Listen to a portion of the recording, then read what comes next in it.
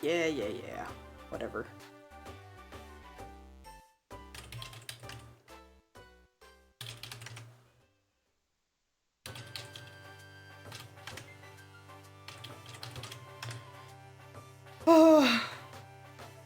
Alright, time to shake the nerves off.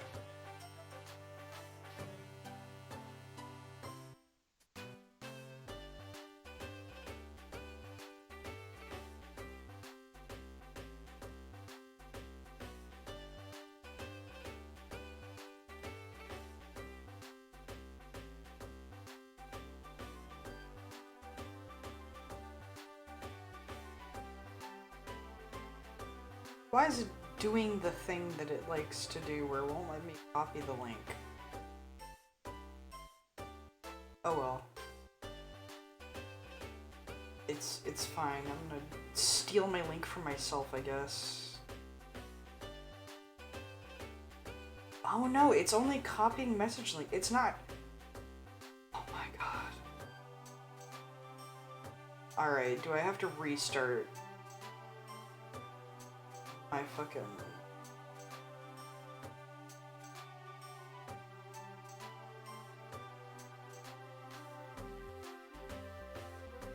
I am absolutely not dealing with this shit right now.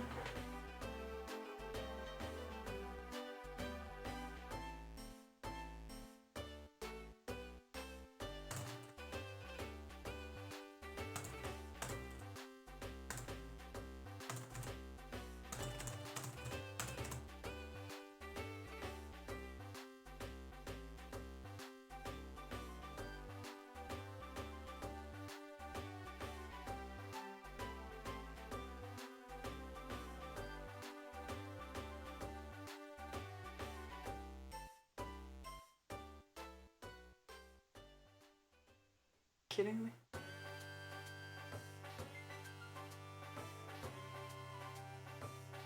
What is going on? Am I tripping?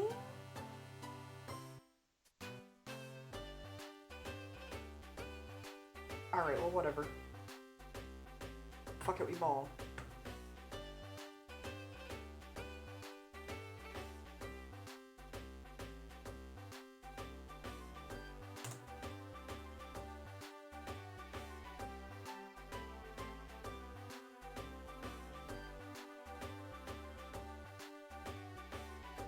Hold on. This is gonna bother me. You might hear a small clicking as I unplug and replug that thing in. My cord was a little fried up, tied up, whatever the hell.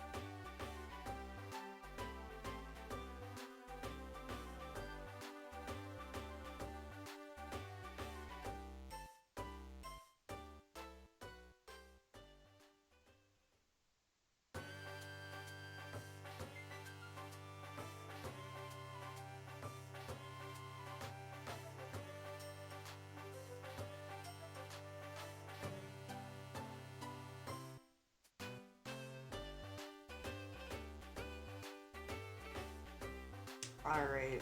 You know, I would be a good person if I had everyone's sheets open. That would be so lovely.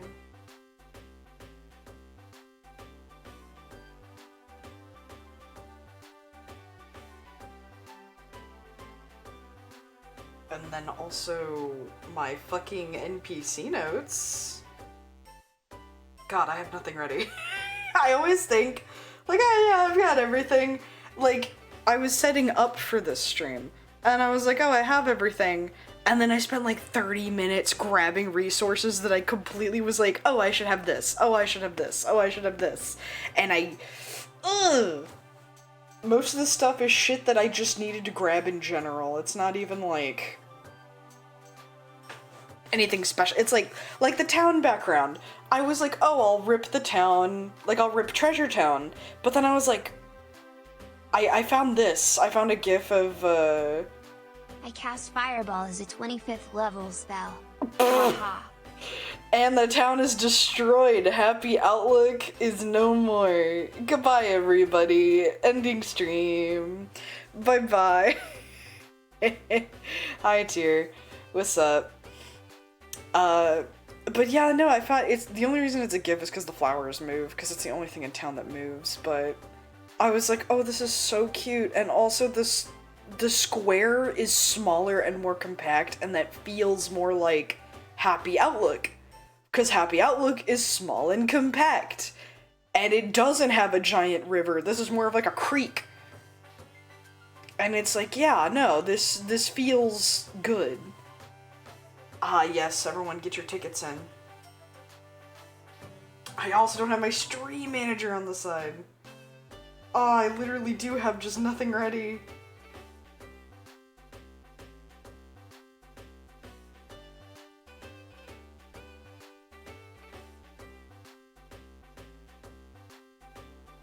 I am never prepared. And I never will be! Which is why I'm doing this damn test. Alrighty. I don't want to waste too much time. I also have my lunch next to me, so if I pause a lot, forgive me, I'm eating.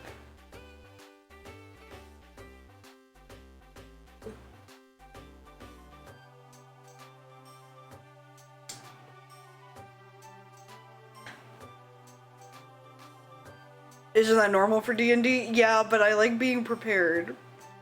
So like the two halves of me, one half of me says fuck it, we ball, and the other half says if I'm not prepared for every single scenario, I want to die.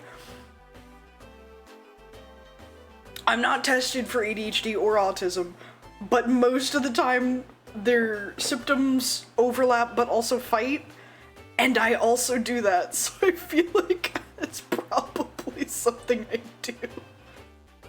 I feel like my ADHD is probably worse though. Then again, I don't know, sometimes it's fine. Whatever, I'm functioning. I function okay. I could function better, but I function okay. And that's all that matters. Hi, Scratchy. Okay, so I have the Pokemon Square music behind me. I'll turn it up a tiny bit. Just a teensy bit. So, this is where we're going to start out. Small summary, because I'm just gonna jump right into it. I don't care that not everyone's here who probably wants to watch it. They'll come in. This is mostly for me. I am diagnosed ADHD. Should be tested for the TISM though. Yeah. For me, one of the only reasons I haven't been tested, well, the main reason I haven't been tested, is I don't want it in official documentation. I want to know that I have it, but I don't want it to be in official documentation because of a lot of shit that's going around in the world right now. I don't want people to know I have it, I just want to know that I have it.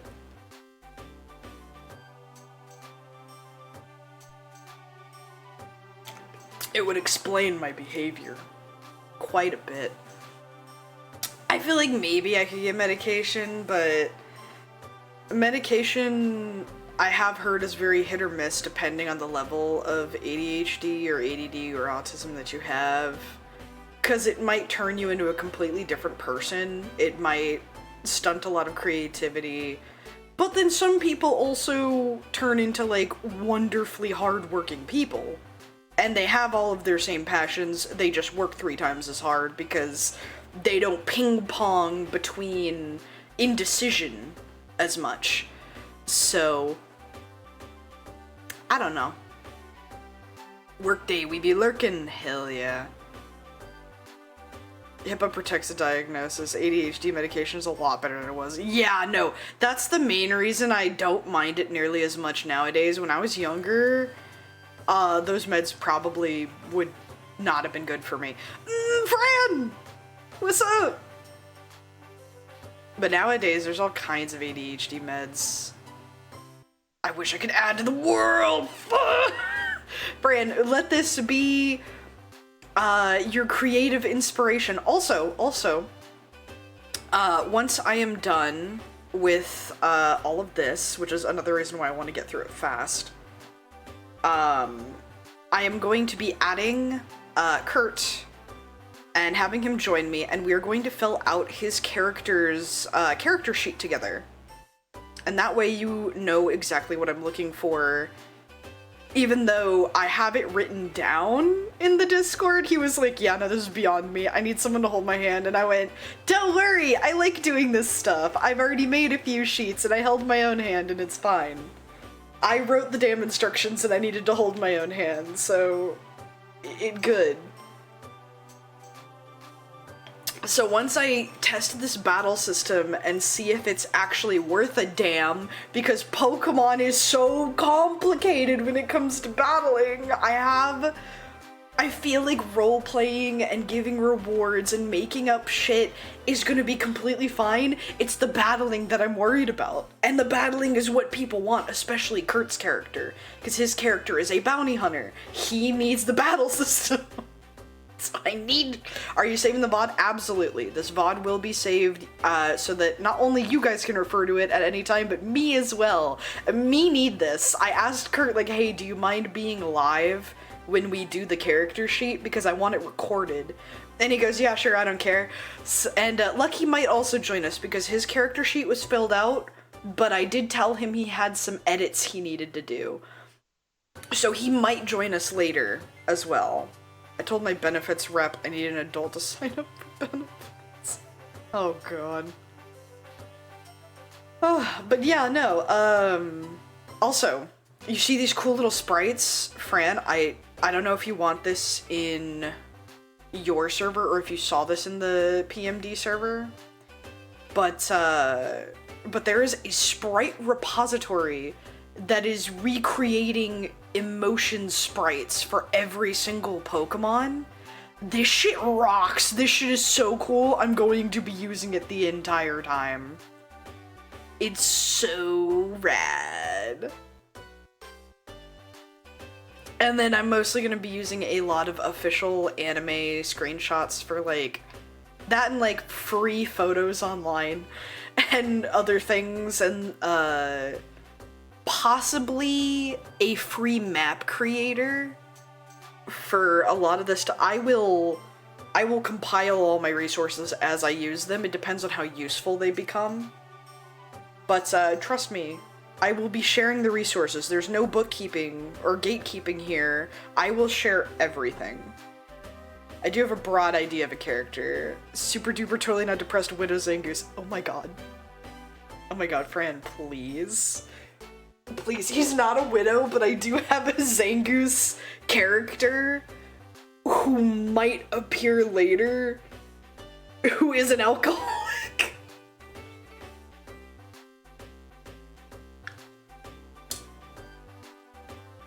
I love Zangoose though. Zangoose was my like Poke-sona back in the day.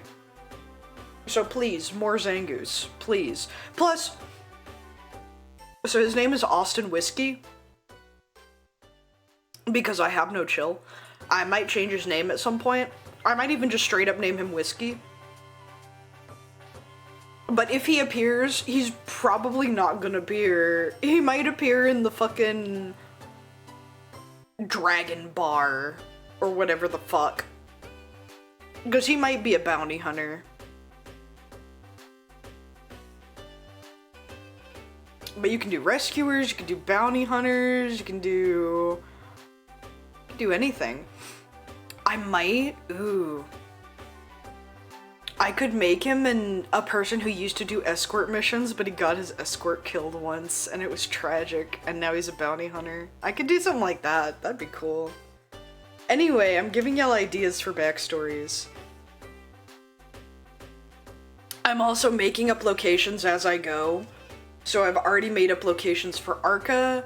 I made up a location for Angeline literally like a few days ago. And Angeline is the Sneasel character that I will be playing today. I literally just made up some snowy mountains for her to hail from. And then, because you don't have to be from a location nearby the town. I know Ingot is going to be from someplace really far up north.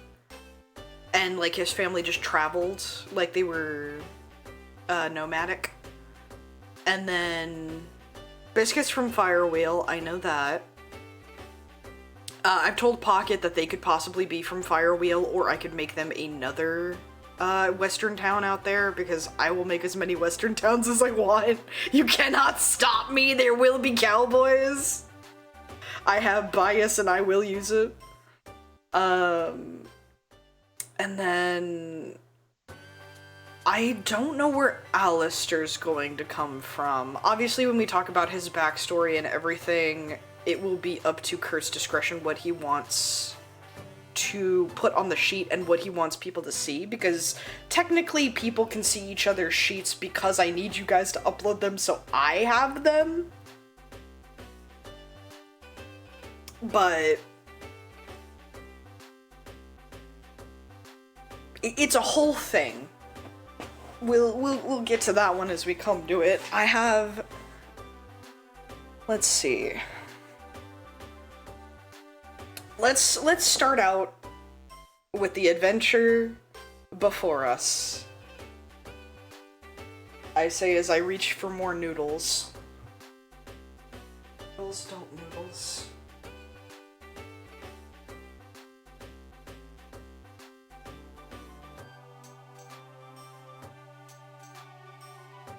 Delicious.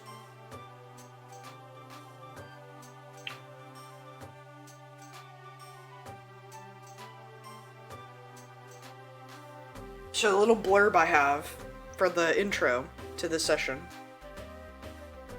reads as follows. After failing her last few missions, because, small intro to Angeline. You know what, actually, first let me intro the characters on the screen right now. He and his husband used to own an herbal... Ooh, medicine shop. Oh no! Oh my god, oh I love that. Oh my god, Fran, please. Because especially, we do have a medic in town. His name is Angelo. Angelo, my beloved. He's a very beloved character to me. I've used him for 500 different things. He's one of my... I made him when I was younger, because when I was younger, I would make... Like, when I was on Art RP group forums, I would make characters out of Pokemon I didn't particularly enjoy, because it made me like them more, and that is definitely one of them, where I was like, oh, it'd be really funny to have a medic, because originally he was for...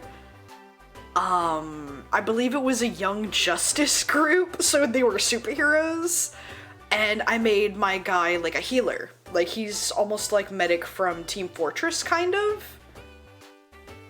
I made him like a doctor type hero, and I gave him like healing pulse and things like that, and whatever. And so every single iteration he's been some form of nurse. I thought it was really funny that he was just a really try-hard Jigglypuff. I fucking love this dude. I love Angelo so much. Young Justice! Well, we all made up our own heroes. It wasn't that we were Young Justice, it's that we made up our own. So, we were just kinda... like, I don't know, we did our own thing. And I know I was there with a friend. I don't even remember anything else, because I wasn't in the group for very long. The group wasn't active for that long. And I ended up having to recycle him like 500 different times. Like, I think he was in a DWMA group that went under. I think he was in an idle, like, Animal Crossing, like, casual group that went under. And then he eventually went into my main RP group that I was in for college, which was Purgatory, essentially. It was kind of just life is a living hell and everyone's here. And he was one of the, like, you were encouraged to not be a nice person. He was my token nice person. And then all of my other characters were mean. But he was my starting character of, like, we gotta keep up hope, you know? Even though things are grim and dark. And everyone loved this guy. He was my mascot character. For people who knew me in the group, they would see Angelo and they would think of me. It was him, and then I had a rock band who was also a cult. Those four characters were my mascots. Those were my calling cards. If people mentioned them even without me being there, they would know, oh, those are mod dev. And so, Angela's very special to me. I love this boy. So please give Angelo more friends. He is so tired. Also give him employees. He is overworked. Him and his cat, like, he basically lives at the hospital, which is why his cat is also at the hospital. He got his cat fucking registered as a therapy animal specifically so he could keep him at the hospital, please. Anyway. Introductions to the characters on the screen. So our main character that we are going to be using in this one shot, let's call it, within the universe, is Angeline Icepick. And let me pull up her sheet. Angeline Icepick is a female Sneasel. She is technically a rogue. I know the classes are for flavor, but I like, you know, in the character intro, we state, even though, you know, she's a bounty hunter, quote unquote, she was raised as a rogue. So her skills include lockpicking. She's very, very notoriously bad at disarming traps. So she's notorious for setting off traps in the dungeons. She has the background Wanderer, and she's neutral good. She is a good person by default. She never, even though she is good at pickpocketing, she never pickpockets anyone in the town. She usually only uses these things in order to get information on criminals and outlaws, or against criminals and outlaws. She is absolutely... She might not always follow the law to the T, but she has large respect for the law. And she's a very free-spirited person. She's, I put as her nature and traits that she's bold and strongly defiant, so despite the fact that she does have major respect for certain people, if she does not have respect for you, you will absolutely know it, because she will not care what the fuck you are saying. She will simply ignore you, and she will move on. And she's also very rash. She will rush into situations without thinking, without planning, which is why she finds herself where she is right now. She often picks fights that are way above her skill level and constantly loses in battles and lets criminals get away because she goes after a more high-profile criminal than she is able to actually bring down. Welcome in, Eli. Thank you for buying a ticket. So her life's goal is to find a world-famous thief, or a region-famous thief, rather. The entire grass continent basically knows this dude, and his name is the Cold Wind of Avarice. And she is training in order to find this world-famous thief and bring him in.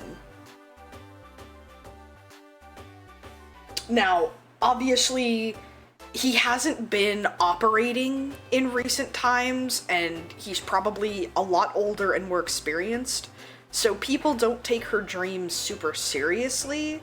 In fact, they think it is out of reach, that even if she can train in order to reach that skill level, she probably won't be able to bring him in. He'll probably either be dead or too old anyway. They really don't think she has what it takes. But they do humor her. They do want her to be a good bounty hunter in general. They know she will bring in other people, even if she does not bring in the Cold Wind of Avarice. She does not shut up about her dad. Her dad is her hero. She loves her mom and her dad. Put me in, I got this, I can help her. Mason would love her. She loves her mom and her dad. Her dad went missing when she was younger. However, well, went missing. She says went missing, but sometimes she also says he left. So it is implied that her dad left when she was basically a teenager. And so, because she's only 21 right now, and he left when she was about maybe like mid-teens. So, you know, she's trying to honor her memories of her father, and then she still writes to her mother, who lives in the icy peaks of, well, the actual mountains are called Icicle Peaks, but there is a village at the very, very top of one of the peaks called Snowflake Haven, and that is where she hails from. She is from very, very far north, and traveled here very young, so people know she has a lot of guts. She has been traveling on her own for quite a while. And her mom fully supports her. Her mom will send her money, her mom will send her clothes, her mom will send her items. If only she didn't immediately spend any money that she ever gets a hold of, maybe she would actually have money in the bank. She's very bad with money. Do not trust this girl with money. She cannot help it. She spends any money she has on useful things, but she can't keep any money. She currently has 100 Poké-Dollars in her pocket, which is considered extremely poor. Her best friend's in town, so basically a small summary of, like, her history.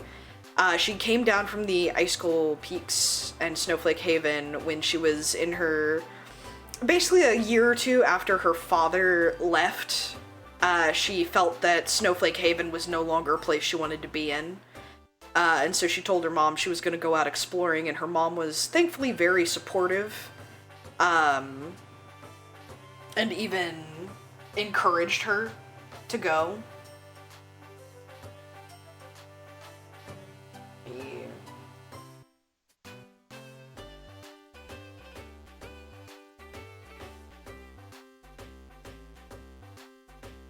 And so her mother gave her the adventuring clothes that she wears right now, along with all of the packs and the main supplies that she uses. All of her supplies are either from her dad or from her mom.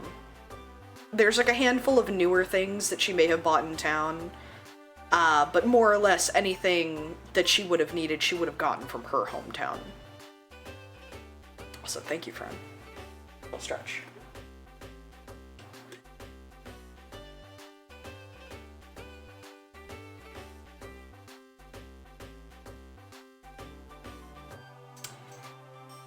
One of the items that she wears is a gift from her father. It is a lunar ribbon, and it is worn around her neck, because from her village, you need both a razor claw and a lunar ribbon in tandem to evolve. Before her father left, he left her a lunar ribbon, one half of which she needed to evolve.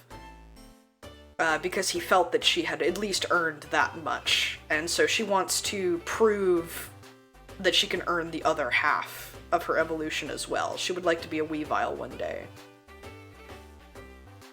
and came down, did some stuff at some of the guilds up there, but she was kicked out. There was a guild known as the Piercing Icicle Guild. She was only there for a very short time. That is where she got her badge, and then she was kicked out.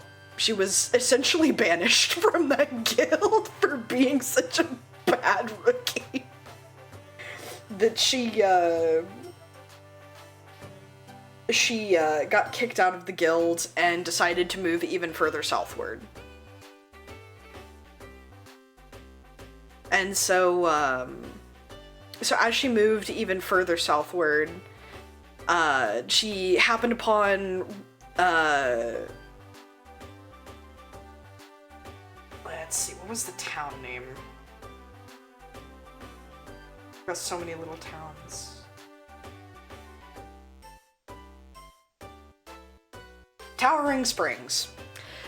She wandered upon Raichu's Guild and Towering Springs, and Raichu's Guild held no glory for her. She didn't really care for it. She just kind of saw these Pikachus and went like, look at these fucking guys. These guys are stupid. And she didn't really care. And then plus like the rocky cliffs, she was like, dude, this place fucking sucks. There's lightning everywhere. I hate this place. You guys live like this? But through the rumors in town, there was a different guild that had started not too long ago. And that guild had a flourishing town by now. And so she went, this Rio person, because she started hearing stories about Rio specifically, she said, oh, this Rio person sounds cool. She'd be worth taking a look, and so traveled even further southward when she hit Happy Outlook. And as she was walking into town for Happy Outlook, the Mayor Flamondo and Rio were giving speeches in the courtyard about the safety of the townsfolk and basically how the townsfolk needed to brave together to make the town a safer place, and that the guild would provide freedom and strength to all those in the surrounding area. And she was quite drawn in. She was like, ooh, these people are very powerful. I can feel it. I like this place. I think this place has something for me. Like, it's a dangerous land, but with powerful allies, I'm in. And so she bid Rio, she like showed her the badge and was like, please let me be a part of your guild. I was kicked out of my last one. And she was like, huh? I guess. Kinda. Not gonna lie, she contacted the guild that she was kicked out of, and despite being banished from this guild forever, the leader did give her praise for her skills as a bounty hunter. And so Rio was like, ah, okay, we need more bounty hunters.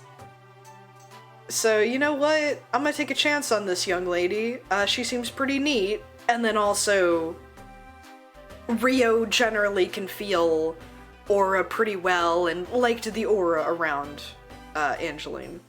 And so she went, okay, alright, you can be a part of the guild. You will become a rookie bounty hunter under my watchful eye. And Angeline was like, cool, sweet, and proceeded to bite off more than she could chew.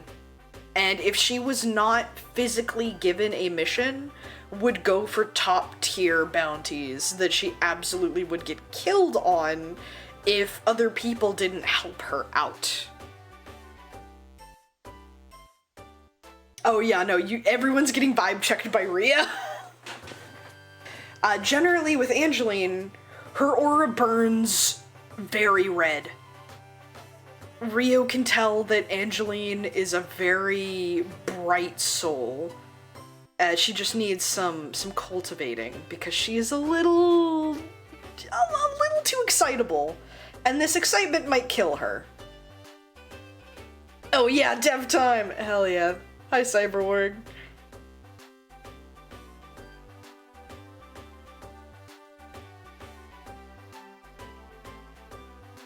And so after coming into town, She also became best friends with,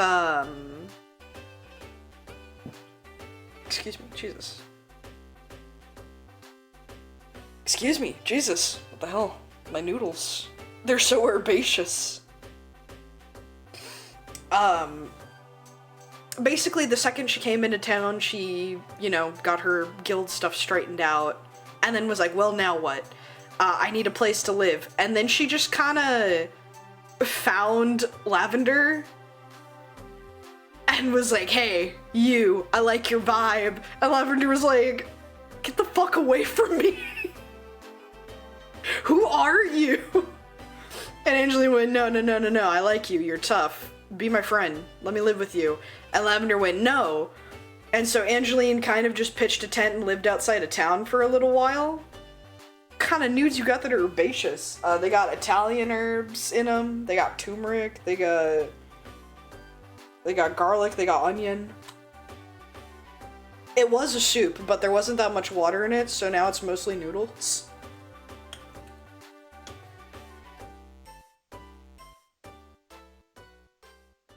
It's very delicious.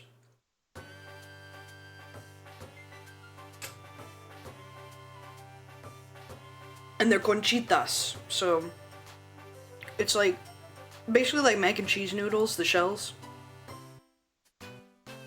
Anyway.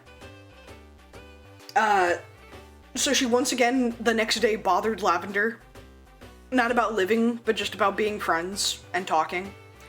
And found out where Lavender worked at the casino, and they could not kick her out because she loved the games over there. And so after so many games, her and Lavender, because she would just, like, Lavender at her job had to shut up. She had to actually listen to her. But then realized Angeline would do her favorite thing and talk shit about people. Specifically, people who deserved it. Bounties and things, where it's like, oh, I got this bounty poster, he looks stupid. He looks like a dumbass. And Lavender would fully agree, not even sarcastically, and then the two of them kind of became best friends. And then, Angeline did eventually move in with them. So Lavender's house is also Angeline's house, and also, unfortunately, Derek's house. Derek has to also live with her. Her and Derek are frenemies. Basically, she made friends with Lavender and became besties with her, and, like, they were super chill, but then Angeline was forced to be chill with Derek because Derek is her best friend's boyfriend. So they have a very, like, I don't like you, but I will tolerate you kind of air towards each other. And then, fatherless behavior over here, Angeline, also has Dad 2, Electric Boogaloo, in town, in the form of Trevor the Obstagoon, who is the sheriff. When she does, because she does occasionally bring in a bounty, especially if someone assigns her a bounty, that is actually to her skill level, then she will be able to bring them in, and brings them straight to Trevor and his team. And he's always very proud of her, and she likes that. She's like, ah, praise from a fatherly figure. I need this. So she will take any opportunity to absolutely make Trevor proud of her. Which, unfortunately, is another reason she goes for bigger bounties. Whenever she works with other people as well, she's on a team by herself because she has a short temper and is very pushy. If you don't like that, you cannot be on a team with her. She's very arrogant. Which she kinda has a reason to be, but she also just needs to chill. She needs someone to either match her energy or chill her the fuck out. And unfortunately, not very many people in town have the capacity to do that. So for now, she's just flying solo. The actual clothing that she wears, because this is anthropomorphized, so she's not just a Sneasel, she's generally considered like mid-size. She's 5'7", so she's fairly tall for a Sneasel. She only weighs 147, she's on the lighter side. She only has a little bit of, like, she's got very short hair, which is the same color as her fur, and then of course the usual red eyes that a Sneasel has. The lunar ribbon around her neck is a periwinkle colored bandana, and it has a sort of sparkle to it, and has sort of like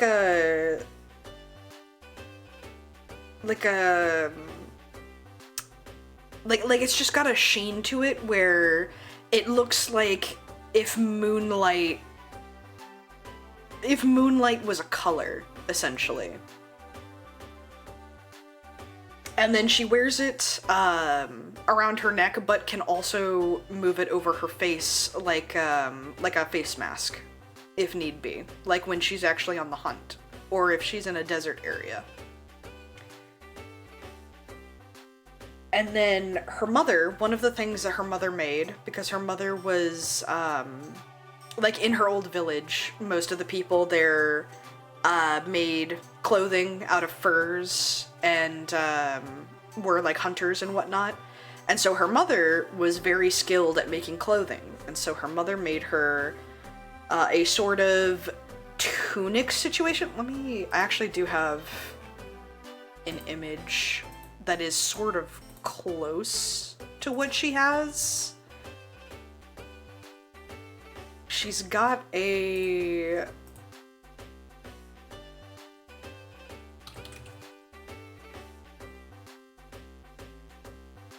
So like this. So imagine this, but with a hood.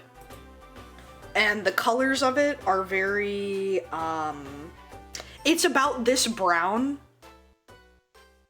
It's pretty dark. But the fur is a lot lighter and is more reminiscent of, like if you give the brown more of an orangish hue, it's basically like a really dark fur colored Flareon. And so, this, Flareon fur-lined hooded tunic is, what she wears, and then the bottom rests just above her knees. Around her waist is, instead of a fancier belt like this image here, it's more of a rope situation, because she doesn't really have a belt, a proper one at least. But it holds all of her pouches, one that has rations, and then one that has her tools, and then of course, like, one that has anything else that she might need. And the rope does have a buckle to it, sort of. And that buckle is a tarnished bronze sort of trinket. Underneath the tunic, she does wear some very light, loose brown pants that cinch at her ankles, but are otherwise extremely, like, airy and comfortable. And as a Sneasel, she does not need to wear shoes. She walks just fine on her claws, no matter if it's snow or sand or whatnot. She's pretty light on her feet, and also would prefer not to make any noise, which her claws are very good at. But as a result of living in a snowy area and being a Sneasel, she does not have any paw pads. So she only has fur on the bottoms of, like, her feet and, like, on her hands. She doesn't have any padding or anything. It's just straight fur and claw. And like a Sneasel, she has, you know, the two main claws, but she does have a short dew claw. And that dew claw is not that sharp and is mostly used as a thumb. Because, once again, anthropomorphized. She needs hands.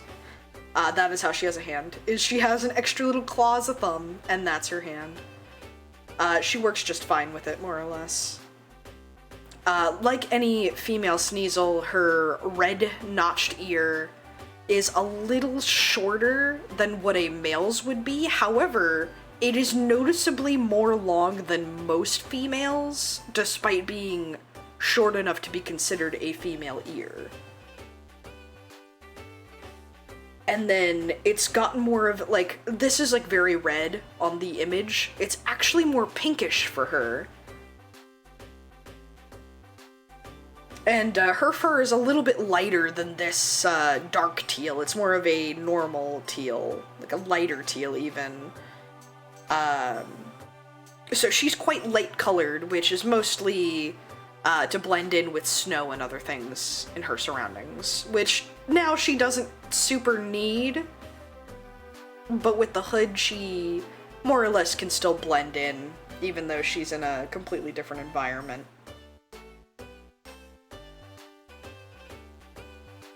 And so that is the full intro to Angeline Icepick. She is a level 4 character, which means in D&D levels she is level 4. In Pokemon levels, for every level I basically give them 5, so she's level 20. So if that gives you any idea of how green she is a very low level Sneasel. And then we have Rio, who I'm not gonna give the big intro to, like I did for Angeline. She's actually a player, so I need to give you a lot of information on her, but Rio, let me get rid of the tunic. Rio is the head of the Shiny Charm Guild, and is a very seasoned traveler. She used to have a team of her own, very famously. She is the one who helps make the town safe. She regulates things around town. She generally goes after the worst criminals and is currently investigating a possible threat of a large amount. So the bounty system in this world goes by stars, and the more stars a criminal has, the more dangerous they are. Generally, criminals can only go up to a certain amount of stars. I believe it is 5. Let me double check.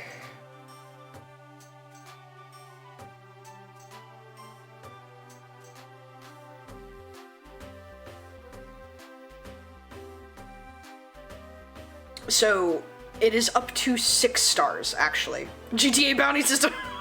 Yeah, no, I kinda did do GTA stars as the bounty system. But basically, 1 star is like a petty thief. They don't really hurt anybody. They just kind of are annoying. And they're just annoying enough to be a criminal. Even 2 is like they might hurt somebody. Maybe. But probably not. They mostly just steal things. 3 is where they start getting a little more dangerous, and it's like, oh, they've definitely hurt people, but they haven't killed yet. 4 is where maybe they've killed 1 person, and then 5 and 6 is where they've killed at least multiple people, confirmed. And the criminal that Rio is currently chasing is considered a 5-star. But they, currently, Trevor's unsure if it's actually 1 person or multiple people working in tandem, but there are in fact murders. Thankfully not too close to town. They are outside of the town, but they are close enough to where they don't want any troublemakers in the town, so Rio has been doing some traveling here and there. So Rio has just gotten back from some travels, and comes into town and, you know, has to check in with Beetle, see how everything's doing, and Beetle complains that Angeline is once again taking stuff that is above her pay grade and ruining things for other bounty hunters, and Rio has to step in, which does happen from time to time, so she is used to this. And so, Rio thankfully catches her in the middle of town without having to have a summons into her chambers in the guild. And goes, "Ah, Angeline, I have been looking for you." And Angeline kind of is looking in her little money pouch, very like, oh, I need to take another job. I only have 100 Poké Dollars. This shit sucks. I need food. And she looks into her little, you know, rations pouch, and she has 1 orange berry and 1 citrus berry, and goes, damn, I need more supplies. I really do need a dub right now. I need a win. And then, of course, when Rio comes up and starts talking to her, she's like, oh, yes, ma'am. What do you need? Because Rio is worthy of her respect. And Rio, you know, bows. Well met. I have a mission for you. And of course, Angeline is very excited. Very like, ah, yes!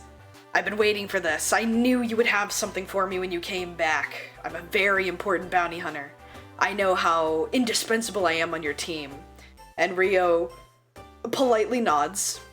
As she goes, Angeline rambles a little about her skills, and eventually Rio has to hold up a hand, and Angeline stops.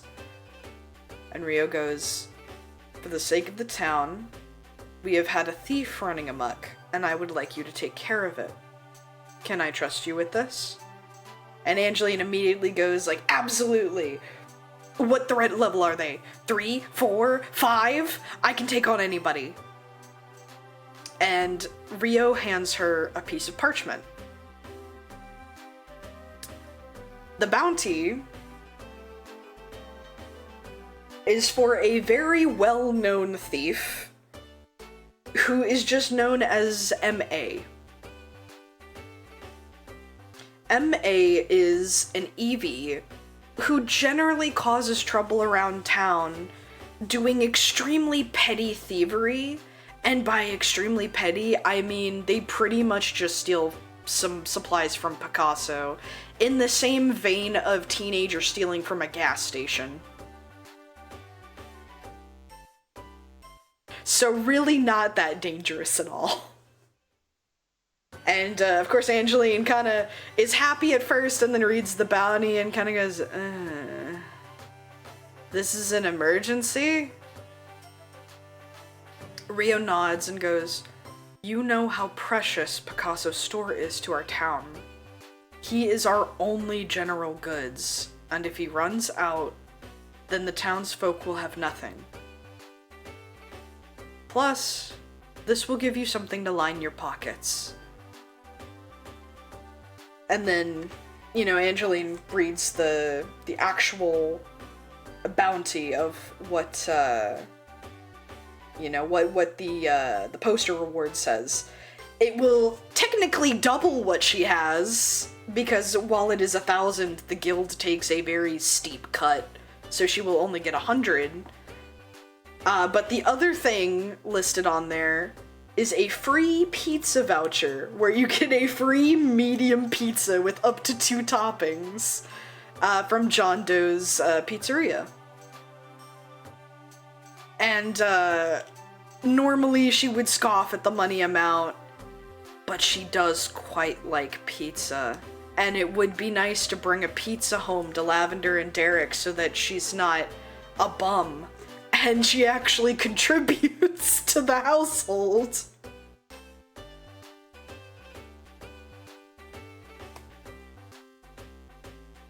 So, so she kind of gets the hint of like, you've been failing a lot, I'm giving you a low-level mission, and she does dare not refuse Rio. And so she bows her head a little to Rio and goes, it shall be done. Very quickly, I might add. This jerk won't even know what hit him. And she goes, all right then. I am putting all of my faith in you. I will not have you join anyone else. You should be able to do this on your own. Please, bring him in before dusk tonight. I will be waiting in the guild, and Trevor will be on standby. And Angeline gives like a little salute, and then Rio walks off, hands behind her back, casually strolling about town, talking to anyone that comes up to her, and trying to get more things in line done, because, you know, she is the founder of the town, so of course all the townsfolk give her their troubles. And so she attends to the town, as, Angeline is now just kind of standing there with the poster going, well, I guess I have to. She is not very happy, but she gotta.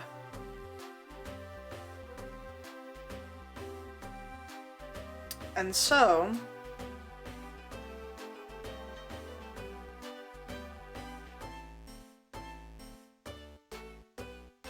after checking her pockets and whatnot,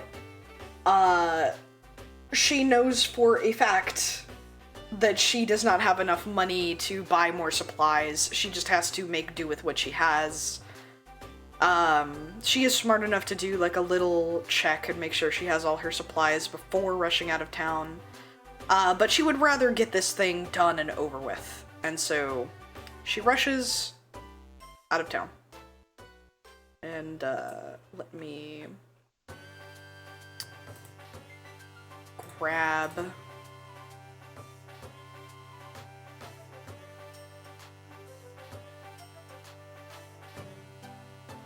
so currently, according to the poster, MA is hiding out just outside of town, not too far away.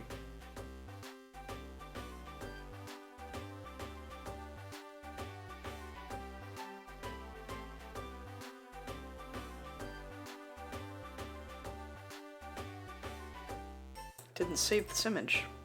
Hello? Save image. Give me.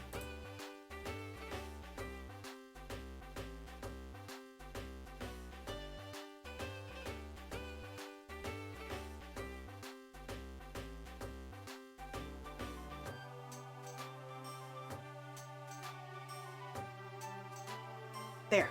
Jesus.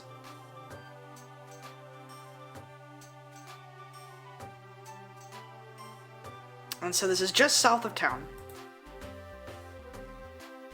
Let me also change my music real quick.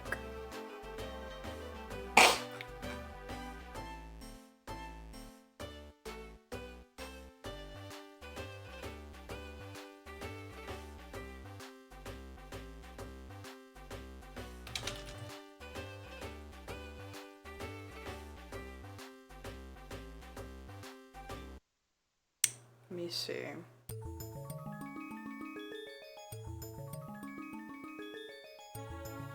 Yeah, this one fits. Alright. So.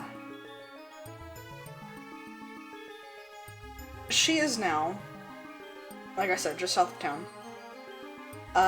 Not quite in the forest, because south of town is where a lot of dangerous criminals and crooks tend to be.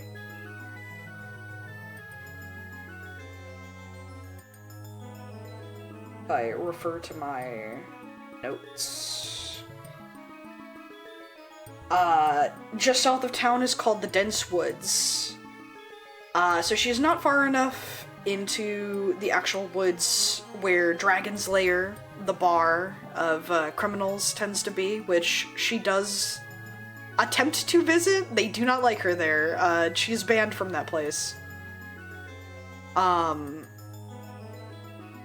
Tentatively banned. They technically can't kick her out, but a lot of strong people do tend to dissuade her from being there for very long. And she generally cannot make it too far into Criminal's Grotto or the Den of Snakes, but she can make it into Timber Hollow sometimes. So she does know the area somewhat well.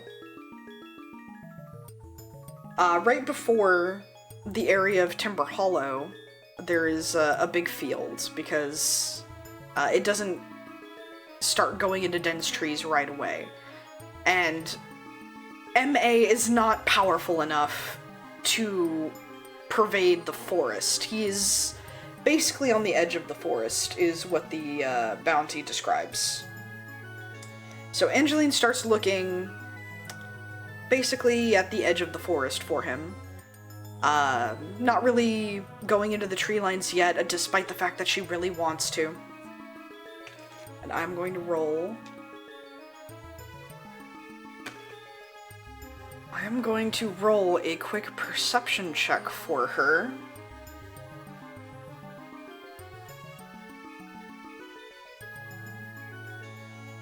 Oh god. Oh, and her... Oh god. Okay.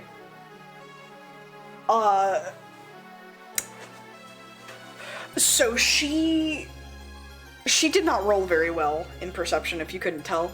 I rolled a d20, and she's got a -1 because of her wisdom modifier. She only got an 8, so that's 8 minus 1, that's 7. It's not very good, Angeline. It's not very good. Angeline is searching the tree line for MA, and there's technically traces of him being around, but she is so ready to get this mission over with that she completely passes over them. And she's more or less just trying to brute force her way into stumbling upon him rather than actually taking the time to look for him. And while this is happening,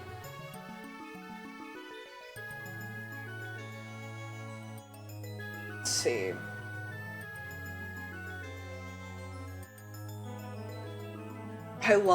So her ability is Keen Eye. I love that despite having that, she can't see shit because she doesn't want to. This sign can't hurt her because she can't read.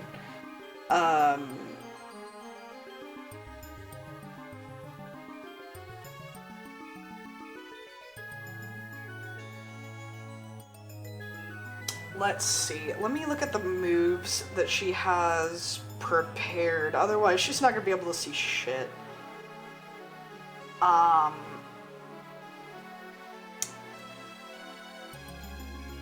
She has Metal Claw, Ice Shard, Snarl, Dig, and then her ability is Keen Eye.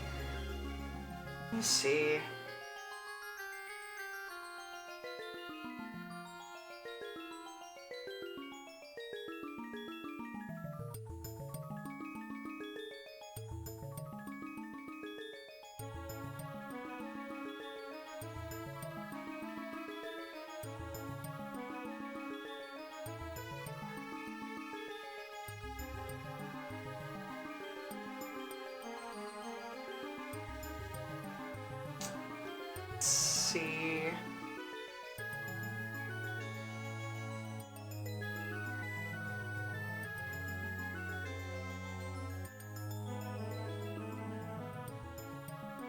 And then she is level 4.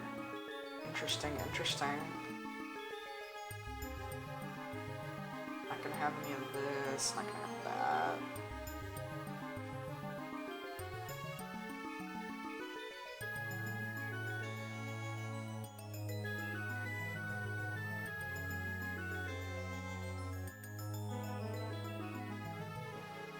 Okay! Trying to help my girl actually do shit. So far, she's beefing it.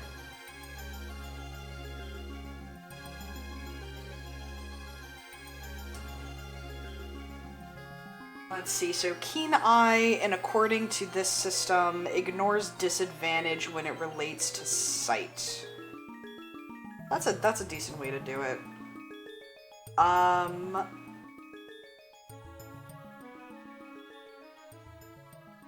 Let's see. It's not dark, so she doesn't need to use dark vision or anything.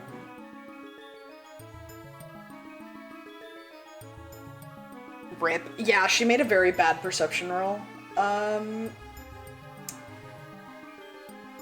Yeah, no one's out here to help her, so she's just trying. She's trying her best. Fran, I love your character. Please. I shake him. Please.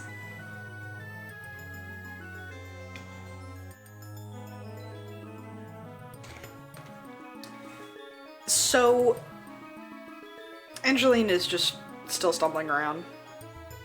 Poor gal. She really doesn't know what the fuck. She's so done.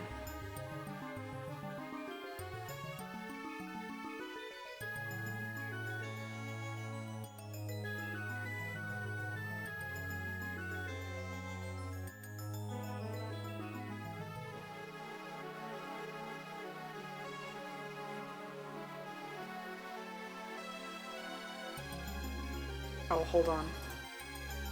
I'm grabbing something real quick. And I found something. I found something. Alright. My girl, I must help you. I must invoke the power of... I'm the DM. To make the executive decision of... Usually MA would hide from bounty hunters, especially considering it is probably Trevor's kids, quote unquote. The team of Team Justice, filled with various dog Pokemon that are the unofficially adopted kids of Trevor and his wife. They usually are the ones to go after him because he is such a low-level criminal who is constantly in and out of jail. Trevor's constantly giving him leeway because MA didn't really grow up very well. Despite being an Eevee, which descends from the Pokemon of Legend, or at least of one of the legends, he's not really treated very well.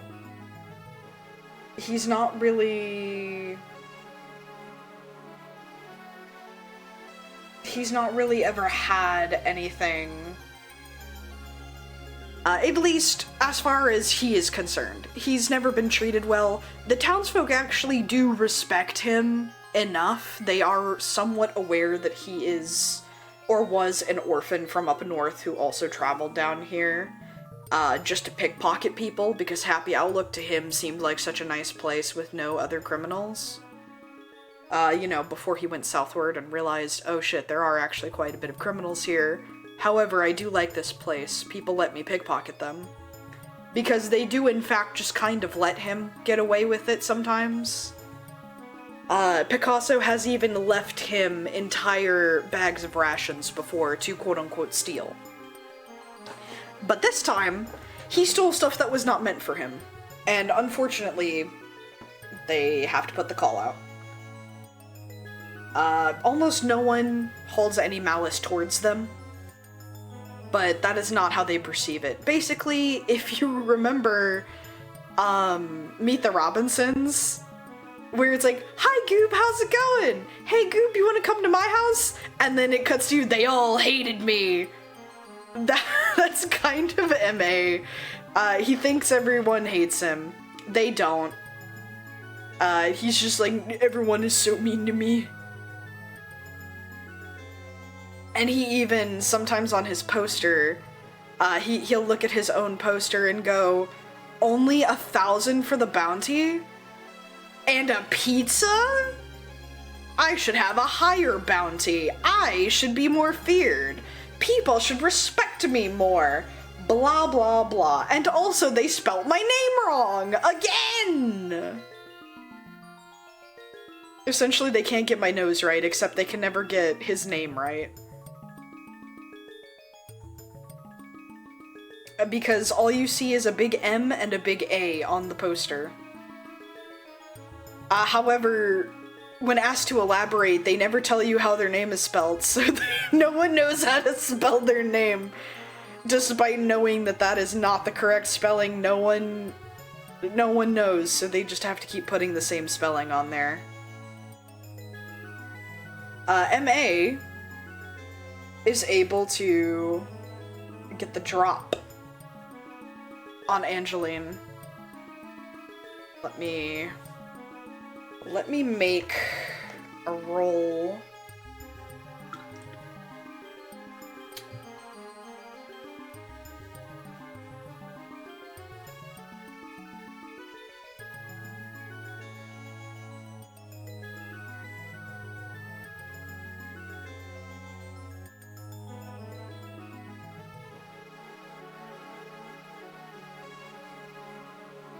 See.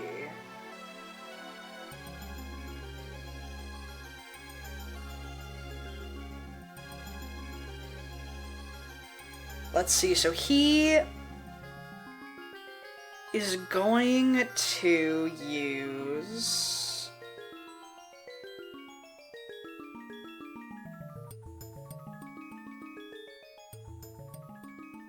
Oh god. Okay. He is going to use Covet, which according to this battle system, you strike out quick with sticky hands, make a melee attack roll against a creature doing normal damage on a hit. On successful attack, you steal their held item if you're not currently holding one. And this uses dexterity.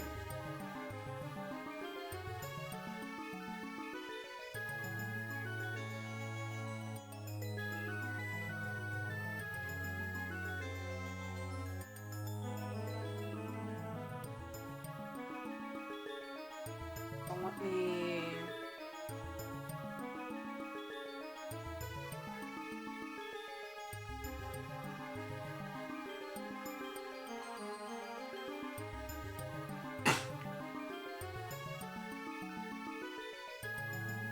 So he is going to make an attack roll with advantage because he is sneaking up on Angeline, and she does not notice.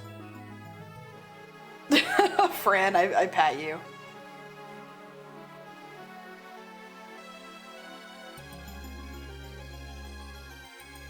So we're gonna roll...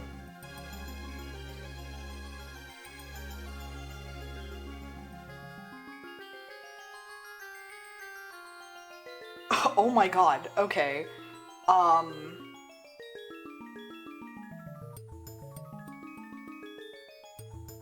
That... So I said advantage, he got a critical failure on his second one, and then the other one was a 6. Let's see, and that uses his dex modifier. Let me see if that adds anything for him. +2, okay, so an 8. Because it's advantage.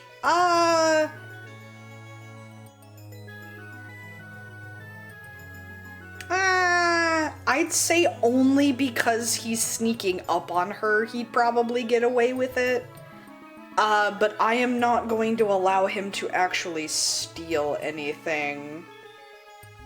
He is going to reach for her lunar scarf.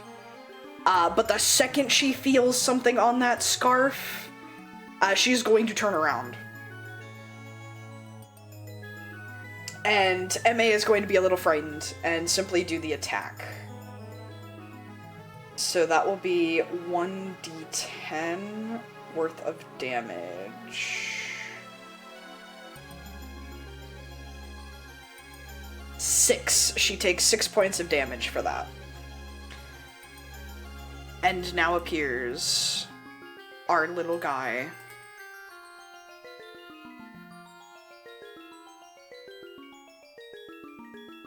Give me a second.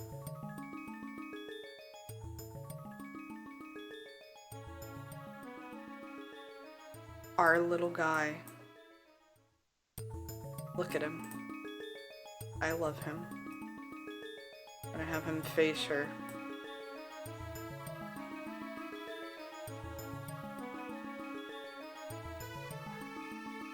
Go. So she has taken 6 points of damage.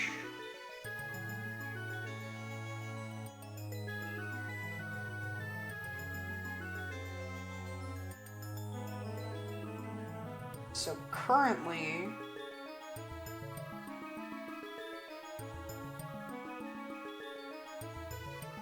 she has 43, so she's at 37. So that hurts. That hurts a little. So she's like, ow, what the fuck? dude, what the hell? She holds out her arms. What the hell, man? What the hell? And MA goes, Angeline, and strikes a pose, trying to look cool. We meet again. And she goes, dude, you know I like this scarf. What the actual shit, my guy? These two seem to know each other. And that is because he often is brought in by her to Trevor. If it is not the dogs, it is usually her bringing him in. Because whenever, you know, she fails, she gets a low-level thing, and sometimes if he's being especially annoying, she is the one sent to deal with him. And so he drops his pose, and he's like, dude, look, it's shiny. I'm a thief. I bet you it's worth a lot. And she goes, yeah, it's worth a lot. It's worth the love of my goddamn father. You piece of shit. As an orphan, you should know what it's like to want something from a father figure that you don't have. And MA just kind of goes like, ow. Dude, what the fuck? Low blow. You're so fucking mean. This is why I don't like you. It's a recurring guy, yes. MA. I lovingly refer to him on his character sheet as level 1 goblin who drops decent loot. Because it is in fact true, he does drop decent loot.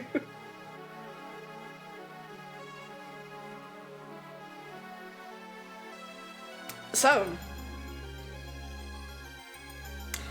as the two are arguing, it finally comes to a head, and Angeline goes, okay, whatever, fine. You didn't actually do it, so I'll go easy on you. I'm bringing you in, again. You know the drill. I don't have to do this shit with you. I don't want to be dramatic. I want to go home and get my damn pizza. And MA kinda is like, they always just give you a little bit of money and a fucking pizza. Aren't I worth a little more than that? And she goes, no, not really, actually. And, without even a little bit of flourish, she is going to use Metal Claw.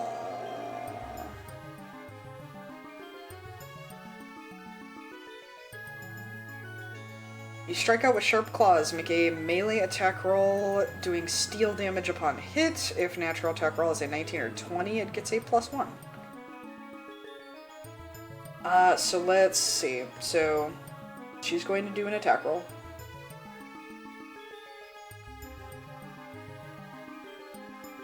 She got a nat 1! You're a little overpriced, unfortunately. Yeah, so, in her anger, and, of course, you know, making MA a little angry,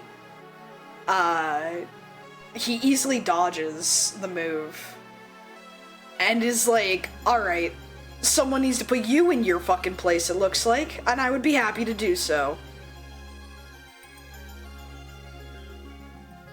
And so, it is now his turn. I don't have to roll initiative because there's only 2 fucking people here. But basically for initiative, MA goes first and then she goes second. Just to have it out there.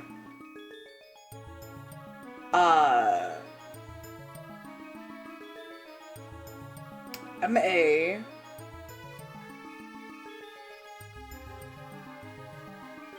is going to... Ooh. This might be, mean.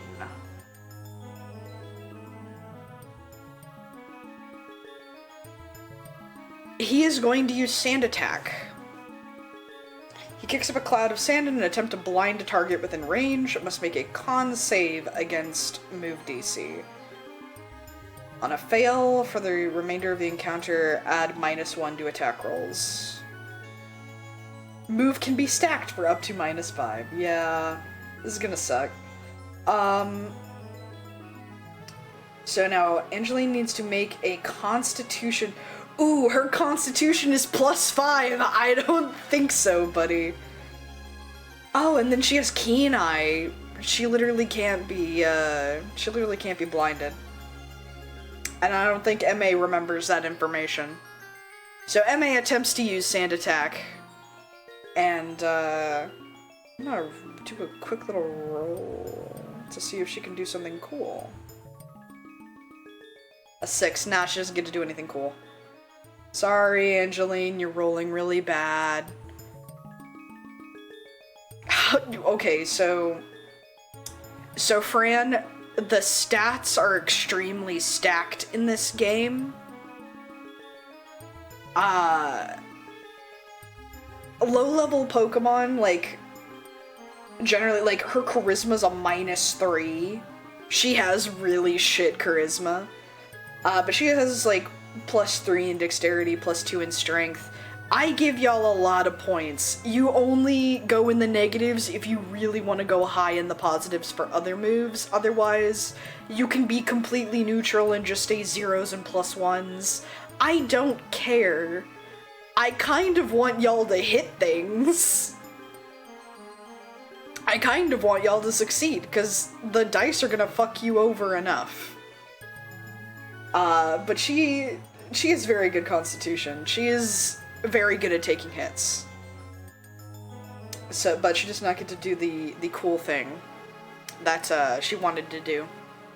However, he tries to kick sand in her eyes, and she just kind of squints a little and like blinks it away and goes, "Dude, you know that doesn't work on me.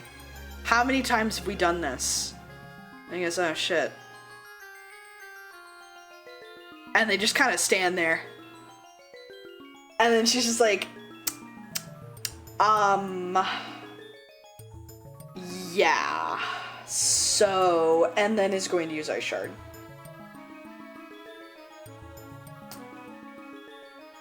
And Ice Shard, you flash freeze chunks of ice and quickly hurl them at a creature. As a bonus action, you fire a shard of ice at a creature in range. Make a ranged attack roll.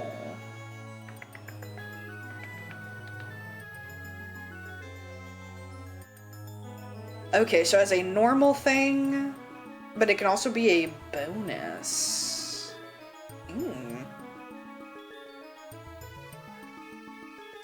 Man, I do like this system. The system does seem pretty good so far. I just need to actually write all this shit fucking down. Let me also look at what Runaway does real quick. Cannot be the target of an attack of opportunity. Honestly, I can accept that. Alright, so we're gonna use Ice Shard as a normal attack.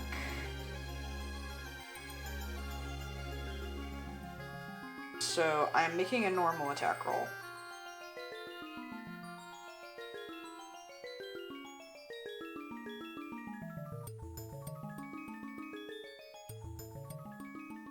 I would say the DC for him would be pretty low. This would just barely hit, I think. She got a 7. She's rolling like shit.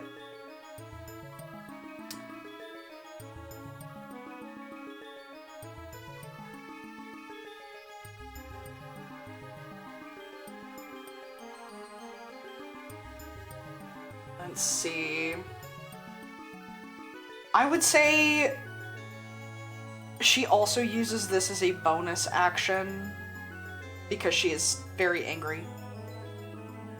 So I'm going to roll another one to see if she can hit twice. That's a no. So yeah, she only hits the one time. So that would be 1d4 damage, which is not that much. 3! She does 3 damage to MA. Which MA does not have that much health. They only have 23. So MA is now at 20. Not all of the Icicle Shards hit MA. However, quite a few do.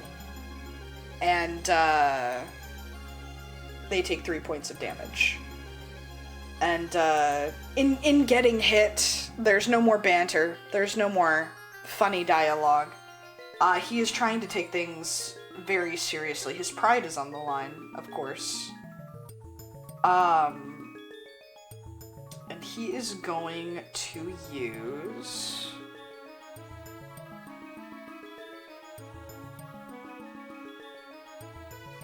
Quick attack.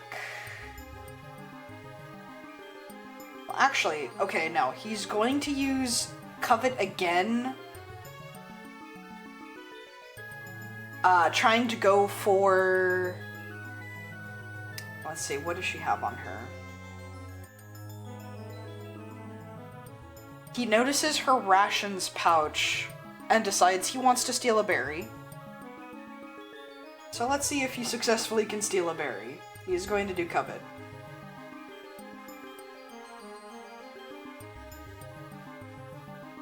Now, because she is staring right at him, though, I think I'm going to have him roll a disadvantage, because... Yeah, no.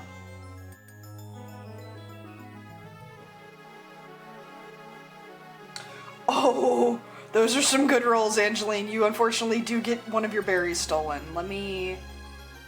Odds will be the Oran berry, even it'll be the, or let's see, what berries did she have? She has an Oran and a citrus. Odds, Oran, even citrus. Oh, or she got her citrus berry stolen.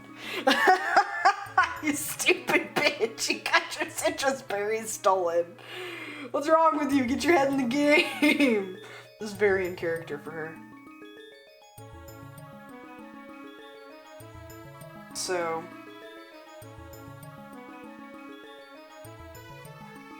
She got her citrus berry stolen. I'm gonna add this.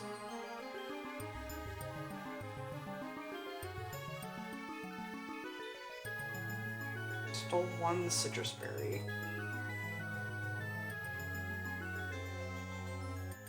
So they use Covet, they steal the berry, and then they also have to roll for damage. So that's 1d10. It does 6 damage. And then as a bonus action, they are going to use Quick Attack.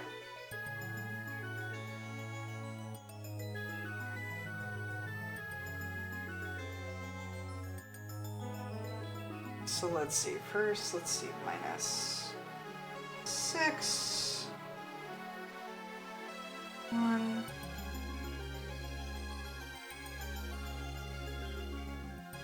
And then let's clear all this and roll a d20 to see if the quick attack hits. Quick attack 100% hits. Angeline, you fucking dit. Why do you keep getting hit by things? Only does 1 damage though. That's fine. That's fine. She currently has 30. She has 30 of 43! This motherfucker is really taking you down, huh? Despite your entirely giant constitution that gives you a lot of extra health for the level that you are at, you are losing! I'm shaking Angeline. She should not be losing this fight. But it is completely fair that she is losing it, is the funny part.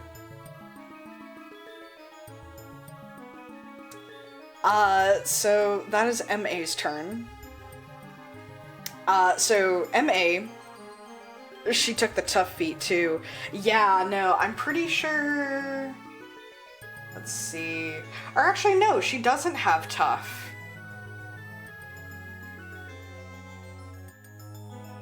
She does not have tough. She just happens to have the highest, one of the highest possible rolls for her health, and put a lot of points into Constitution. So when I was doing the HP calculator, she just happened to get quite a bit of HP. At least compared to, especially a rogue, a normal rogue slash Sneasel. There is someone with the tough feat, though. I did give them tough purely to add on some extra points. But, y'all don't know who he is yet. So MA, very skillfully, punches Angeline in the face, and is able to squeeze the citrus berry out of her rations pouch, steal it, and then do a swift kick to her middle, which happens to balance her out, unfortunately for MA, but then MA doubles back a little. And, like, holds the citrus berry, like, kind of did, like, the hacky sack, kind of, like, tossing in the air and catching in his palm, and he's like, "You're losing your edge, man. What happened?" And he kind of holds his arms out. "What happened?" She's pissed. She is not happy. She's not even going to grace that with an answer. She dusts herself off, and she goes, "Alright, that's it." And we're going to see...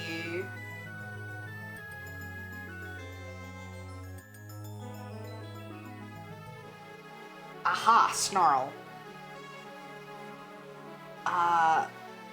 You release a harsh growl at the creature, damaging their willpower. Force them to make a wisdom saving throw on move DC. On a failure, target takes dark damage. Alright, so she's going to use Snarl. So he has to make a wisdom saving throw. He has a very passive wisdom. So he doesn't... Oh, he made a nat 1! Oh, MA, as she snarls at him, he is completely, like kind of like yelps. He has forgotten who he is dealing with. Angeline does not do well, to be, mocked. She has a very bad temper. And, MA has been on the other side of this temper multiple times. So, let's see, that would be...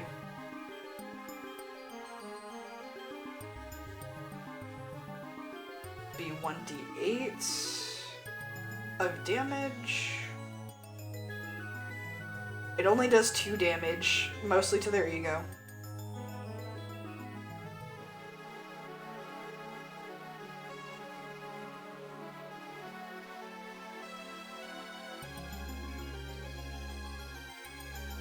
But, let's see.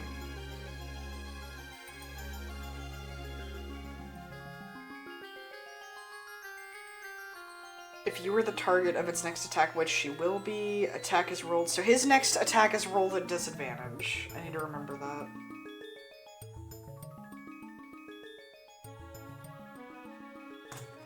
Next attack rolled at disadvantage. For MA. Okay. Scroll back up. Let's see, and she is going to use Ice Shard as her bonus.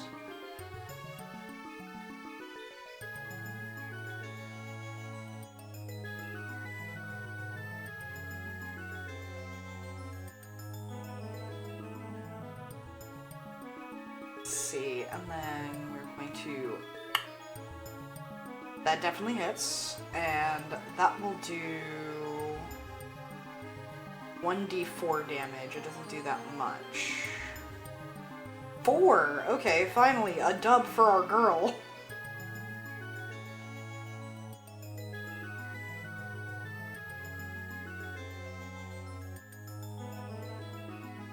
So she snarls and then lunges at him with icicle shards appearing from seemingly thin air. And he dodges a few, but is hit by a few once again. And kind of tries to shake them off and decides, alright, this is getting a little tricky. I need to do something. And his usual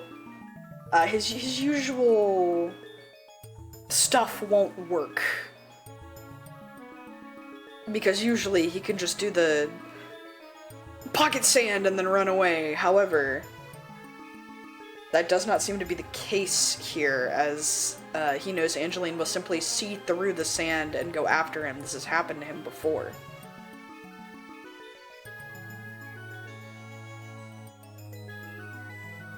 He does have...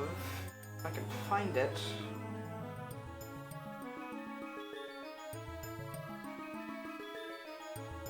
If I can find it... If I can find it.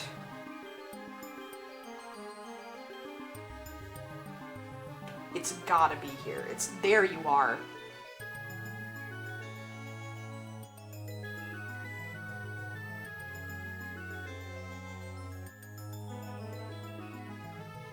He is going to be very determined to win this time.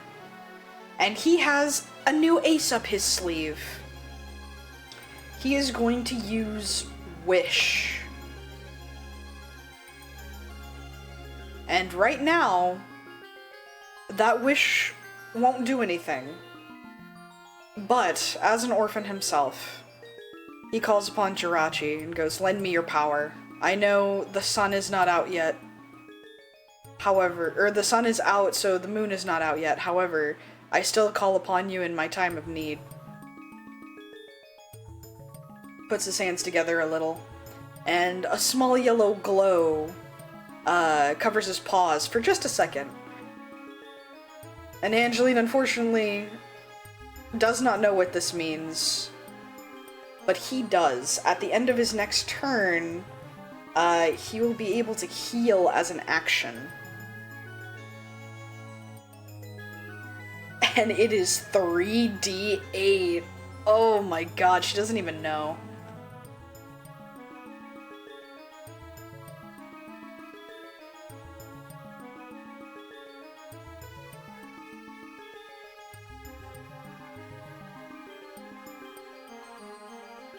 So that is his action. Dang, Wish is good. Yeah, no. So apparently, you can heal... It says, as a free action, heal a target in range. So I'm assuming anyone you can see? It only says one target, though, so you can only heal one person at a time with a Wish, I would assume. Either way, I could take advantage of that. So, this is not good for her. He is then going to use, because he does have a bonus action. He is going to use Quick Attack. Now he does roll at disadvantage. I don't care what his pluses are, that definitely does not hit. Hello? That is such a bad roll. Okay.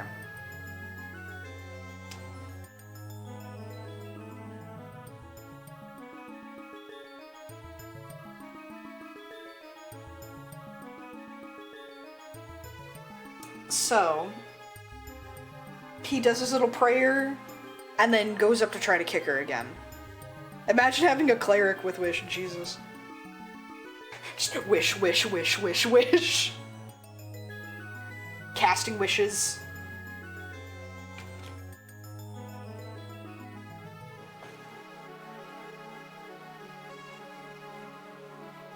Okay. So...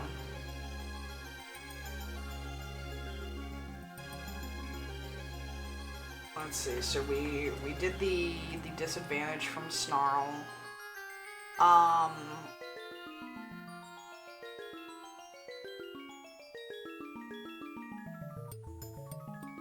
Yeah, no, so he doesn't hit. He tries to kick her, and she has played these games before. She stumbles back in a dodge, and then lunges forward with... I'm gonna say a Metal Claw again.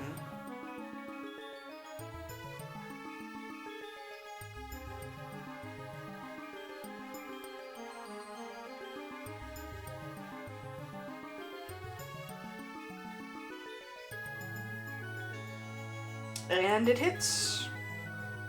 So Metal Claw will do 1d8 of damage. She does not get the attack bonus. 1d8 of damage. It only does 2. She lunges forward, and he also stumbles backwards, so she barely is able to punch her claws into his face. Not hard enough to cut him, just hard enough to hit him.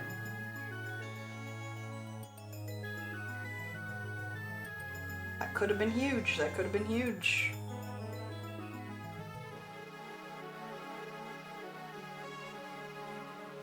And then, let's see, does she want to use a bonus action? She will use Ice Shard again as a bonus action. Fuck it. Fuck it. Fuck it, we ball. And she got a nat 1. Yeah, no, she can't hit the Ice Shard. God. Angeline, you're such a bad bounty. I know you are actually a bad bounty hunter, but you are such a bad bounty hunter, girl. What the hell? So in between,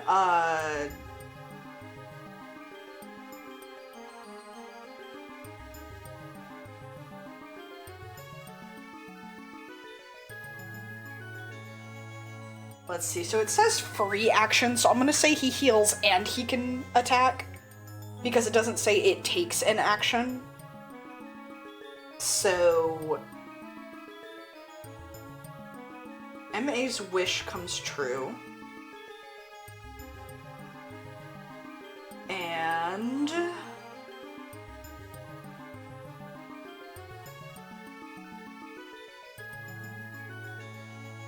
look at this again. Make sure I'm doing this correctly.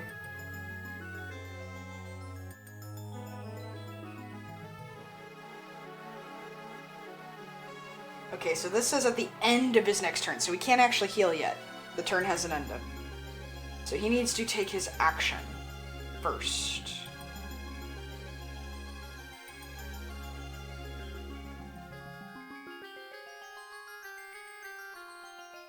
He is going to covet Quick Attack once again.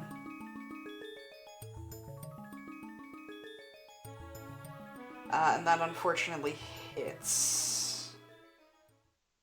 And he does 9 damage! Angeline, get out of there! So now we need to roll for Quick Attack.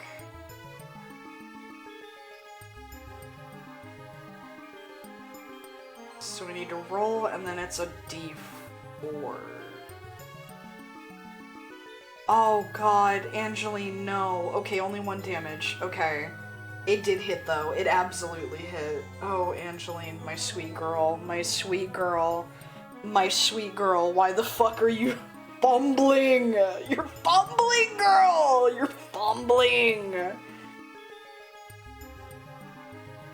He has already whittled away over half her health. She is heaving, struggling.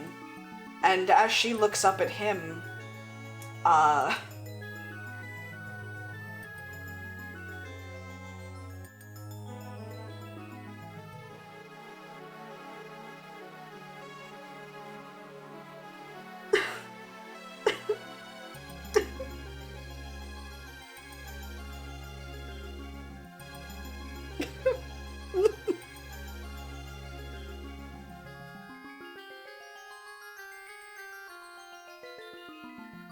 so, I'm sorry, this is such a tragic set of rolls.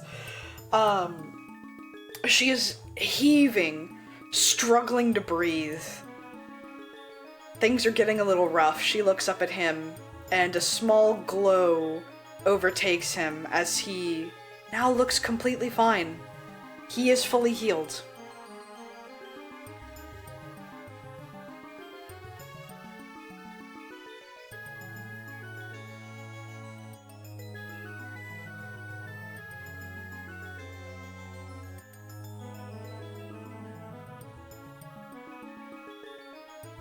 I'm gonna make the executive decision because this already hurts her soul. I am not going to give him... Well, actually, no. Should I give him the other HP he healed as bonus HP? As temporary HP? Ooh. That's not how Wish works, but I kind of want it to be how Wish works. Nah, it's during the day. I'll say no, he just fully heals. He just fully heals. We're not gonna be that mean.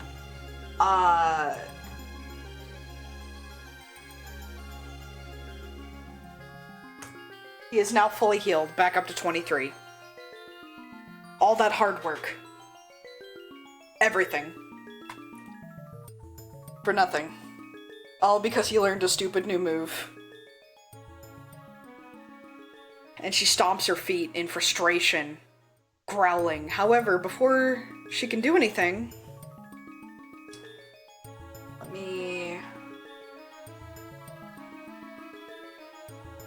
let's see, let me roll.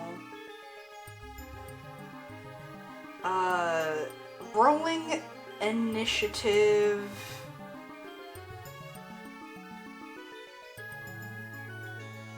Okay. So he would go, let's say he's a top and she's a, so let's see, because I didn't roll their initiative initially. I'd say MA's probably like a 15 and then she's probably like a 5 because she got surprised. Or because she got surprised, she's probably like a 0, so no matter what. But this guy rolled a 13. So a new challenger has appeared! Give me a second to grab him. Give me just a minute.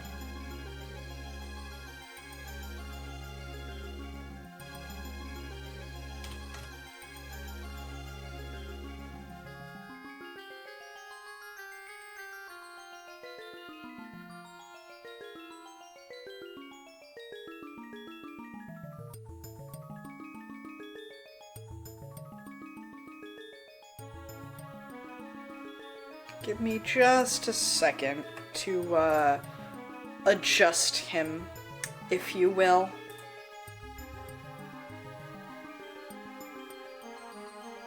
A body has been discovered!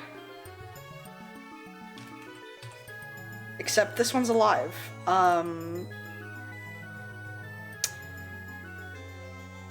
So give me just a second.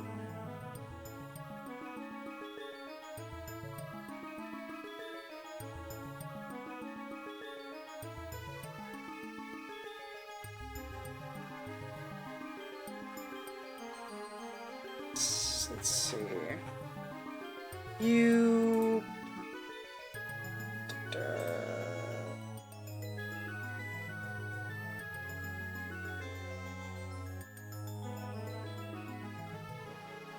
We're gonna do that for now.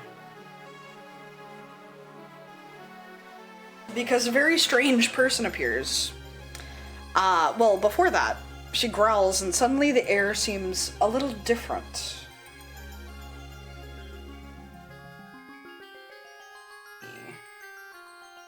Actually open up his shit.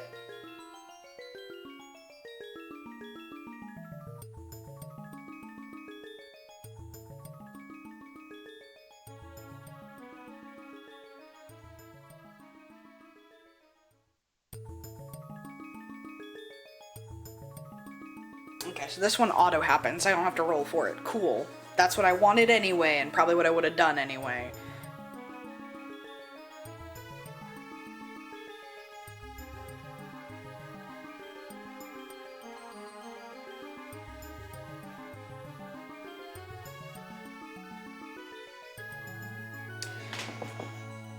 So suddenly, everything is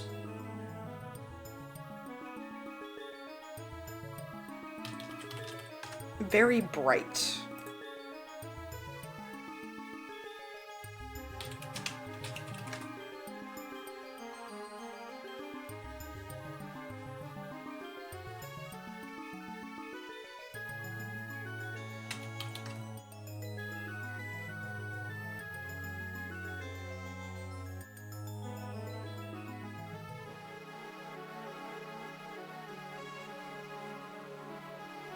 Let me see if I can actually...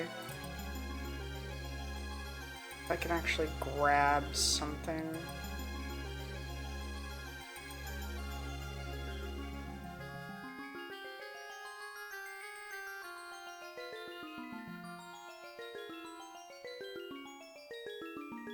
Is this going to look good?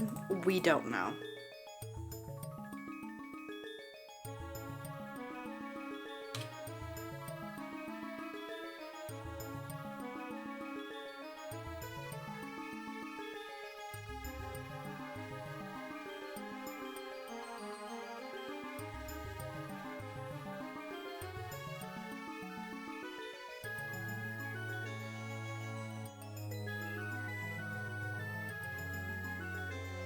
Sunny day is now in effect. I can't believe that actually looks decent. Alright, we're keeping that. Cool. So for the next 5 rounds, there is harsh sunlight.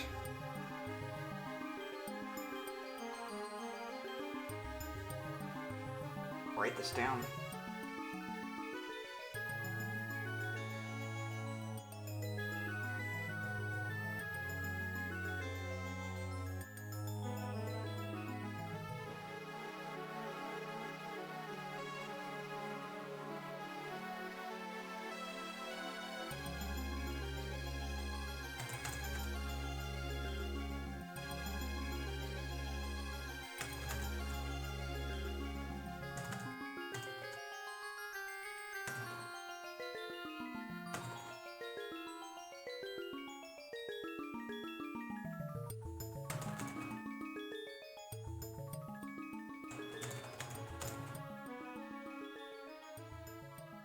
So there's going to be 5 turns of harsh sunlight, and suddenly, a Leafeon appears.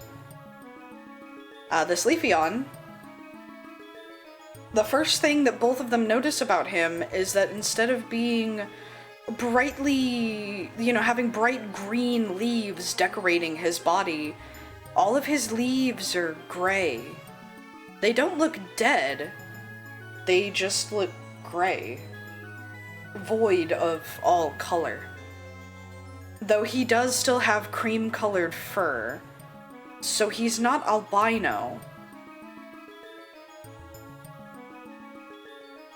He's simply just extremely gray. And when you look into his eyes, they have a lavender grayish kind of color to them. Very dull. But it still seems like he can see. It doesn't seem like he's blind.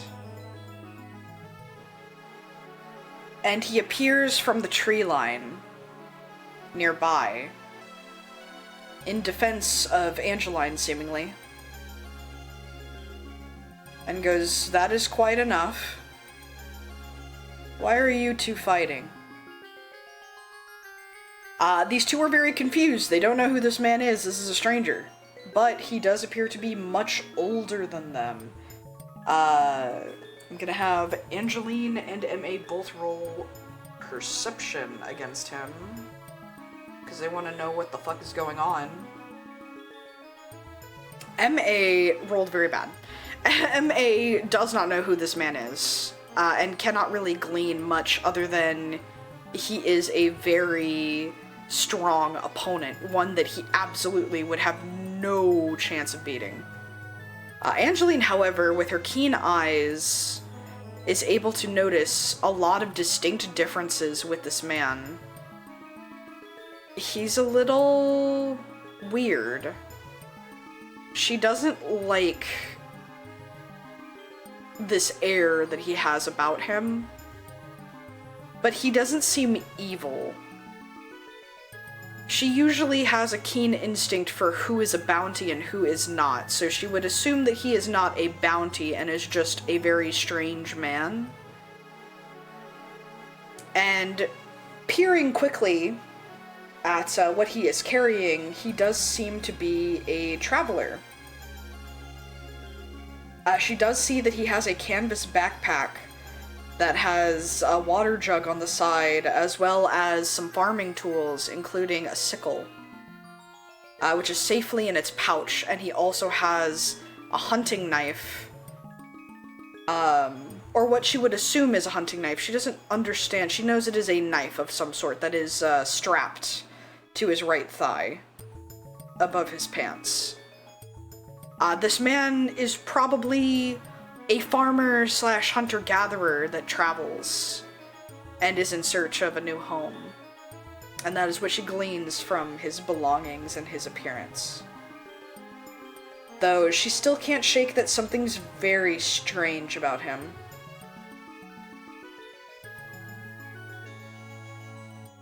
And so she decides she wants to bite her tongue. Part of her does. But he is asking a question and does not seem like he would like to be refused, and she would also not like to make an enemy of this man. So she flashes her rescue badge and goes, "I am Angeline of Team Blue Anger, and I am a bounty hunter. This is my bounty." And he looks between the two of them and cocks his head a little and goes, "Oh, did I interrupt some training?" And she kind of, her ear flicks in annoyance, and she goes, "No, I am bringing in this criminal." And he goes, "Well, what did he do?" And M.A. decides to step in and goes, "I am a world-famous thief." And she goes, "No, you are not. You are an annoyance at best, you little pest. If you didn't heal, I'd already be bringing you in." And he goes, "Well, you're not exactly a great bounty hunter. You just let me heal myself. It's not my fault that I learned a new trick and you can't." And these two start pettily arguing in front of this much stronger gentleman, who kind of looks between them and knowingly nods and goes, "Ah, I see. I think I know what is going on here. However, young man, I must ask you to turn yourself in for the good of the town." And of course, they kind of stop arguing, and Angeline goes, "No, this is my bounty, you can't step in." And he also at the same time says, What the hell? You should be on my side, you're a Leafeon." And the Leafeon cocks his head with an eerie smile and goes, "I don't have to do any such thing. I am a law-abiding citizen. You are not. We are not the same." And the eerie grin that he gives kind of dissuades M.A. from saying anything further. He is a little creeped out. But he does decide to put on a brave face. And he goes, "Well, I don't know why you would bother using Sunny Day. You don't have any fire-type moves. You're Leafeon. Plus, I have a weather band." And M.A. refers to... they hold out their wrist, which you see for the first time, and it has... it's just a little tiny band that has little... it's decorated with little weather cast forms on it. So you see the Sunny Day form, the Rain Dance form, and the Hail form, as well as the normal form.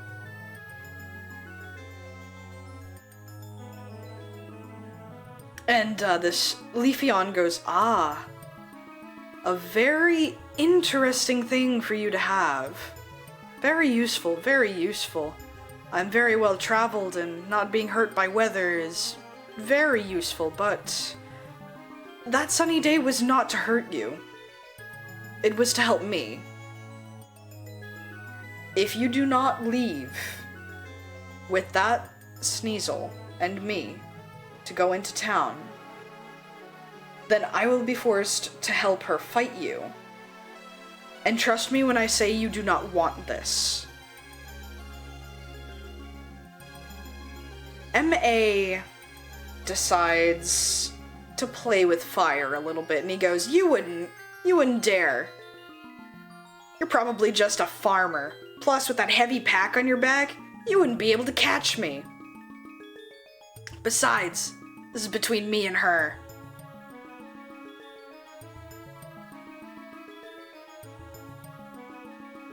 And he, in response...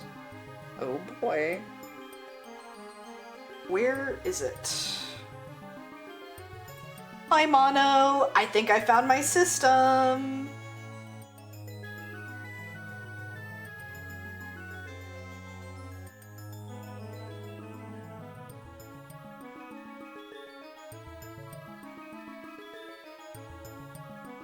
Let's see, that's not it, that's not it, that's not it, that's not it.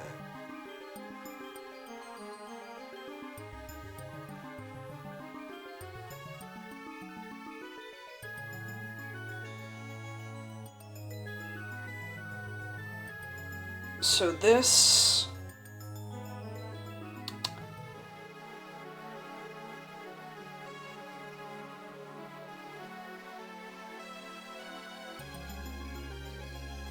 So he is going to make a ranged attack roll. So... The wish healing, at a low level it seems very powerful. Depending on your role and also what level you are, it may not heal that much. Because if someone were to give you, like, 3d10 damage, 3d8 healing wouldn't, even at max, like, do enough. So I think it's more or less fair. In a one-on-one fight, it definitely does not feel fair. But, so far so good. So this mysterious stranger is going to... Ooh, that definitely hits. He is going to casually, you know, just do like a little spit. And you can visibly see a seed get embedded into MA's fur. Right where, as he was showing off his wrist, it went right onto the back of his hand. As he went, ugh, that's gross, what the hell? But then a plant forms on the back of his hand, and he recognizes it as leech seed. And his ears kind of downturn, and he goes, oh no.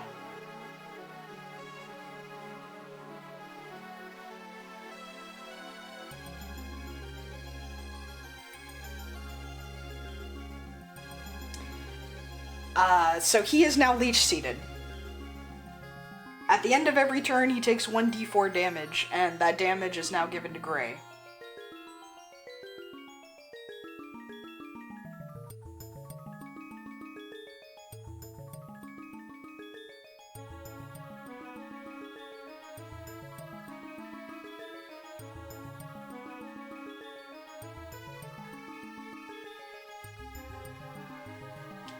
So, after that, you know, lovely move, MA is kind of unsure of whether he actually wants to take this fight or not now, and the Leafeon kind of turns to Angeline and goes, "Ah, I'm so sorry, I probably should introduce myself. I am quite a stranger around these parts. I just arrived not too long ago from the south. Very, very harsh environment down there. Not good for farming. I was hoping to find some good farmland up north. My name is Gray. Gray Machineel. Or Machineel. And, despite being in the middle of a battle, he goes to shake her hand. Like, reaches out. Friendly. She looks at the hand and kind of bats it away with the back of her hand and goes, "We're in the middle of a battle. Pleasantries can wait. I will introduce myself again afterwards. More properly." And he goes, "Ah, I see. Business before pleasure. That is fine." And she goes, "Stay out of my way." And he goes, "Alright, if that is what you wish." And he sort of becomes more of a passive person, slightly off to the side.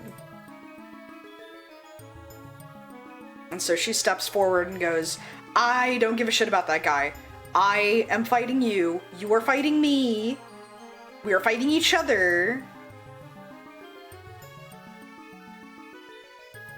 we're just gonna ignore him.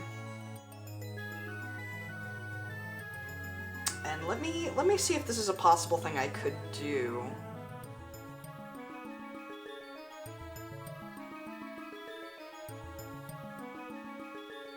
So the damage healed by Leech Seed can be given to any other active creature in battle on the same team, even if the original attacker faints or returns.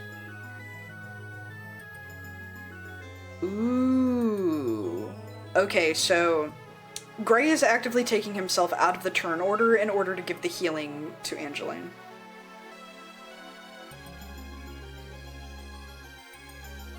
So MA, it is MA's turn.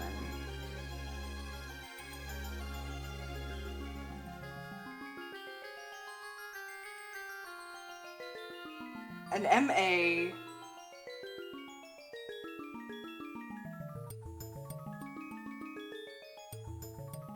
being so weirded out is simply just going to do a quick attack. Because they want to keep their distance. They really don't want a part of this anymore, especially now that Angeline is not the only person here willing to bring him in. So... definitely hits. Absolutely. But only does 1 damage. So he kind of just pushes her back.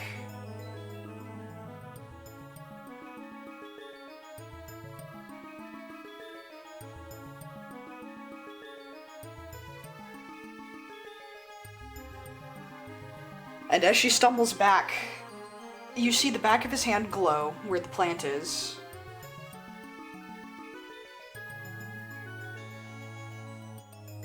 And that same point of damage he just did is undone as 1 health goes to Angeline from the Leech Seed.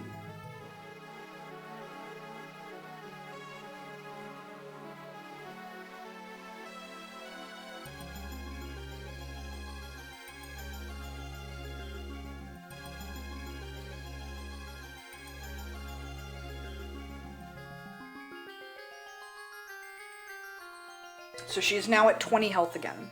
She was a 19, now she's a 20.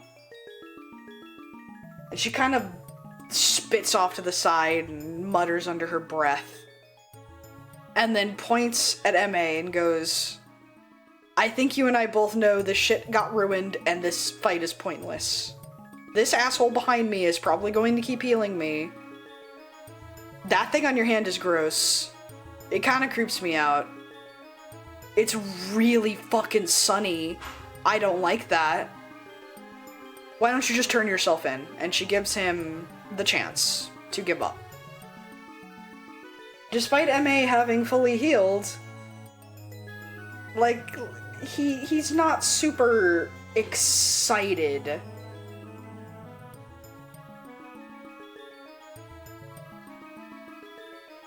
Thanks, Mono. Have fun at work. But despite this, MA has a dream. And MA does not want to be disrespected. MA is tired of living as a low-level thief, and they have to start somewhere.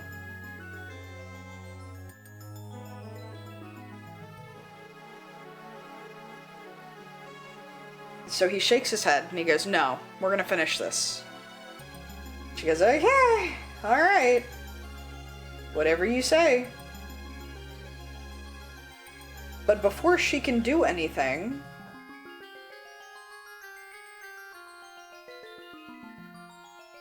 I am going to do something very silly. We're going to do something very, very silly. So silly, in fact. So stupid silly.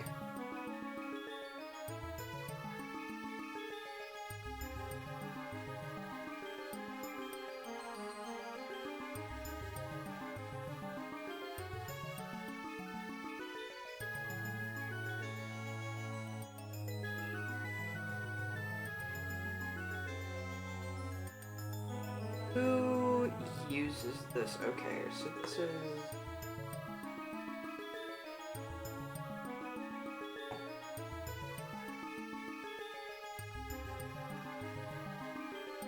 So he is going to use a very silly move, Gray. And normally this move is Solar Blade. It requires energy to gather, however Sunny Day is currently in effect for 4 more turns.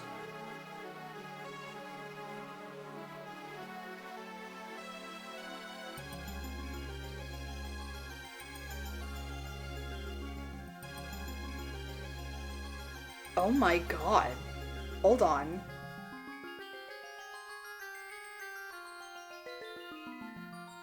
Double the what? Excuse me? Yeah, no, I'm not doubling shit for this. He doesn't need it. So, we're gonna see if it hits or not. Oh, that is... Oh, MA, you are in so much fucking trouble. The stranger activates on his wrist, Solar Blade. The leaves harden, and a gray energy forms around them. You do not know why it is not green, as solar energy usually has a green glow to it. You recognize it well. But instead a gray energy forms around him. And he strikes at MA. MA takes 3d8 worth of damage. Oh my god! 2 8s and a 1. Holy shit, that's 17 damage. Okay. Oh wait, hold on. No, I rolled incorrectly. It's not 17. Oh no, I think it's worse. What level's my guy? What level is my dude? Oh no. Oh no. Oh no! He actually does 4d12! Oh no! Oh god.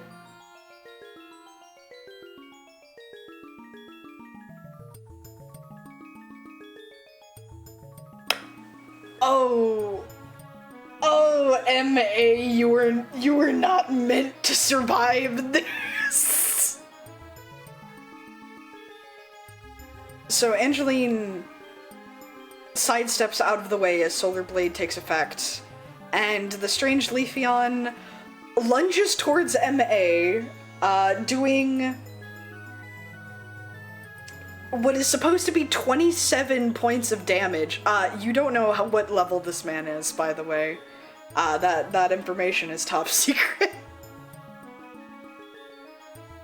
But he does technically 27 points of damage. MA only has 23. He did make it non-lethal.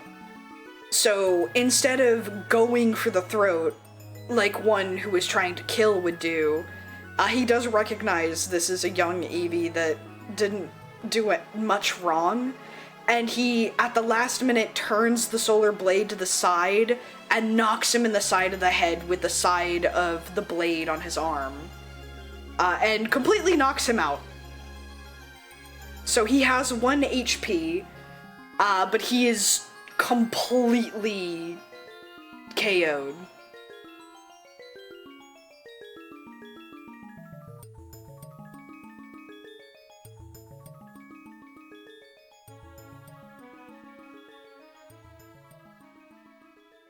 Sounds like the same level as Ash's Pikachu. He's not the highest level enemy you'll encounter. I mean, he's not an enemy, thankfully. He's Angeline's ally. I mean, look at him. He's such an upstanding guy. So now... Poor little guy. My poor little guy.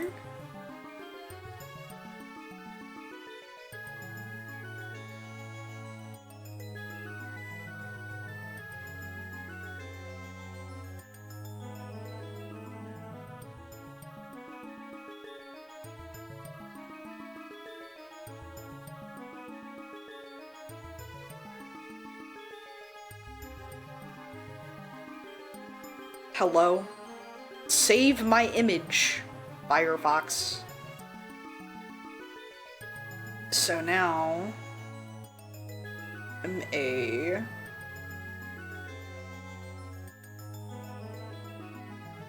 is knocked out.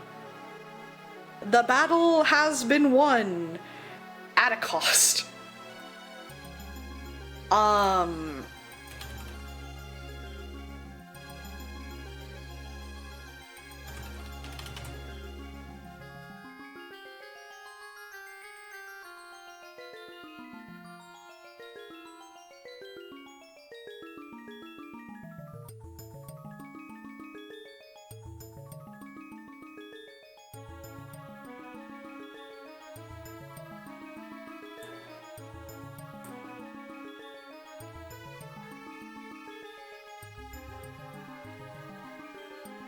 So let me grab the sprites for everybody that are actually correct for the current thing.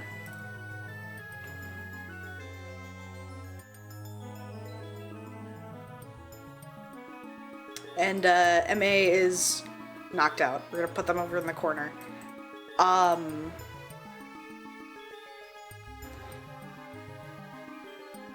Sun is still in effect, by the way. It is still sunny as shit.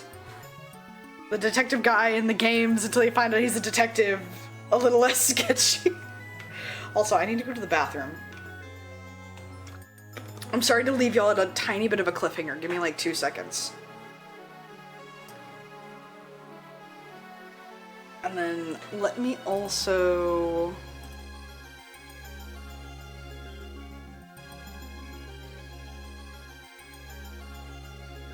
Before I leave, actually,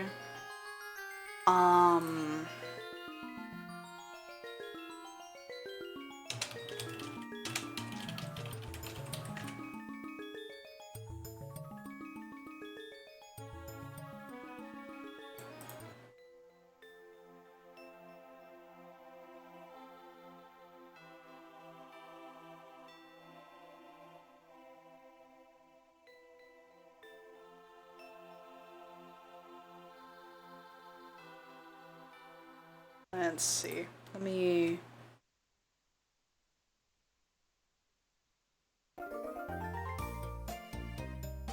I know this music sounds very happy, but I will need it, so give me a hot minute. I'm grabbing more music.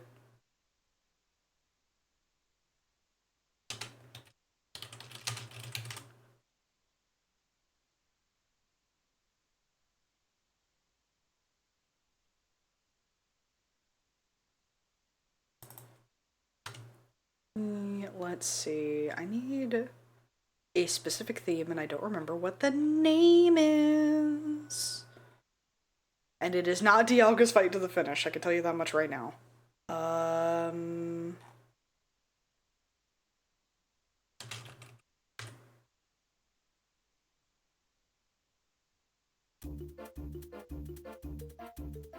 We're gonna go ahead and grab this one. So I'll be right back.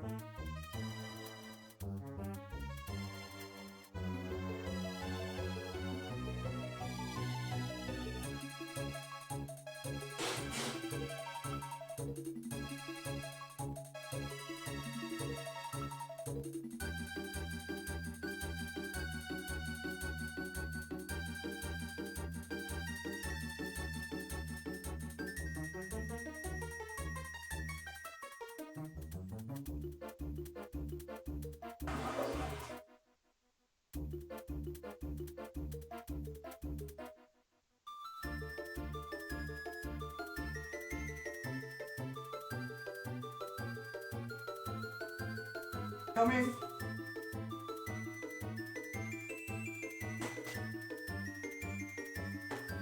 Nothing will stop the narrative, not even a bathroom break. Alright, so, this mysterious man just knocked him out in one hit. Thankfully, you know, didn't kill him. Angeline is very confused. This man is obviously way more powerful than he let on, and more powerful than she originally thought, which she would probably attribute to him being a farmer, as farmers are actually quite hardy people. She does know this from experience. However, Solar Blade is a very intense move. Only a very powerful fighter would know that kind of a move.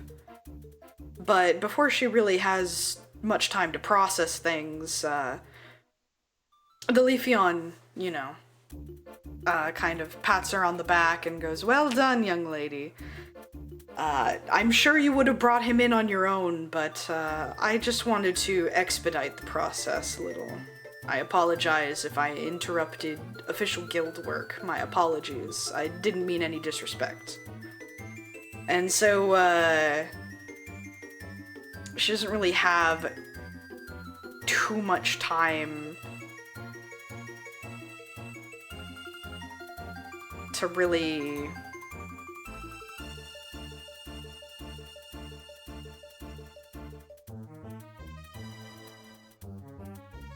have too much time to process exactly what's going on.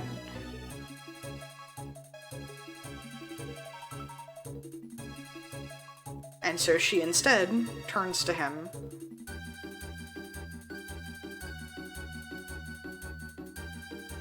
and kind of looks at him with a little bit of anger in her eyes. She doesn't really want to anger this very powerful foe.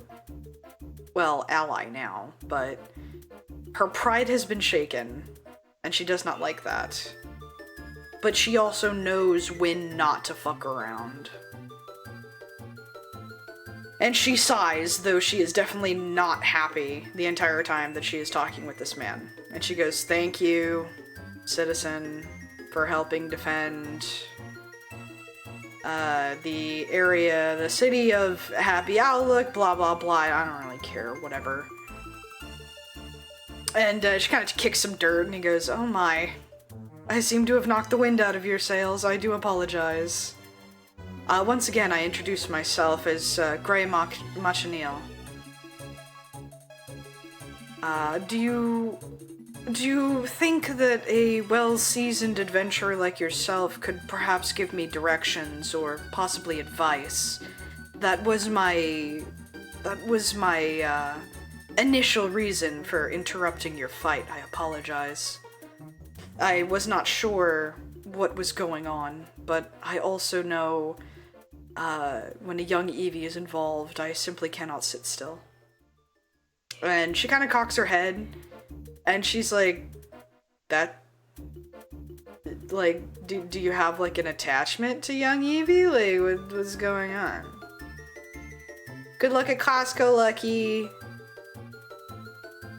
But she kind of asks, like, hey, why specifically young Eevee?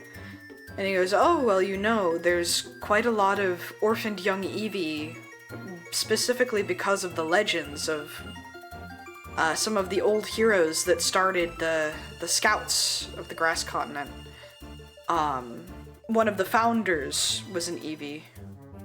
And so evolutionary lines have a sense of great purpose and pride. But there are much too many of us in this modern age. Something happened. I do not know why there are so many. But these poor young orphans, they suffer. And I once was one of them. I used to have pale green, like any normal Leafeon. I was raised in such a leafy area, I evolved quite young. But the color quickly drained from my leaves, turning from pale to gray, and I do not know why. I have been trying to put life back into the earth as a farmer ever since and make a good name for myself, but some days I do ponder if I had turned out, like this young man, a petty thief, what life would have offered me. It is quite sad, the state of the world right now. I would like you to make sure that he does not cause any more trouble, if I may. And she kind of rolls her eyes and she's like, he's always causing something around town, but he generally stays in town, so the townsfolk help look after him. It's not really that big a deal. Hopefully one of these days he'll learn his damn lesson. He can just, like, work for the guild, maybe, like I do. Own a house, something. He goes, that would be lovely. I think you should try a little harder in persuading him to not take a life of crime.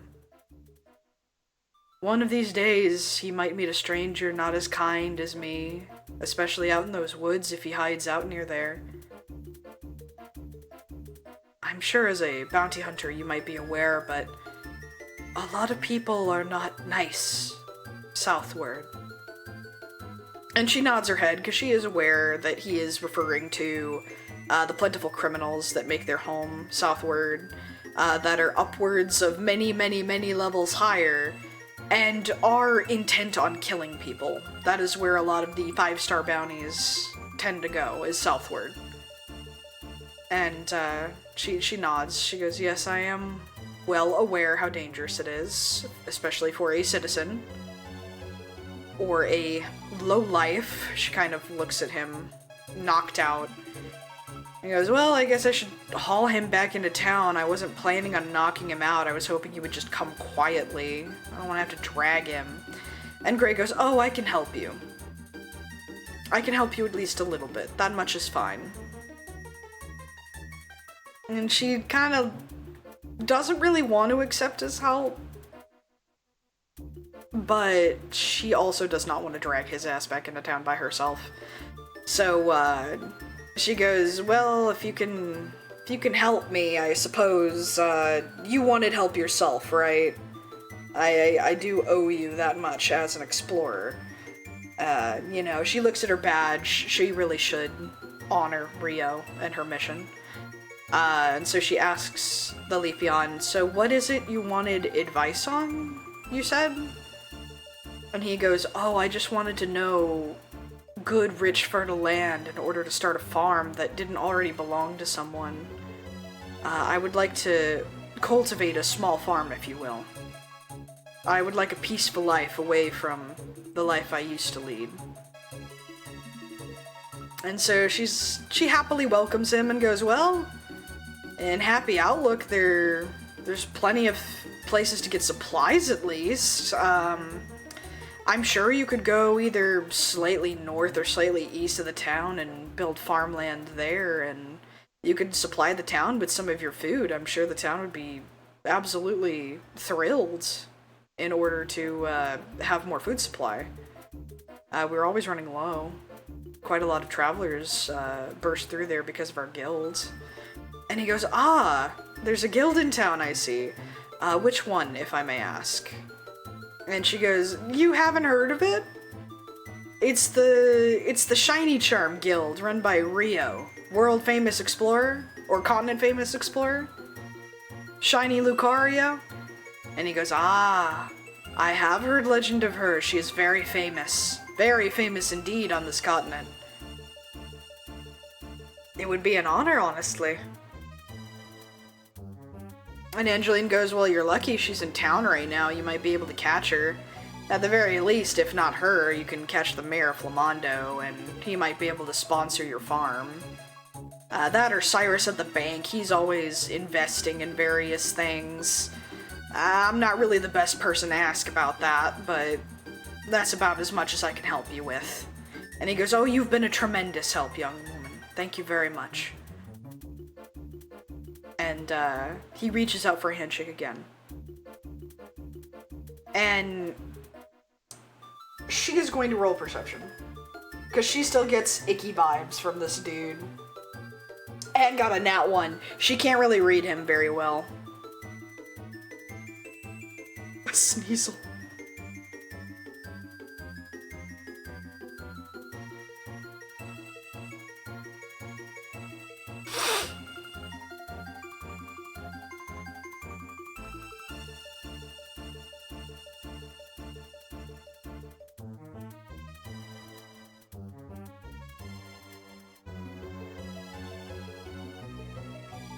Let's see.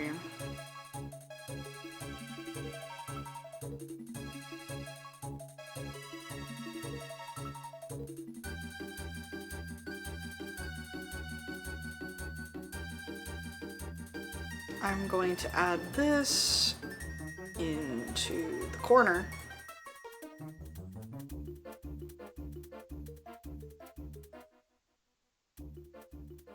Boom. We got our Sneasel up here. Who is going to kind of cover Jeff and Jess a little. Actually, no, I'll put him down here with me. So there is the Sneasel balloon.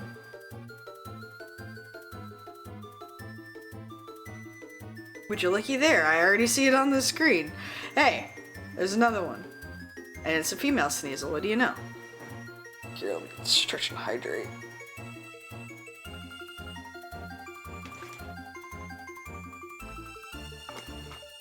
So,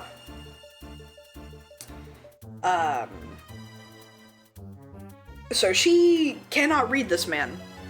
She has no idea what his intentions are, if he's a good person or not. She's getting a bad feeling, but generally speaking, she can't understand why. And she just kind of convinces herself that it's all in her head. So, so she goes from she generally becomes a lot friendlier now that she realizes this is a very strong man who deserves her respect and could possibly help her reach her goal. And so she goes in for the handshake and goes, "My name is Angeline. As I said earlier, I am of Team Blue Anger. Was not originally from the Shiny Charm Guild. I was from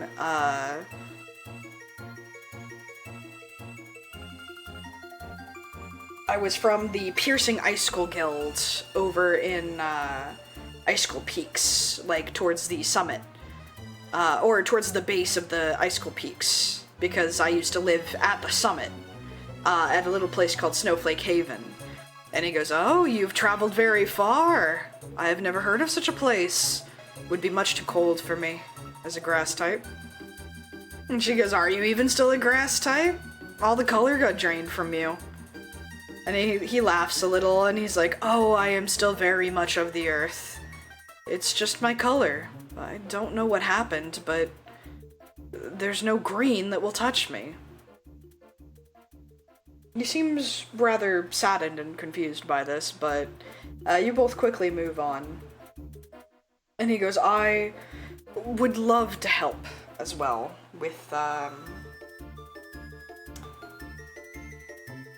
anything you might need. I have some berries on me, if you perhaps need any healing." And she goes, "Oh, wait, speaking of fucking berry," and she goes over to MA and takes her fucking citrus berry back because that bitch stole from her.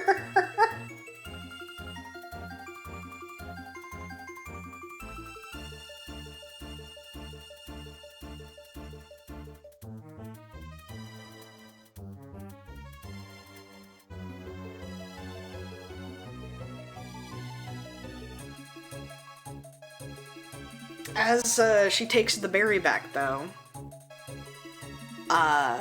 he does notice and offers. He takes off his backpack and goes, I have meals in here if perhaps you needed a little pick-me-up while we head back into town. I have plenty of snacks, plenty of other things, plenty of berries. And one of the snack pouches that he opens, it has an entire assortment of various berries, all of which look very delicious and fresh. And he goes, I picked these on my way over here. The forest is very bountiful with berries, thankfully, especially this time of year. And she goes, honestly, don't mind if I do. And she borrows one of the snack pouches, and she is now full health again.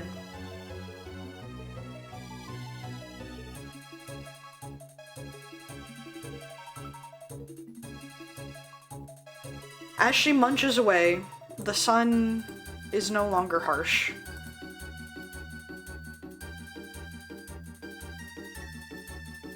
And she looks around and realizes they are quite a ways from town. Not too far, but definitely at least a few hours, especially having to carry a body. She goes, well, we better head out, otherwise it's going to be evening by the time we get back into town. And he goes, so the town is quite close. Let us make haste. And so they grab M.A., who's just like, ugh. And they drag his ass back into town.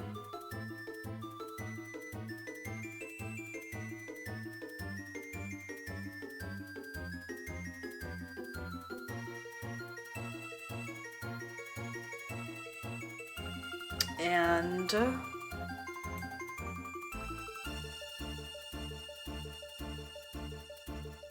let me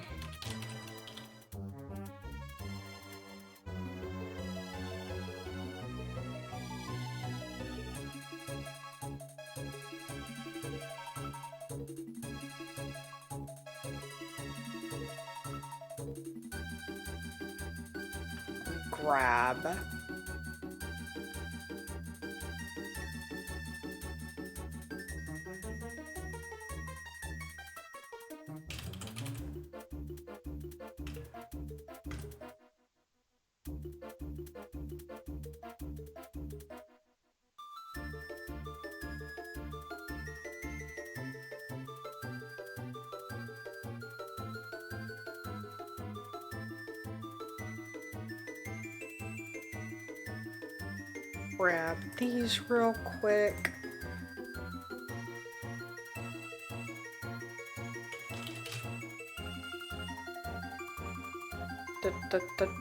Give me just a second.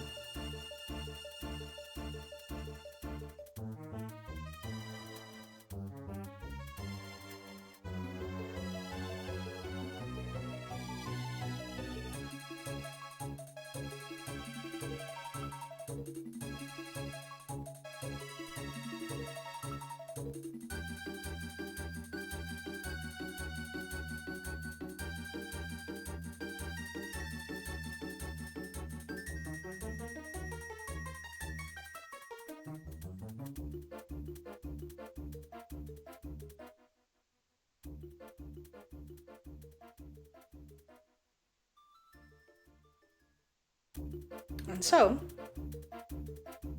they bring him back into town. But, yeah, Tyr? The level up noise, yes. Thank you, Tyr, thank you.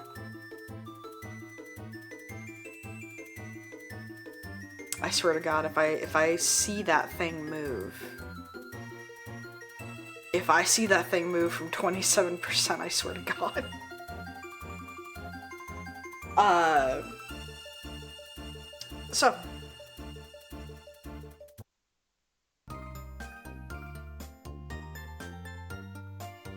So they bring him into town, where, thankfully, some of Trevor is not there in town, unfortunately.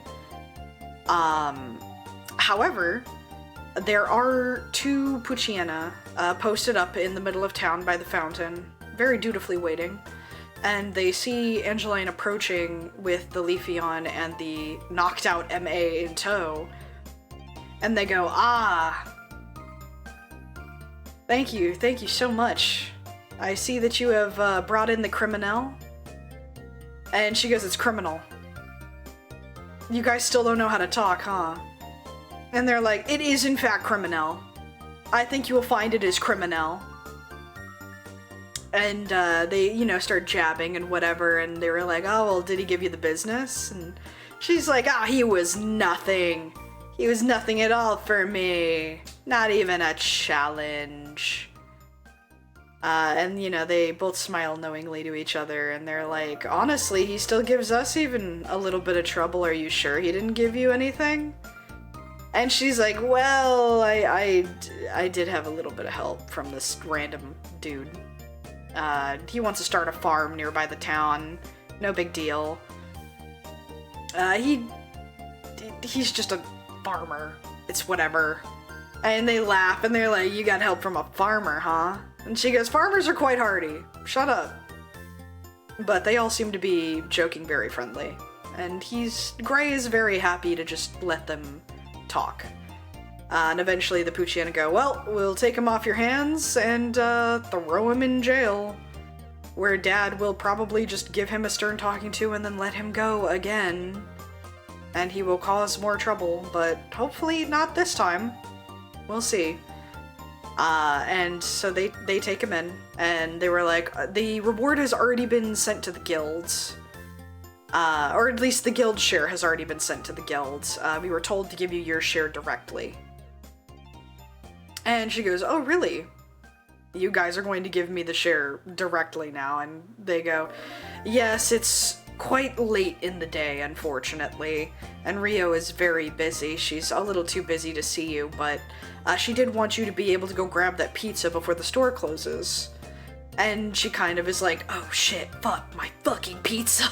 I forgot about my pizza. And the two Poochyena give her 100 Poke and her pizza voucher.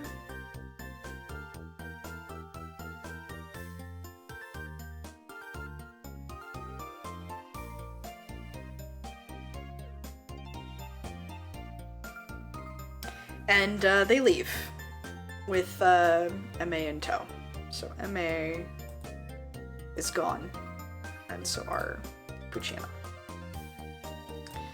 Unfortunately, Gray did not really get to chat with them, and so he goes, well, it seems that Rio is a little too busy for me, and I didn't get to ask those young gentlemen where perhaps in town I could inquire. You said the bank might perhaps fund my farm. And she goes, oh, yeah. Cyrus is a very friendly guy. He's just down that way. And she points towards the bank, and he goes, thank you very much. I will make my way there first before asking various other sources. Hopefully he will be of a great help to me. You have also been a wonderful help. You said Angeline and your team was Blue Anger. Quite a fitting name, indeed. I will be watching with very excited eyes at your guild and your team. I will be cheering you on from the sidelines, especially if that particular ruffian ever causes any more trouble. And she goes, he definitely won't bother your farm. He's a pushover. In fact, he's probably afraid of you now. I mean, you kind of just knocked him out. He goes, indeed.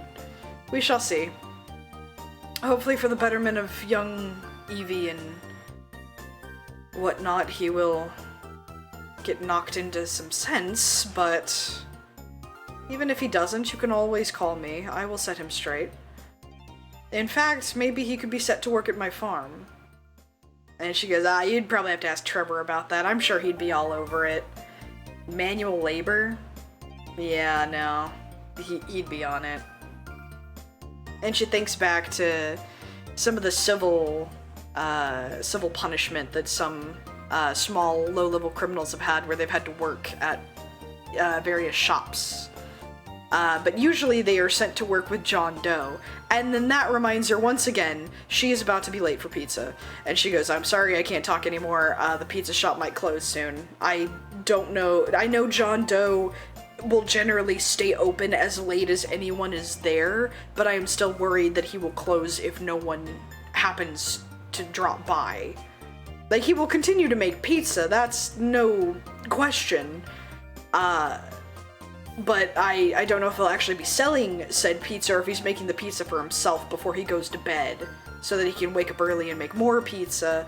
And Gray's kind of a little confused at the explanation, but she quickly runs off, you know, to wherever, and then he's kind of left like, oh, I suppose I will be at the bank. And so off Gray goes. And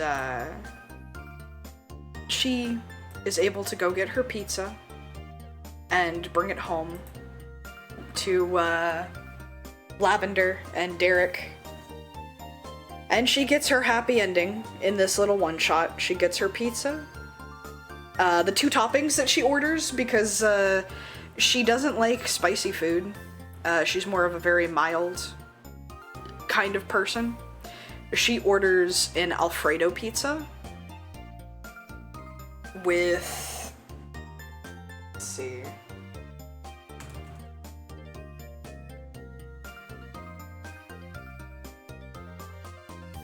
she orders an Alfredo pizza with Italian sausage and bacon. Or actually, no, hold on. Hold on, hold your horses. Actually, even better, even better. She would get an Alfredo pizza with grilled chicken and black olive. And she would bring it home to Lavender and Derek. Derek of whom is probably completely, like, at the black olives and picks them off. Meanwhile, Lavender doesn't give a shit. She's just gonna eat the damn pizza. And Angeline probably talks shit about MA with Lavender, and then mentions the mysterious stranger going to open a farm nearby. And they do agree that it is very strange that there's a Grey Leafeon, but beyond that, no one really seems to get any bad vibes just from her description alone, so they leave it alone and go back to talking shit. And that so ends the day for Angeline.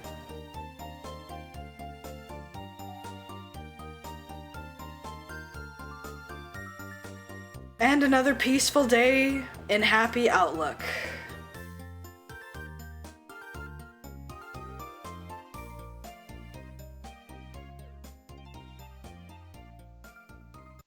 So...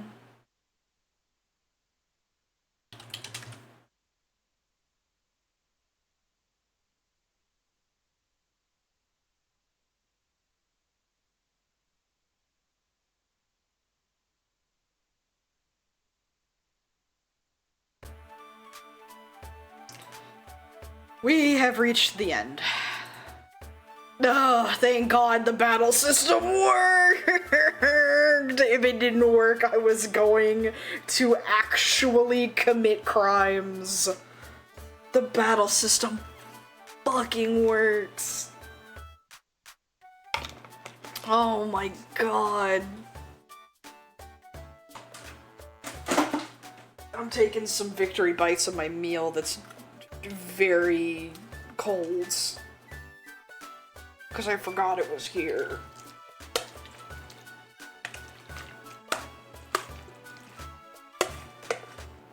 I might revitalize it in a bit.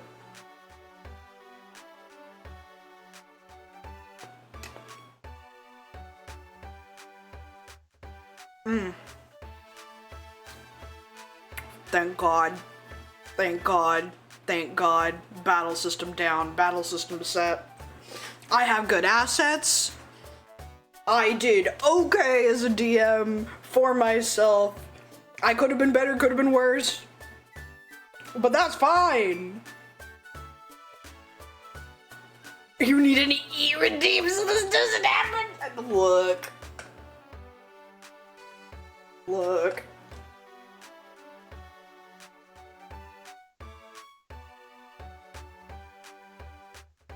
I get a little locked in, okay? I get a little locked in. Lucky's gonna break the battle system? Excuse me. No, he won't.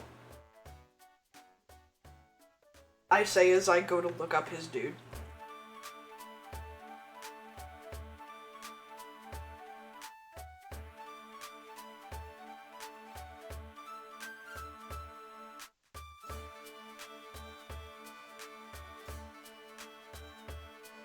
It'll be fine.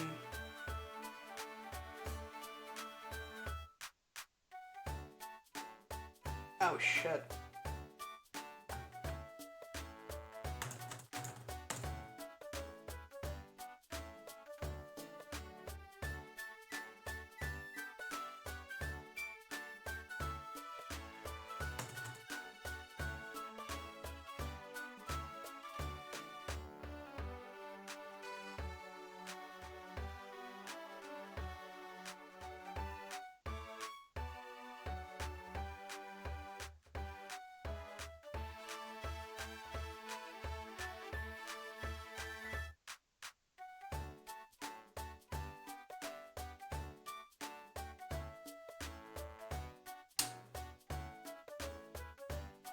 excuse me as I casually...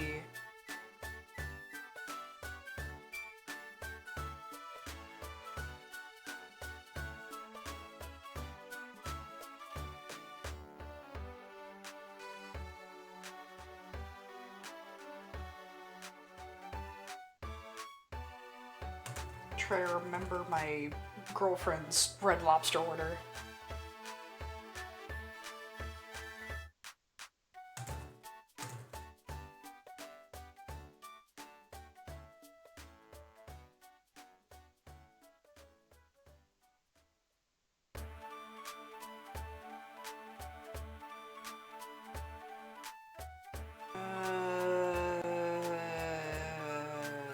Shit.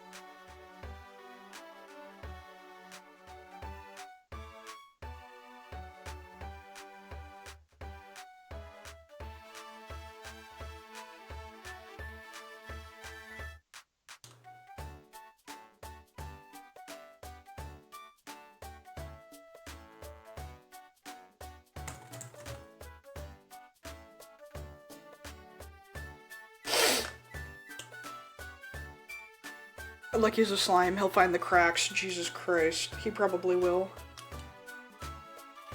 I need money fast. I need these DCC things from Twitch. What? What is DCC?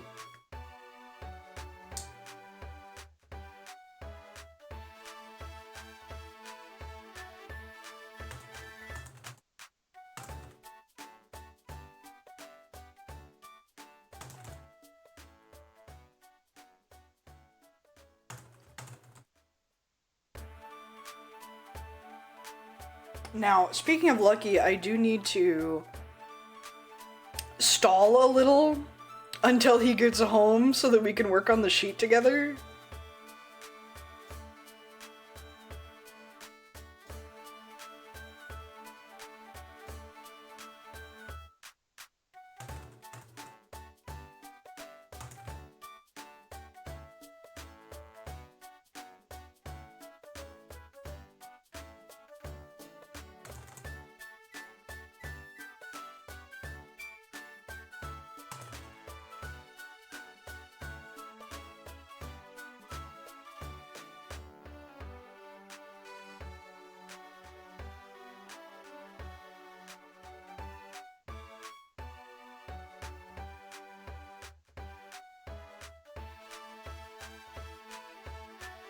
Want to stall? Look it up. Oh my god.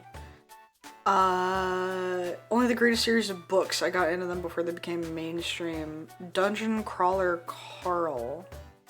Huh.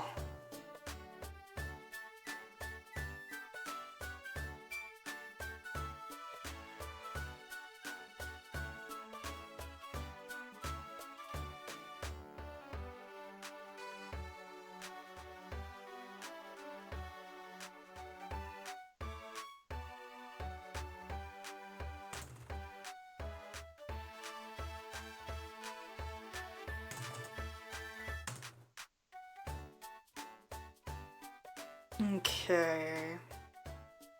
So, Kurt, I believe, is available. So...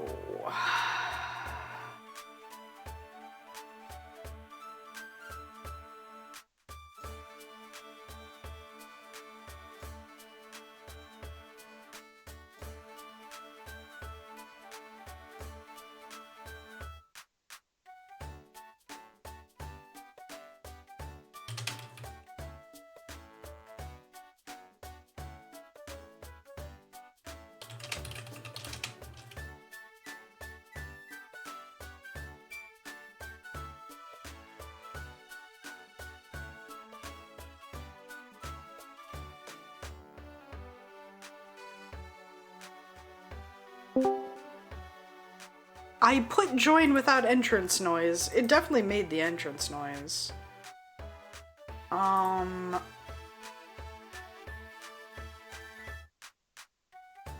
Okay.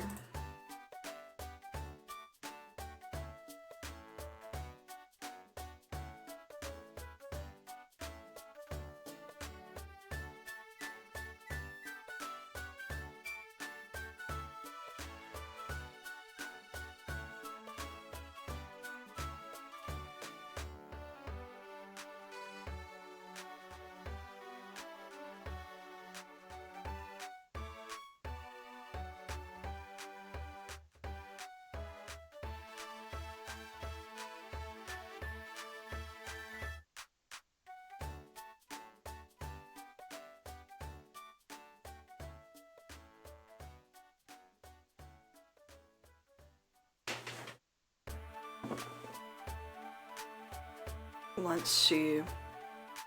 Dungeon Crawler Carl. I'll look it up real quick.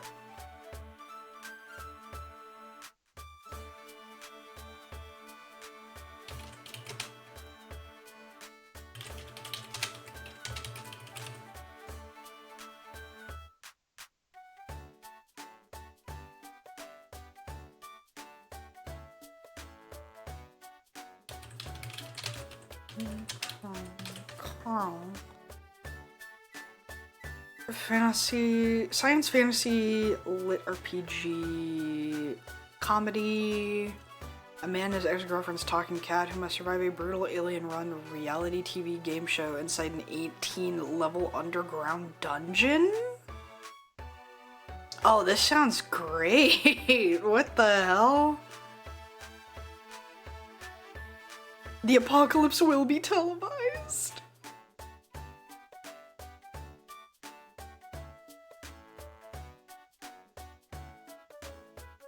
Oh, okay, okay. Alright.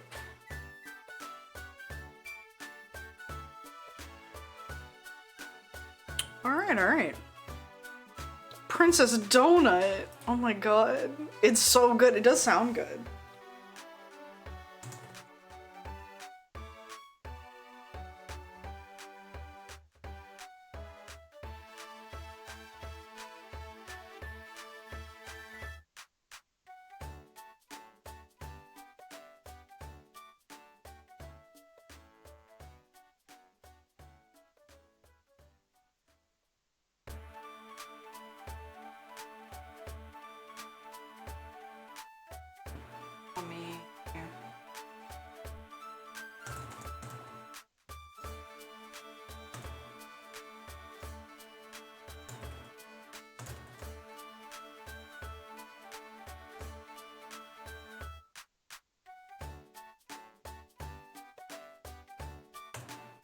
My notes right here.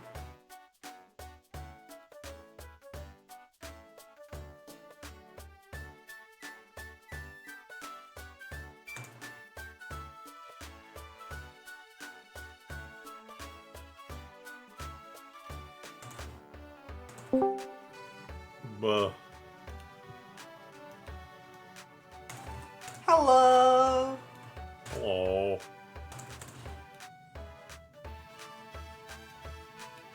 Now everybody gets to see live how fucking stupid I am when it comes to D&D. Brother, no, you have no idea. I was like looking at my system going like, please work, please work, please work.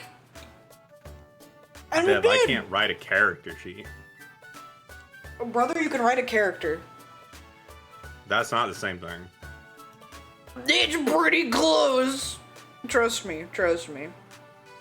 If you can dodge a wrench, you can dodge a ball. Look, mechanically those are the same thing. Writing a character and making a D&D character sheet are mechanically not the same thing. With me, they will be.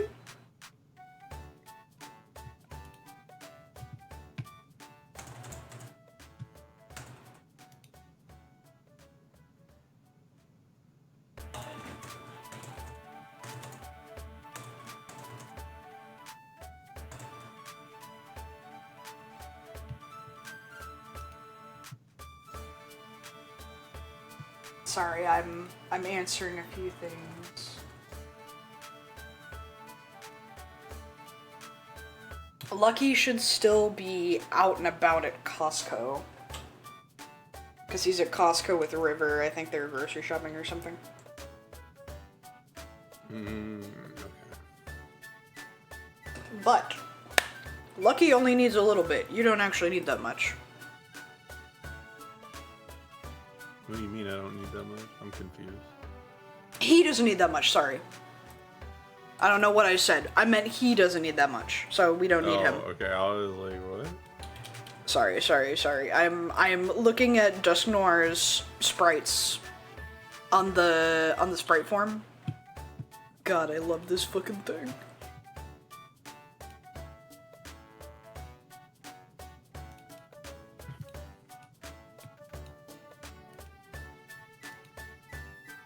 I am going to put a little sprite on the screen for the little boy. I love my boy.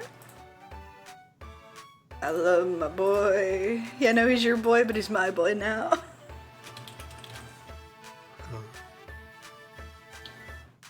Where are you? There you are. This is the boy we are working on. Look at him in all of his glory. Alright. So you got your sheet pulled up? No. I don't even know how to download it from the Google thing. What do you mean the Google thing? You just, brother, you open it. You can edit it in browser. Oh, you didn't let me do this before. That's so weird. Alright, but you can edit it, right? Yeah. If you want to save your own version first, and then edit that one, you can do that. But I usually just edit it in the browser and then save it. Whatever you feel most comfortable. Yeah, just make sure you don't lose anything. Like, do not close the tab for any reason until you have saved it. Hi Eli, welcome back. Also, have a good dinner tier. I will be helping people with character sheets. So, get rid of this. Get rid of this. Get rid of this. Get rid of all of it.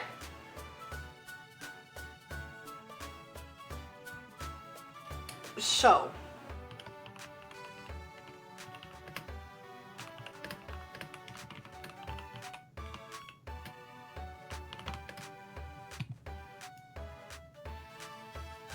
to start from the beginning, obviously fill in his name. You know that. You can do just the first name if you don't have the last name. I've been putting both first name and last name. You really only need to introduce them as, like, first name. I never gave him a last name. Yeah, eventually... Jesus Christ. Also, your screen is... I have been disconnected. Excuse me? Why is the screen black? Discord? Fix your shit. There we go. Alright, I'm not gonna show it on stream, just in case there's things you would like to conceal. But I am going to look at this for me. So, obviously, name, he will eventually need a last name for backstory reasons, unless he does not have a last name. You don't need it right away, so at any point you can just give it to him, and I don't really care. I'll be looking at the sheets at the beginning of everything anyway. But just as a note, eventually you'll need a last name in case, like, you know, like someone is like, famous adventurer, you know, blah blah blah. So next is going to be the class and level. Class is mostly for flavor, so you can pick whatever class you please. Jesus Christ. Yeah, no, I have a feeling they're gonna be loud as shit, because it's... Yeah, no, people just got off of work.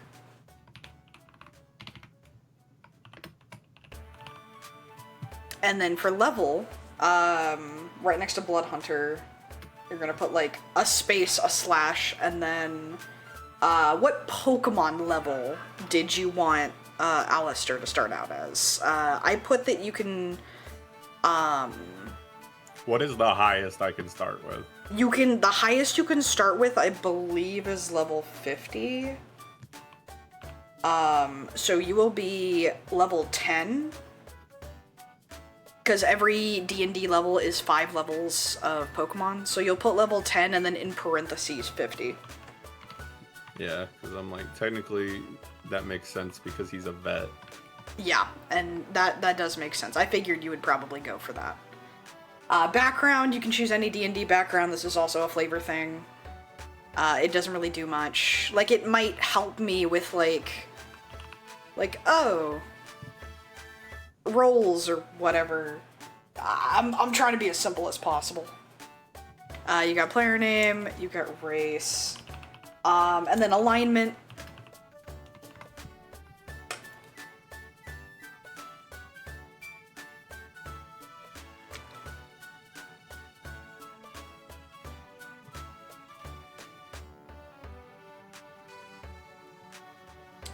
Basically, background is like what they do, from what I can tell.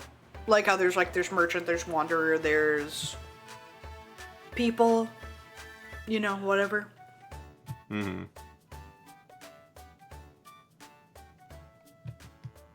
Oh, here we go. I can put this as a background.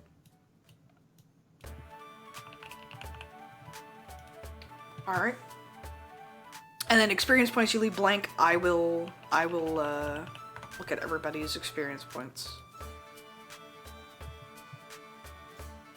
Everything was going so well. Yeah. Alright, so then we've got chaotic neutral. So, after that... So, the stats. So, the way that I explained it is... You start out with a certain amount, and for every level, you get another 2.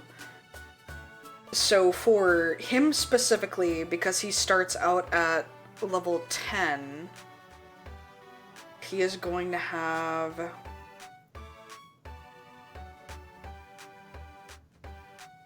Let's see, give me 1 second.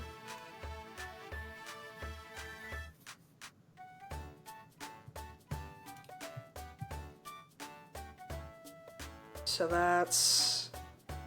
He gets 80 points to distribute among all of his 6 stats. You can put them anywhere you want. I do not care. Put them in the little bubbles.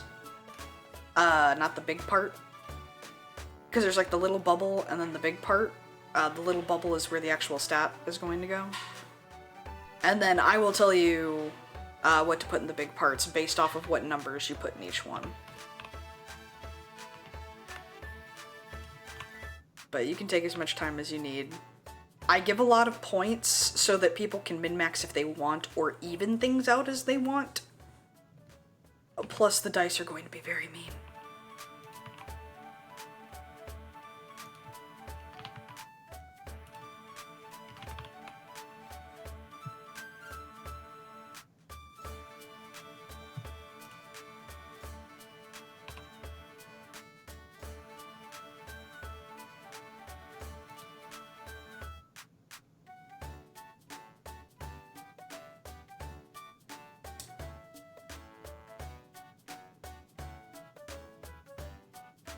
Delicious.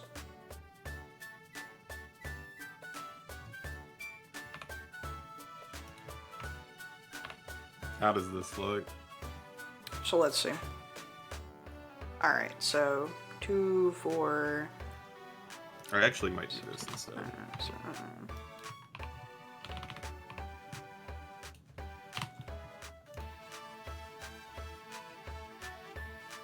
Yeah, no, and you can do uneven numbers as well.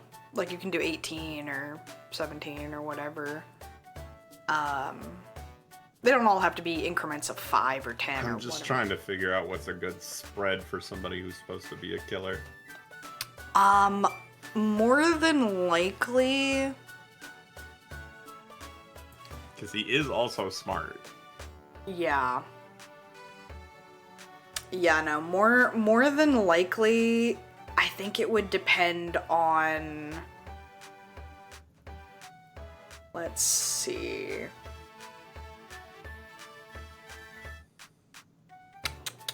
Because, let's see, at 10, it gives you basically like a base 0. So wisdom, he wouldn't gain any advantage or disadvantage currently where it's at. So the only thing he would have in the negatives would be charisma. So if you wanted to leave it that way, you could. But it super depends on if you'd rather him be pure brute strength, or you'd rather him be extremely wise and intelligent. And as he levels up, he will get more to put into other things, if you so wish.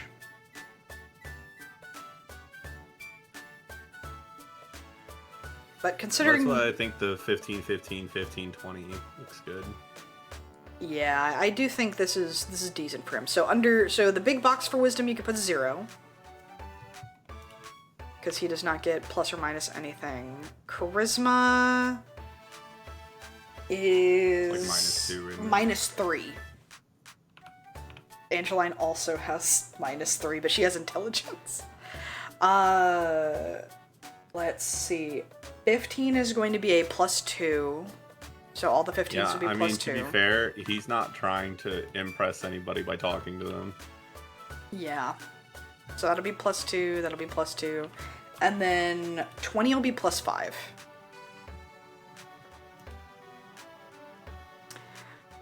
Inspiration we leave at 0 or blank.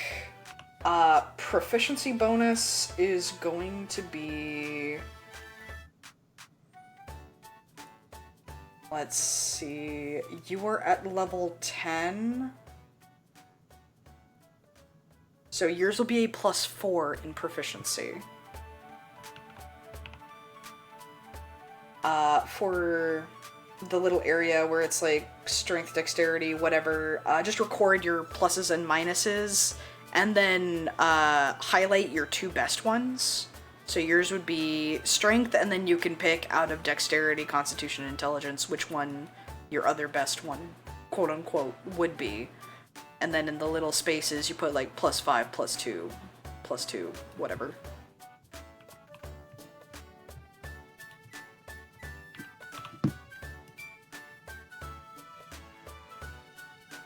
Also, Jesus, Eli, the 55 stream streak. My God.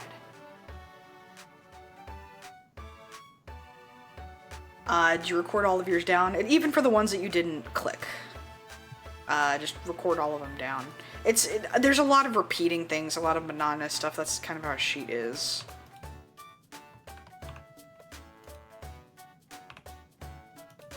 And then for all the skills below it, you also have to put down, like, based off of if it's like... Let me pull up Angeline's sheet. So like dexterity, hers is a +3 in dexterity, so all the dexterous stuff like acrobatics is +3, sleight of hand is +3, you just do your proficiency for whatever it says highlighted. And then click the bubble for your best 2 that you picked, so yours would be strength and constitution. And make sure that all the strength and constitution things are clicked. There's only one strength, and there's no constitution ones.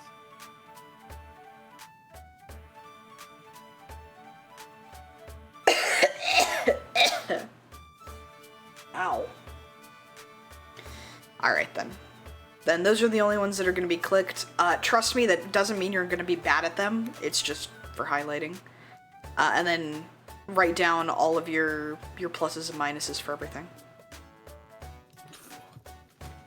It's just a lot of recording stuff down. It's not hard, it's just monotonous.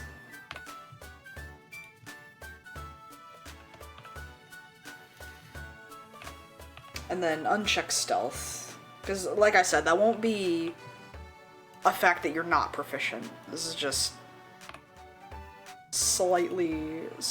We're doing something. It makes me laugh that he has a -3 in intimidation, despite the fact that he is extremely intimidating. Yeah. Yeah. It'd be that way. If you're not making an intimidation roll, he's extremely intimidating. We will... Depending on flavor, because I do know a lot of these things are based off of situations. Certain people will be intimidated by him, and so in that case, you wouldn't need the roll. The roll would be if it is supposed to be difficult. Or depending on how important it is.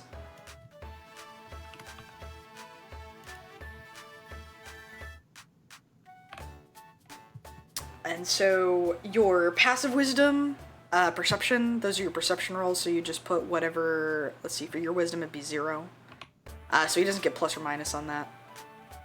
For proficiencies and languages underneath that, yeah, right there in that big box. For languages, obviously, like, write down your languages first. He is going to know Common, and then for him specifically, because he is a ghost, he would know Ghost Tongue if you would like him to. And then I am also allowing anyone in town to know PSL, which would be Pokemon Sign Language. So there's not very many people, but there are some people that you will need sign language for. And then scroll down. As far as proficiencies, I would put like 2 enter spaces. That. And then you could put anything that he's particularly good at right there. Just to, like, have it noted down somewhere. Like, for Angeline, she's good at digging, lockpicking, pickpocketing, she's cold resistant, and she has very good eyesight. So just general things that your person is good at that could be useful information. And you can put as many or as few things, and then, because we can add to this in the future, obviously. Do ghosts need to sleep? Ghosts do need to recharge their energy as they are energy based, so I would say sleep would be the word people would use. It wouldn't quite be sleep, but it'd be something similar. So I would say... What would you call it when someone doesn't need a lot of sleep?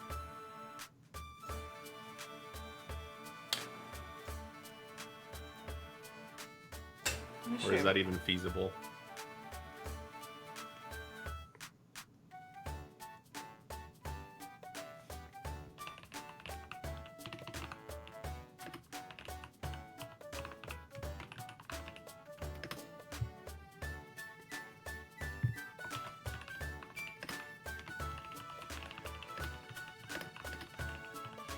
I would say resistant to fatigue. There's not really a word for it. I even tried looking it up. There's not really a perfect word. But resistance to fatigue sounds about right for him.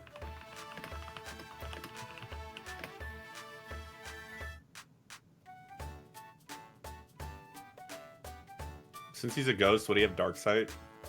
I would say yes, he would have dark vision. And then I would say, because he does float, I would say resistant to harsh terrain.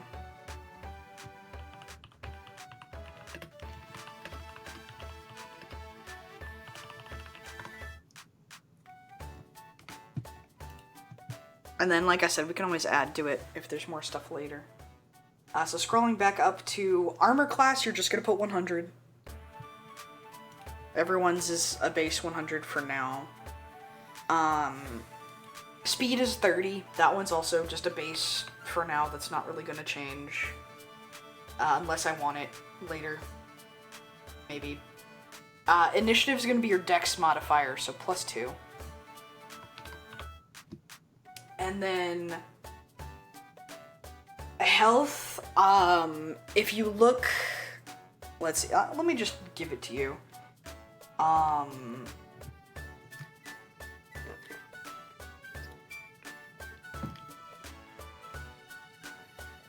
Let's see, because you're a level 10... Let's see...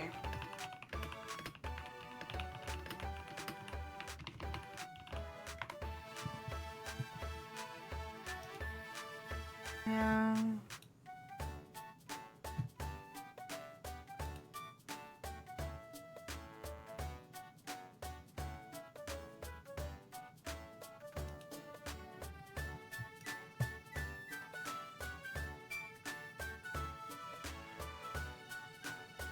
Okay, so...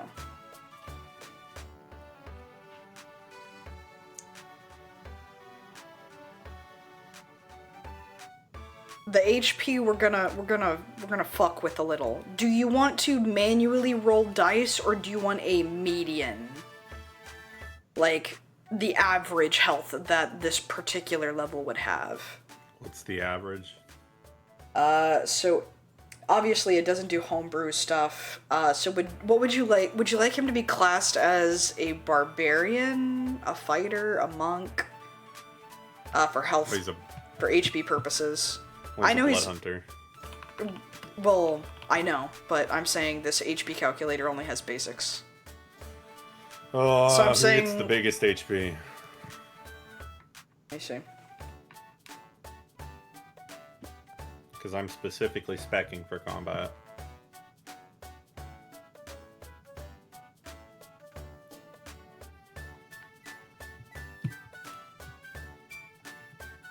I'm assuming Barbarian would have the most. It seems to have, let's see.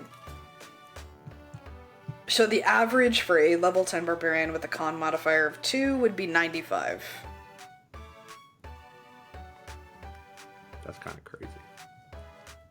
Yes, do you want to take the average or do you want to roll? Can I still decide between the two after I roll? Honestly, yeah, I did that with one of my characters. I'll let you do that. Okay, so you are going to have... Let me see. 1, 2, 3, 4, 5, 6. You're going to have 9 d12.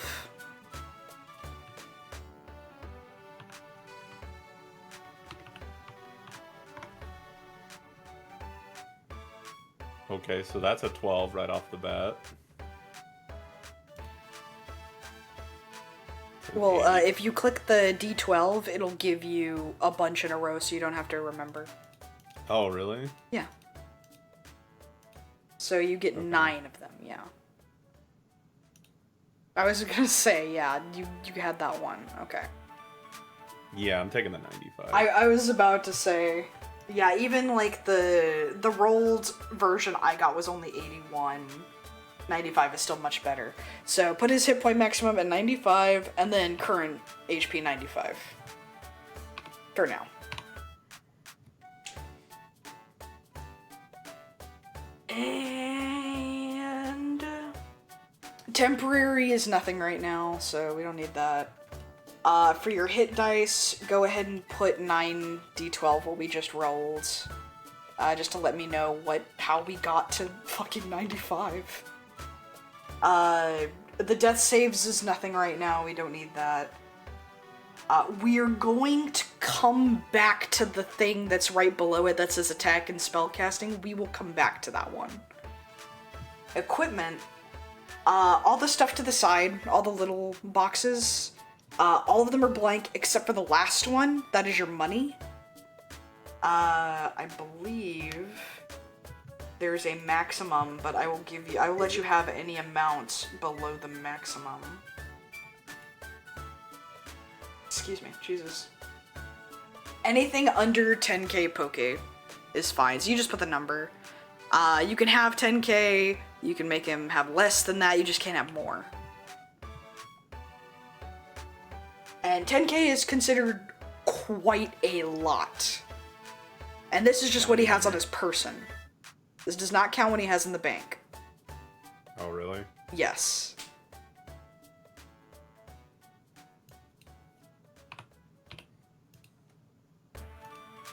So this is, yeah, like the money you're carrying around is basically for like either supplies or if you run into a merchant or something. And then for equipment, the way that I have it listed out is I have like leather pouch, and within that leather pouch, a compass, lockpicking tools, trap disarming kit, blah blah blah. So you can just list whatever he has on his person that is considered an item. So, and then that would also include any weapons he might have on him as well, whether they're active or non-active. Just anything you think he would feasibly have on his person at any given moment, especially like when we are starting out. You can start out with rations, you can start out with supplies, you can start out with just about anything. We can also add to this later, if need be. I might add to this later. My brain is not equipped to be thinking about equipment right now. Yeah, I was about to say, if you want to leave the site there, that is technically equipment that he would have. And we'll add more things. And then when we go back up to personality traits, Pokemon have these things called characteristics and natures. So I'm going to have you pick those. If you'd like to add other things, you can, but I specifically like having the nature and characteristic. Because this is Pokemon. So out of natures, because this is also just for flavor, you can put, let's see.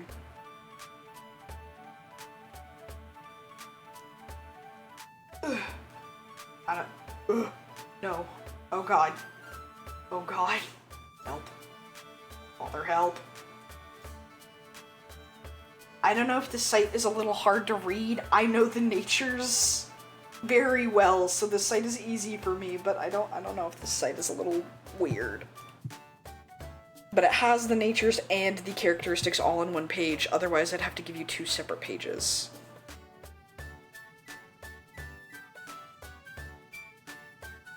And now this is for flavor, this won't affect anything. So you just put whatever fits his personality.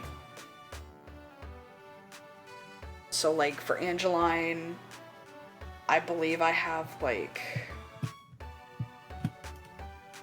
I have bold and strongly defiant, because that's just what she is.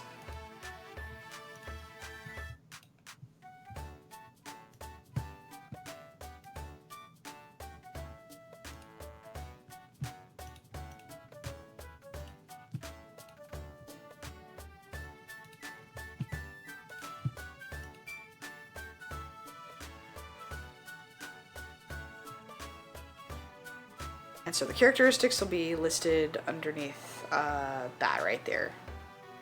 Scroll, yeah, right there. So all of the stuff within the quotation marks are characteristics.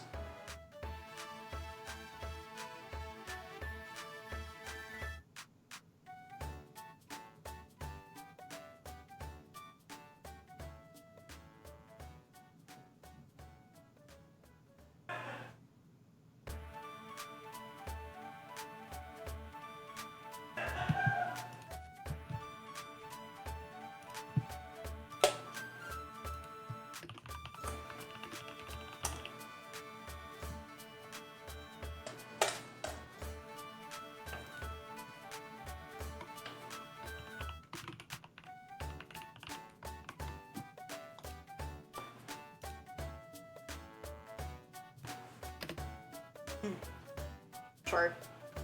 I'm eating.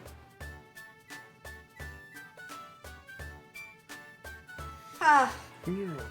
So ideals, you're going to put your goal for the campaign here. Criminal. Them criminals. Yeah, I've been saying criminal so much, I said it in the one shot, and I was like, fuck. I'm making it a joke. So now the Pucciana say criminal. They are not Southern. They just say criminal. They are not Southern. They are not Southern. They are not from the Southern town. They just say criminal.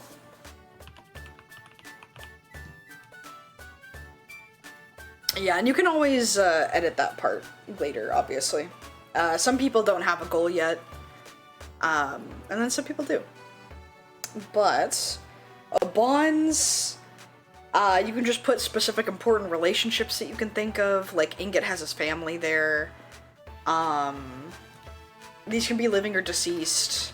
And then you can also continue this elsewhere on the sheet because it's such a small area. I don't know why the bonds is there. But for now, just the most important people. Which, yeah, that looks about right. And then flaws, this will be downsides to character's personality, or anything, like, any big physical downsides as well. Basically, why would you not want to be on a team with them? If you were choosing between a bunch of people and you could only see the downsides, what would you see on your person?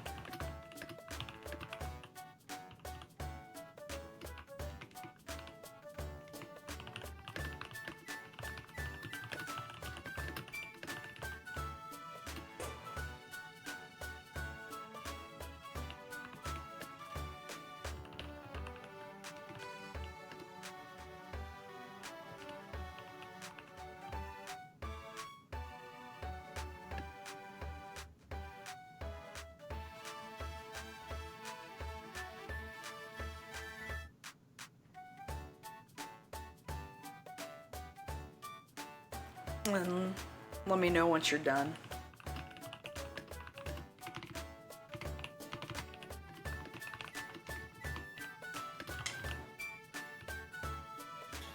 I could go on, but I'm not writing a novel there. Valid. Many downsides. We love a flawed character. For features and traits, you can list at the very top any quote-unquote held items or worn items that would basically be like Pokemon items. So like if you wanted him to have the Reaper Cloth, that is where you would list that. Right there. Yeah, right there. I let you guys have up to 3 worn/held items. So like berries, just general, like I said, just Pokemon items. You don't have to have all 3, you can have up to 3.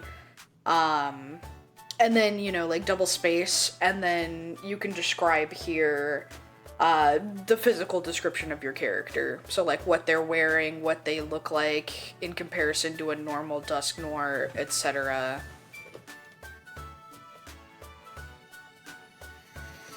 Okay. I'll have to fill that out a little more later.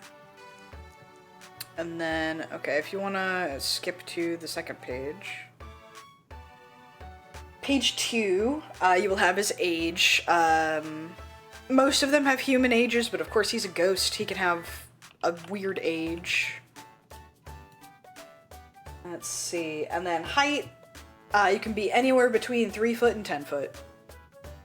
As long as it's not over 10 foot, I don't care how big you make him.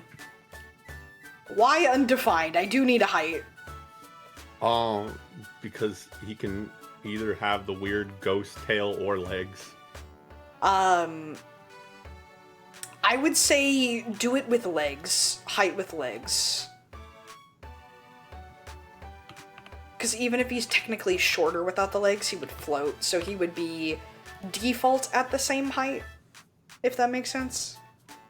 He can float higher or lower. I'd like to talk about the fact of this height, and yet he's able to stealthily and quickly dispatch foes. That is actually kind of horrific. Big dude. Big scary dude. Bro moves like a fucking spider. Let's see. So, weight is kind of like whatever feels right, because some things are made of metal and some things are literally air, so they might weigh nothing.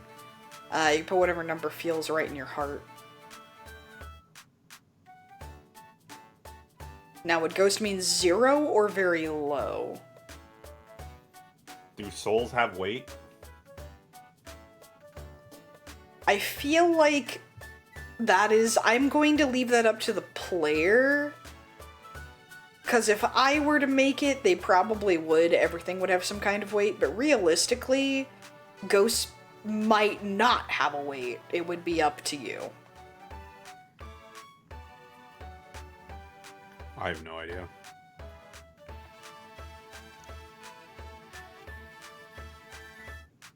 Let's see.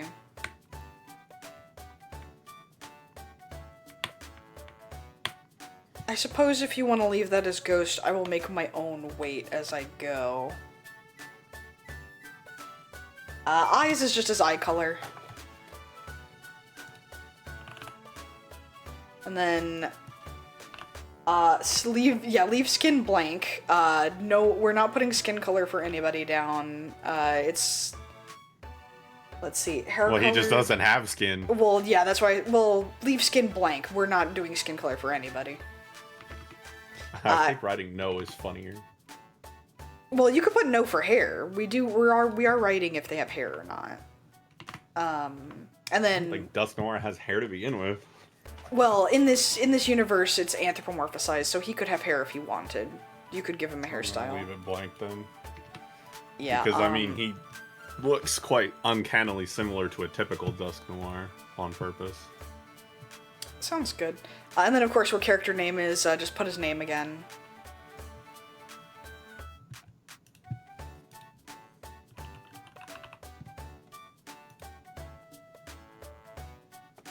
Let's see, we're skipping character appearance because that's like where you would put a picture. Allies and organizations, this is all of his past and present, anything he's been affiliated with, so any guilds, any schools, any teams, anything.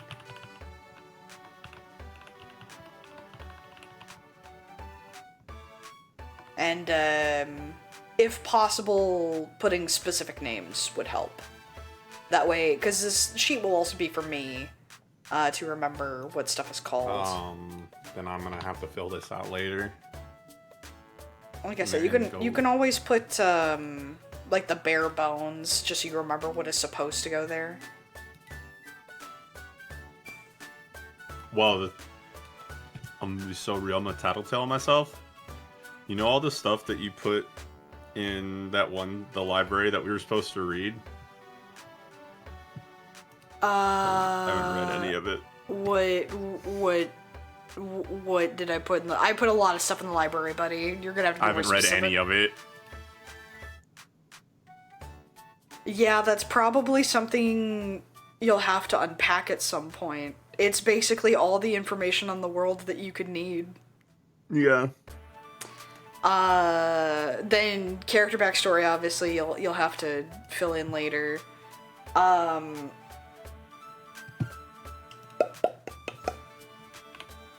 Additional features and traits. That's kind of an extra box. If any box feels like it's too small, you can put, like, extra things there and then just, like, say, like, in parentheses, like, basically this is a continuation of X box, and then, put stuff, like, whatever. And then, treasure is anything valuable you might have on your person, so for now, more than likely everyone has nothing, so you can leave that one blank. He doesn't carry things like that on his person. Well, plus it's also, like, treasure would refer to, like, really defined things. Like, not just, like, gems, those would be items. No, these I would know, be, like if, blessed items and things like that. That's, or, like, mementos or stuff like that. Well, even so, I'd say even more special than that. A memento you could put on your equipment. But those are things that would have to be workshopped with me. So for now, I'm pretty sure no one has any of that. This page scares me. I don't like this page. So, okay, so hold on. So before you get scared, Hi, Sammy! Shrimply listening. Hi, Sammy! Dead weight. Oh my god, Sammy. Why are you talking about me like that? So, under spellcasting class, at the top of the page, I just need you to put Dusknoir, and then in parentheses 50, which is his level, so that way you know while you're working on this page, hey, that's the Pokemon and that's the level they're working with. All that other shit, blank. Cantrips, blank. Under 1, not the first box, but the second box, you're going to put egg moves. And then here is, let's say he inherited a move from his parents. That is, you would have to look up the Bulbapedia of Dusknoir and look under that list of moves. Do you want me to just do it for you? Or like, because you're gonna have to write down all of his leveled moves anyway. I can go over some of the egg moves with you. Do it later. Okay, then we'll just do the level up set for now. Trying not to overwhelm myself right now. Oh, you're good, you're good. So in the second box for 2, you're gonna put TM moves. And so I allow you guys. I put restrict your TM moves to 10 or less. And if there are any level up, like any moves that you can learn upon level up, you are not allowed to learn them early as a TM. Just to balance things out. But you're pretty high leveled, so I don't think that's going to be too much of an issue. So later on, you can parse through his TM moves, and you can figure that one out. Do me a favor. Don't tell the rest of the party how high level I am. I want to see what they do.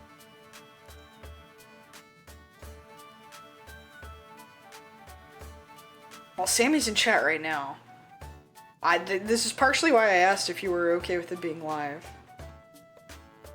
I'm not showing anything, but I'm sure I've mentioned it, because I've had to help you with the math. Man.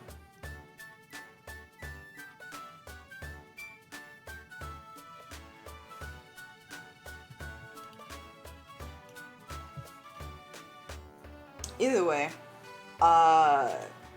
so under 3 is going to be level moveset.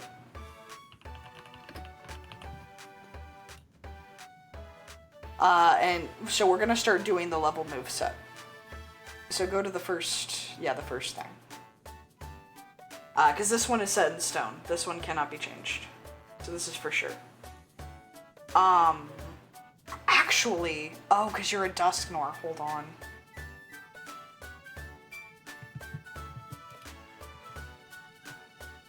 So I'm gonna ask a very silly question.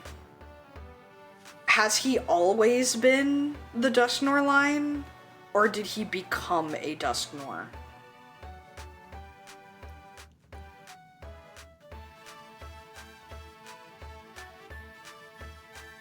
I'm not gonna lie, I wasn't ready for that question. Yeah, no, I don't think I was ready for it either. I'm not gonna lie. Put a pin in it, we'll come back to it later. Okay. Alright, so just to let you know for later, I'm gonna put this in your head so that you might forget, but if I tell you, then you'll remember and you'll be like, oh, I remember talking about that. You can use the Dusknoir level set, that would make everything easier. But if you so preferred, if there were any differences, if he was previously a Duskull, you could put moves there from when he was a Duskull and, like, beyond. But if he died and was instantly a Dusknoir, he would just have the Dusknoir moves. He wouldn't have anything from when he was alive. He would be a completely new person at that point. Sounds like I'm gimping myself if I choose that route. Well, you're not. It would give you a lot of opportunity for background things. It's just your starting out thing. It would be just because you're not getting, at least usually, you're not getting a lot of amazing moves by choosing some moves from previous evolutions. It just gives you some leeway. especially if there are moves he used to know as a younging, then he would still know them as an older ghost. Because you know how, like, you catch a Pokemon in the wild at a lower level and it doesn't know anything from the previous evolution for some fucking reason? I'm not doing that. I'm allowing you to have stuff from your previous evolutions if it makes sense. So, you can come back to that.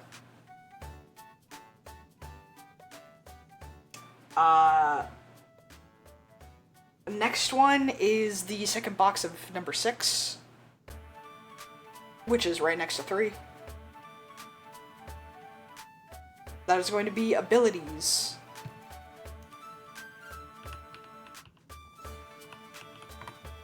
So for the first line, you're going to put primary.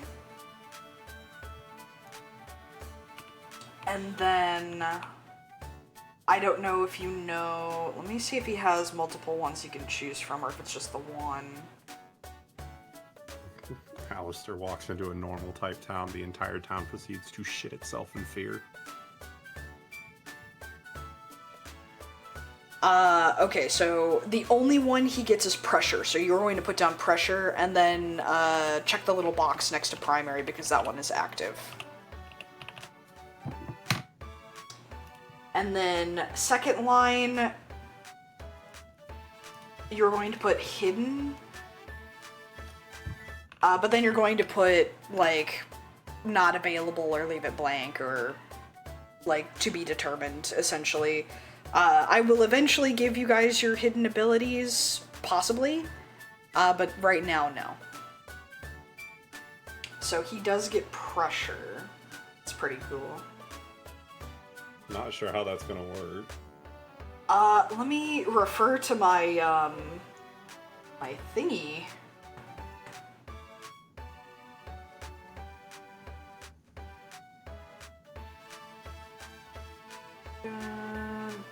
Is good north. Any move targeting this Pokemon directly, non-area of effect moves, reduce power points by 2 instead of 1 when activated. So essentially, attacking moves against you use up more power points, which means the enemy has less of them. The power points are kind of like spell slots, sort of. It'll make sense once we're in it. Essentially, I just make people burn their spell slots really fast. Yeah, in basic terms.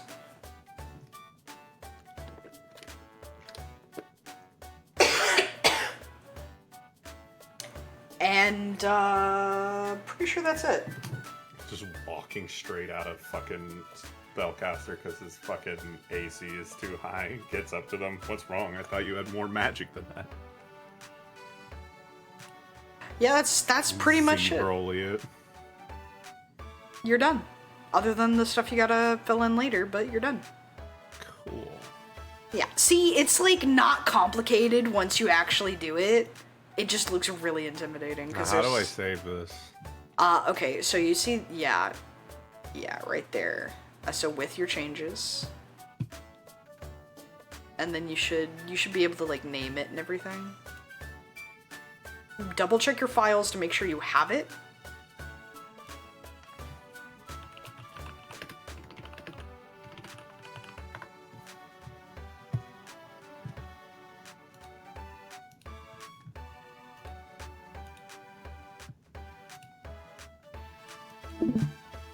Okay, you got it? I'm looking. Hi, Mono. I'm glad you're off work. Last call wasn't the best, but overall was good. Okay. Being a ghost type must suck if the Pokedex has anything to go by. Yeah, just a little.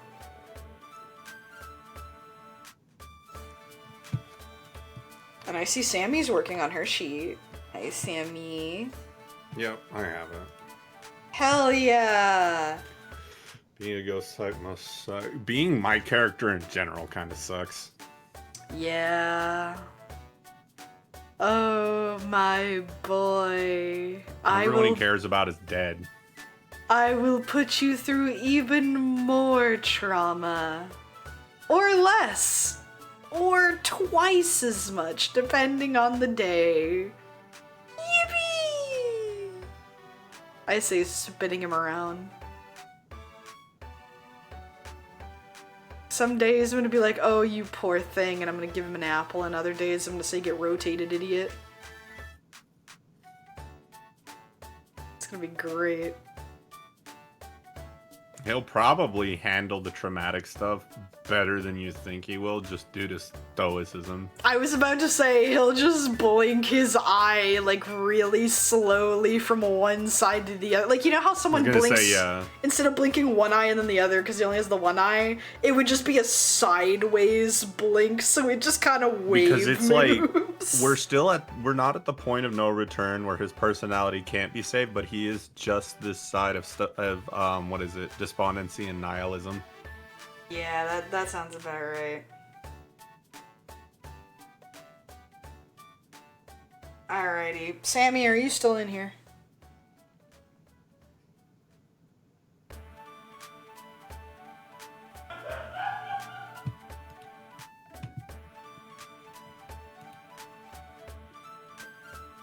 I wish I could be that loud.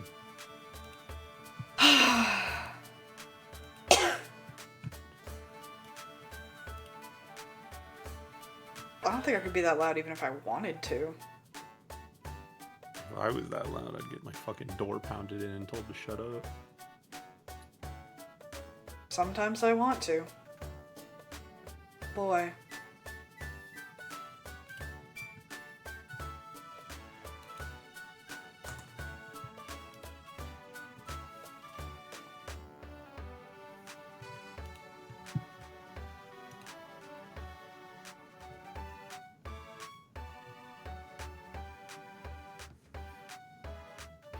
Lucky is still not home from Costco.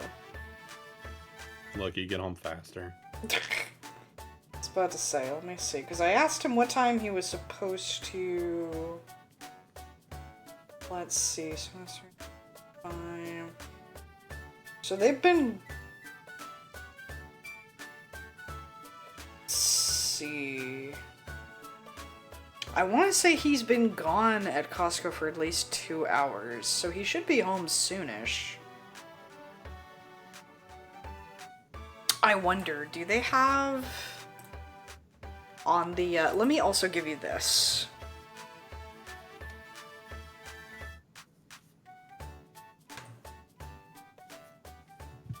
That specific page should be the Dusk Noir page of the sprites. Yeah. I love these sprites so much.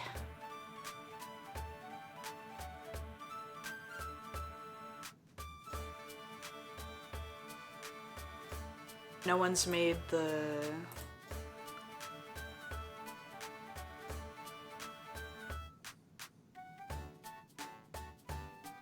alternate emotions for his particular Taurus yet, but he does have a default. So that's something.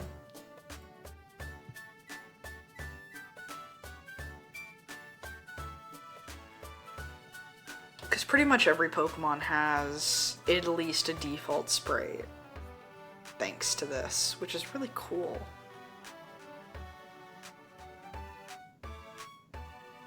And there's a lot of Pokemon that have more sprites than I would have thought.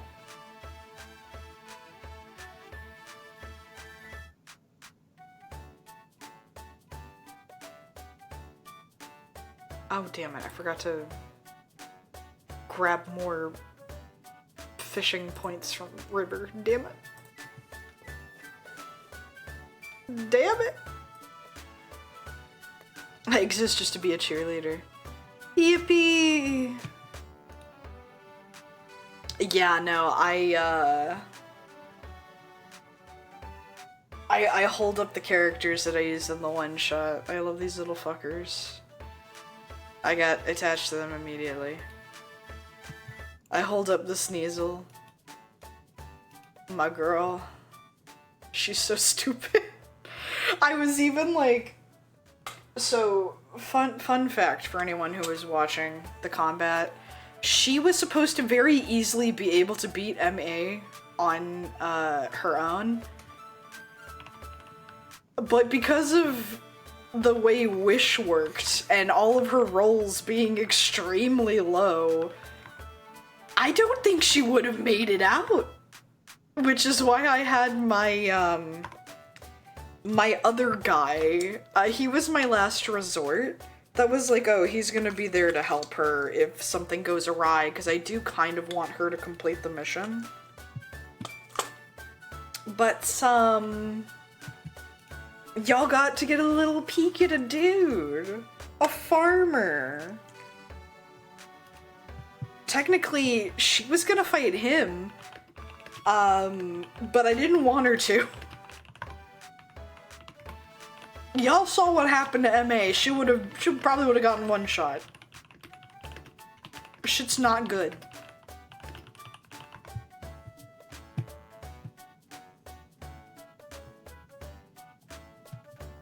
So yeah, y'all get a little sneak peek at Gray.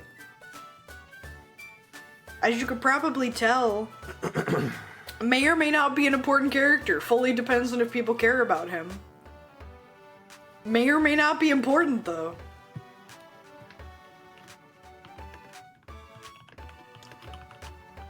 If you were not here for that part, Mono, Gray is a monochrome colored Leafeon. So instead of green leaves, he has gray leaves. Hence the name Gray. Gray will live till the end, trust. I don't know. He's pretty strong, though, to be fair. To be fair, he's pretty strong. Ugh.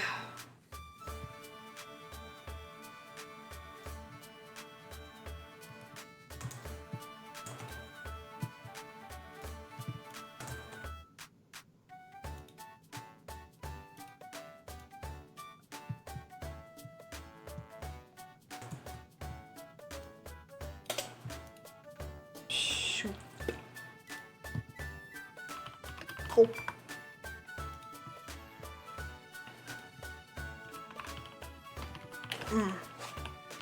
God. Here's some good fucking noodles.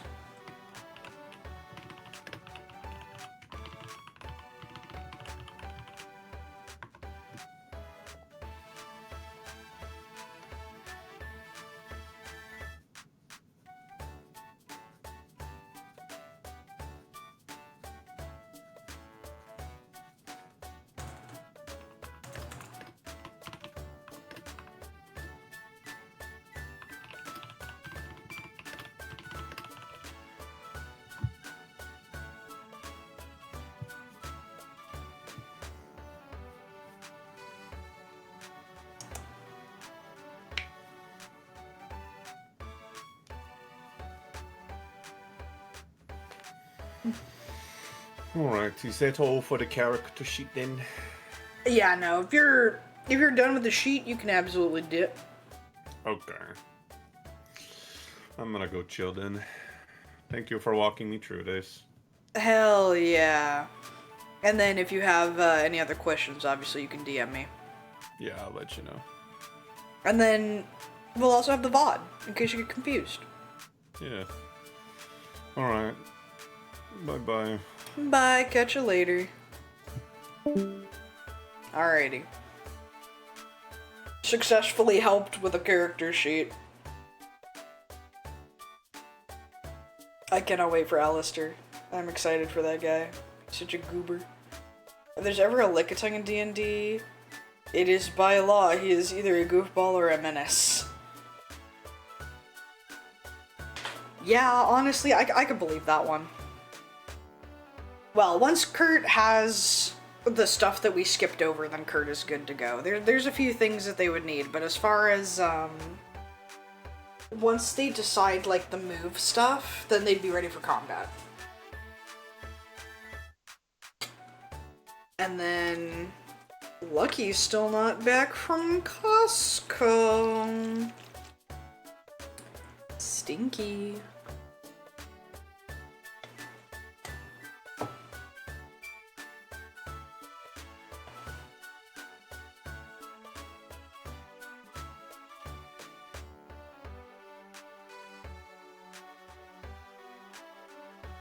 I delete Alistair and then I bring my girl back.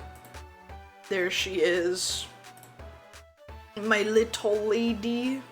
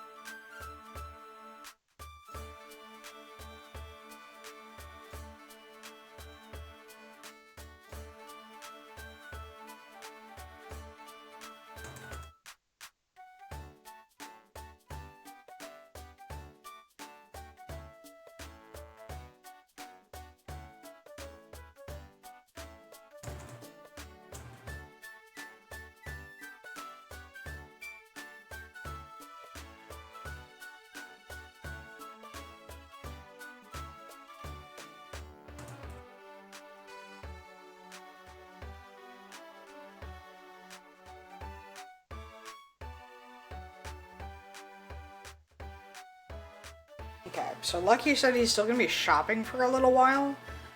So, I'm going to find something to work on, possibly.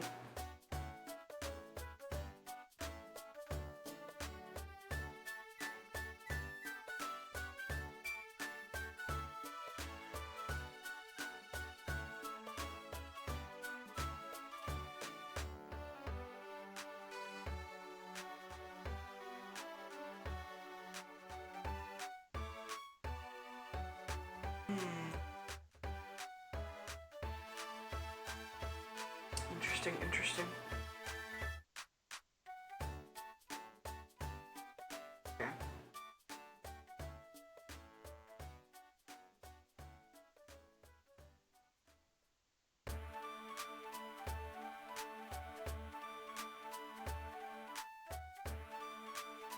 I shouldn't have added anything. Oh, right. Right. Nah. I'm not saving this. I had on MA's sheet, he's at 1 HP and he has been KO'd. I was like, oh no, by the time you see him again, he'll be fine. MA will return. A nuisance he is.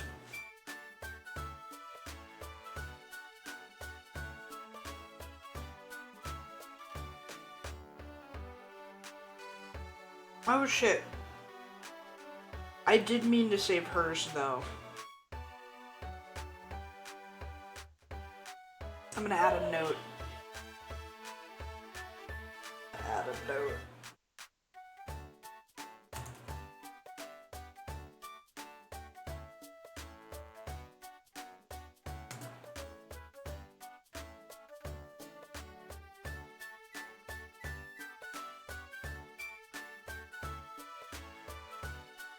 That was the one thing I needed to edit for her. But yeah, no, this went so much smoother than I thought it was going to.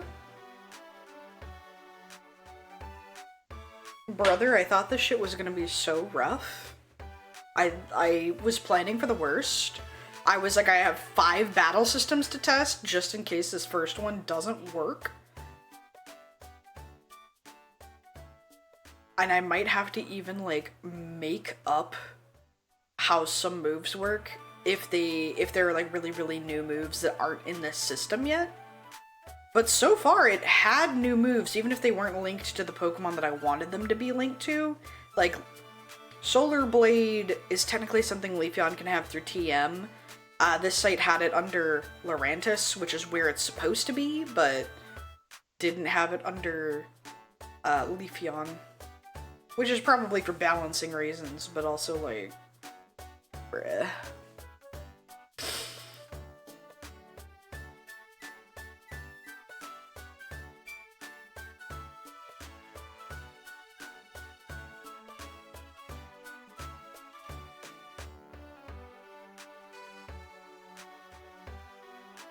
Oh.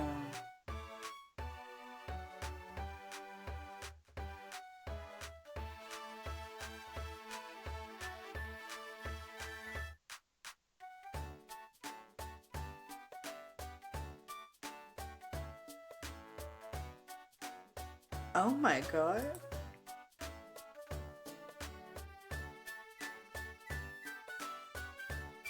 Oh my god. This is a little creature.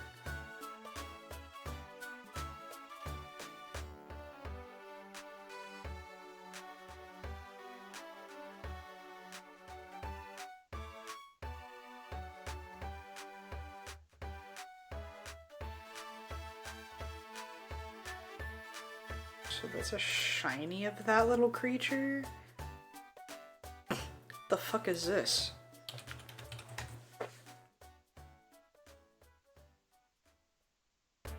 Oh no, that's not the right word. Oh, this is a beta Pokemon.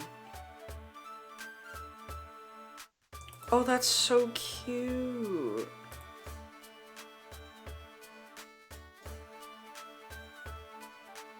Oh my god, they even have sprites for Gekakwa. There's 2 normal things for Pombon. It has idle and rotate. Oh my god.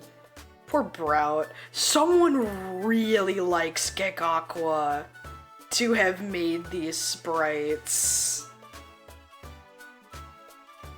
Oh my god, I feel like this is right when Gekako was released. Someone made a bunch of sprites for them. Someone really likes them.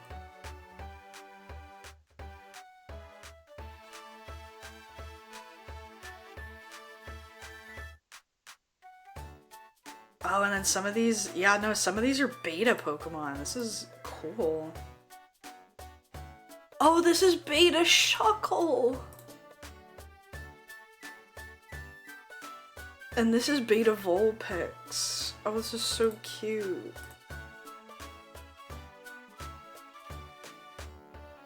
Oh my god. There's even shit for eggs.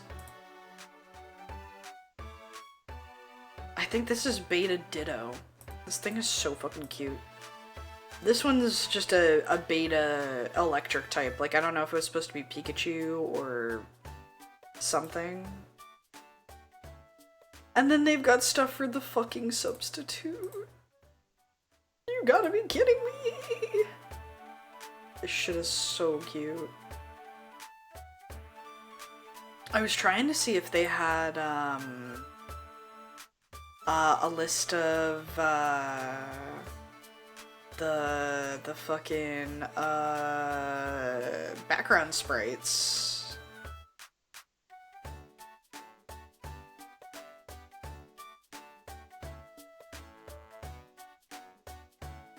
But yeah, no, the shiny Lucario sprites literally just got updated. It's crazy. About 4 days ago.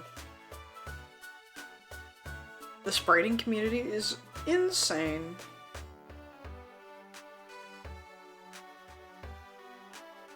I want to write down that character creation started around 3 hours in for ease of the future.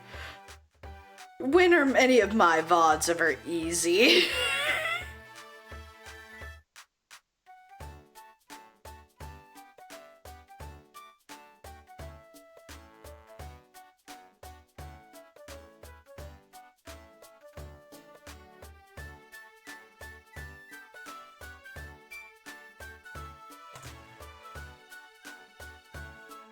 I mean, when you go back to reference it, nah, it'll be fine. For me, I'll see the thumbnail where I'll see that I'm back in Treasure Town, and I'll know, and then I'll have little Dustanor on the screen, and that is where I will know I've been working on Alistair, my sweet boy.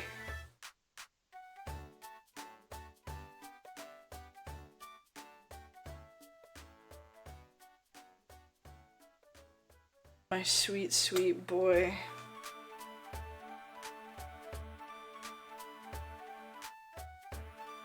I love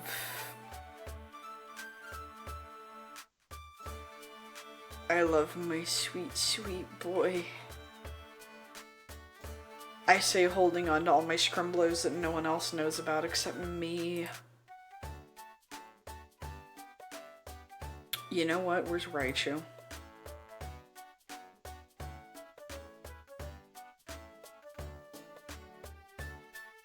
my god, there's a Mega X and a Mega Y.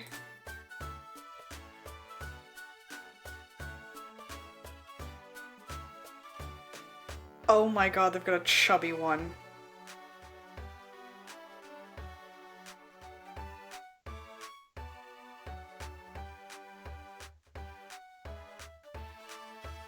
Why is he so fucking cute?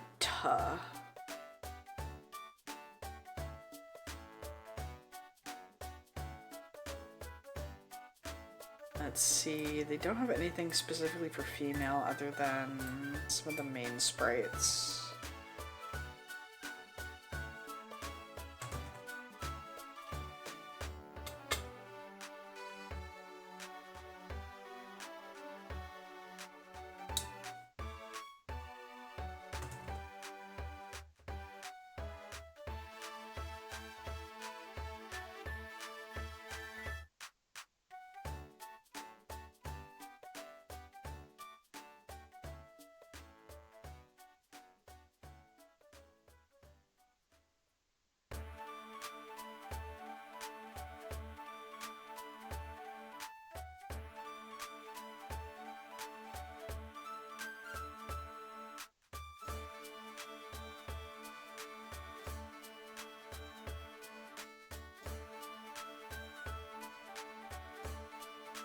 Hypothetically speaking, of course.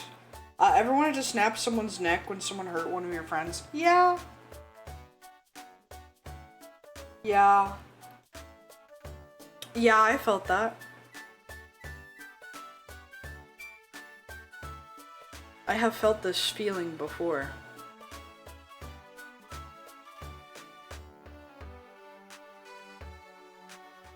Oh my god, I have to look at the fucking Jigglypuff. Jigglypuff's sprites look so stupid. Oh, I love you, Jigglypuff. Oh wait, no, the alternate one looks so cute. Oh, okay, the alternate one is... The alternate one is actually so cute. I'm generally trying to look at all the NPC sprites to see what they would look like. Off the top of my head, we also have Mightyena.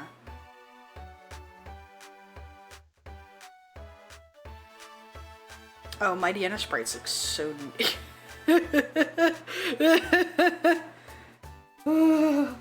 There's a silly one.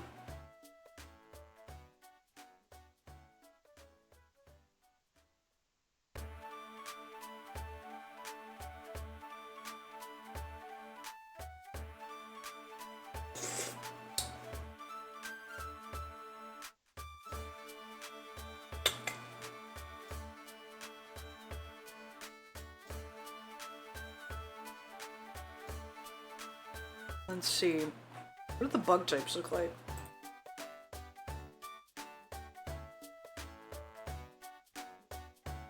Caterpie has some good ones.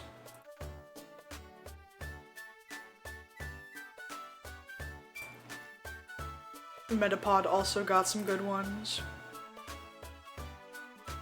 Butterfree looks so fucking sad in almost all of these, even though some of them are happy. Why does she look so sad? Oh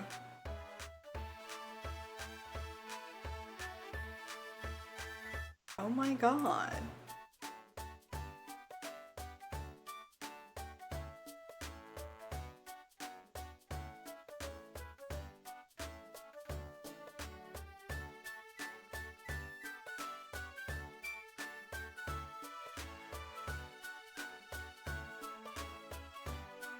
Weedle looks kind of funny. Kakuna, oh my god. Beedrill! Oh my god, the Beedrill looks great. Wait, hold on. Speaking of bugs. I was gonna look at all the bugs, but I have very specific bugs I want to look at now. Where? Scyther. I never understood why Shiny Butterfree wasn't pink like in the anime. They had the template. You know what, actually? Do they have pink Butterfree in the sprites?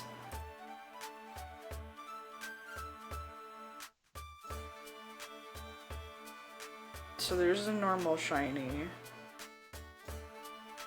Alt color shiny.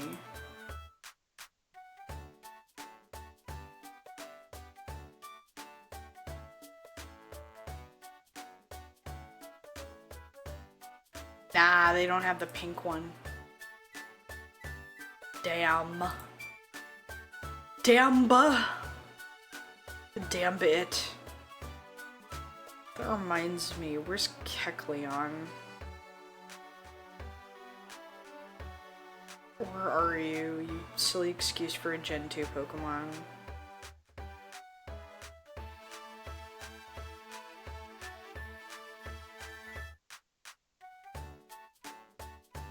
Where is he? Where did he go? He's one of these green motherfuckers. I know he is.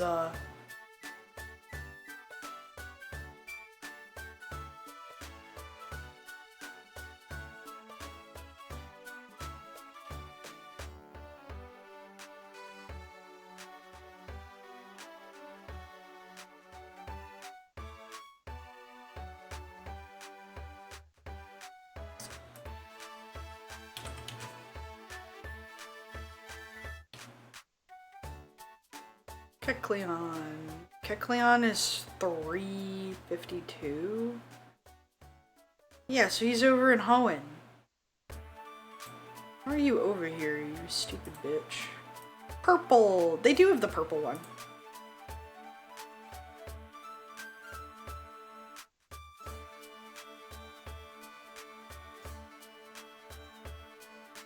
The shiny is almost indistinguishable from the normal one.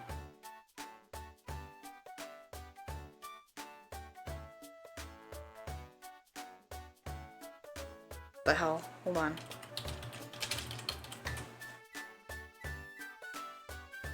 Oh, is it because it's the same, just his band is a different color?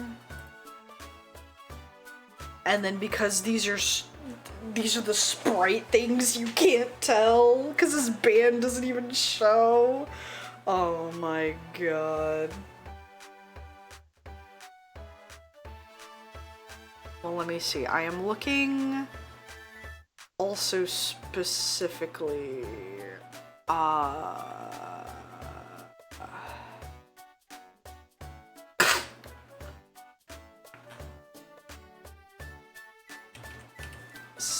Scizor, and then also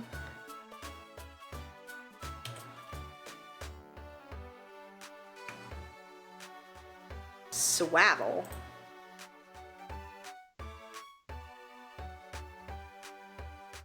Scizor's got some decent sprites. Alt color. Got one thing for the Mega. They've got the beta one.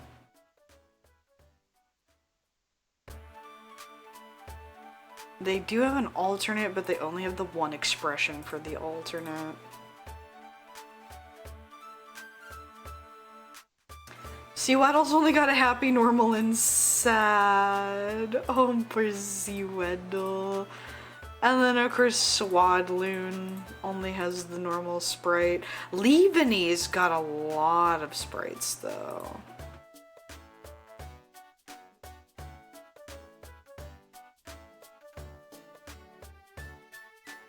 Sometimes you can tell when these sprites are handmade, but that kind of makes it even better.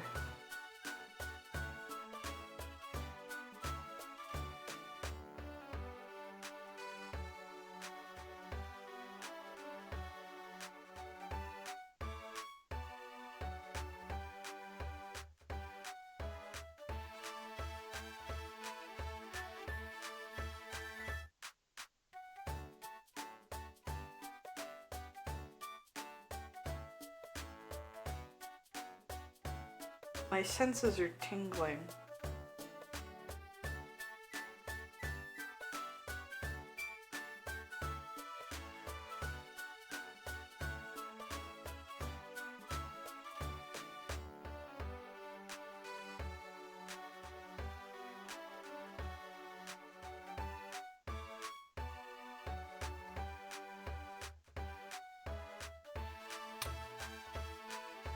Something just happened.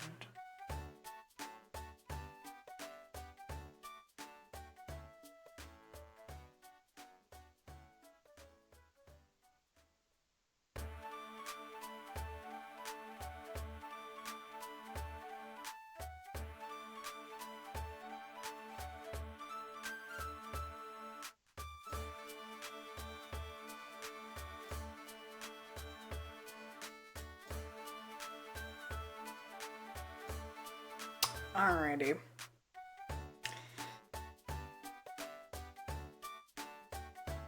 I am going live while I have not too much to do.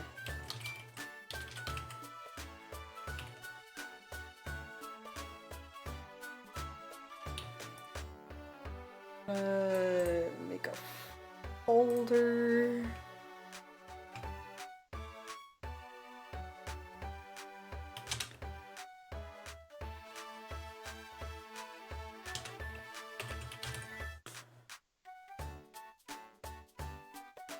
What did I call this shit? Wildflower. I was like, it's not Wild Prairie Dreams, it's something else. Wildflower Prairie Dreams.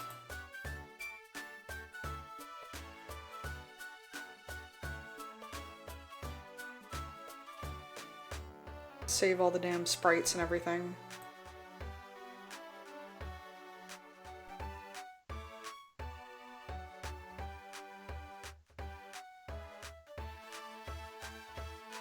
Can I suggest another emote? You can suggest as many as you want, Mono. I told you.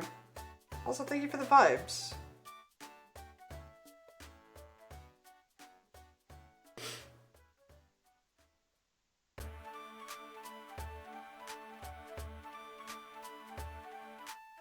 Let's see. Rename.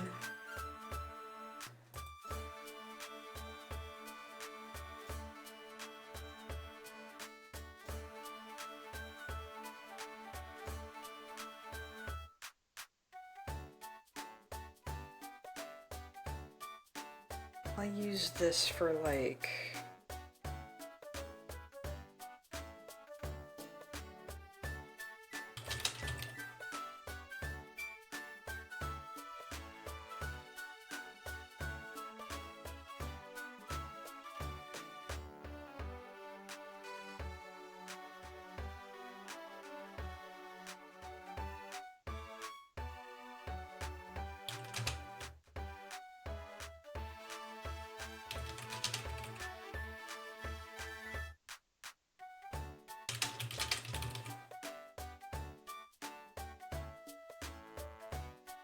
that.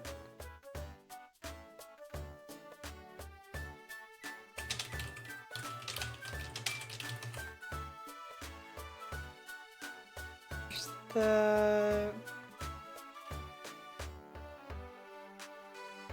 That one can stay that name.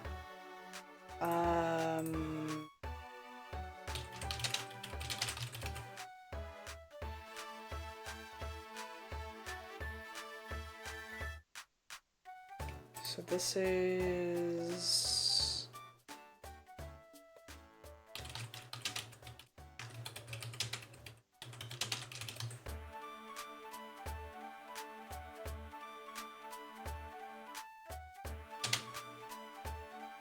Pokemon Square. This is friend areas.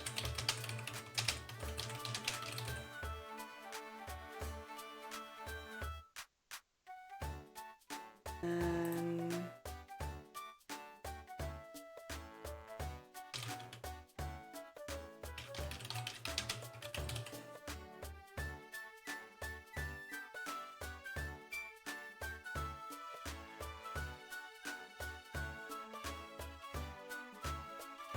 here, town got moved. Give me a minute.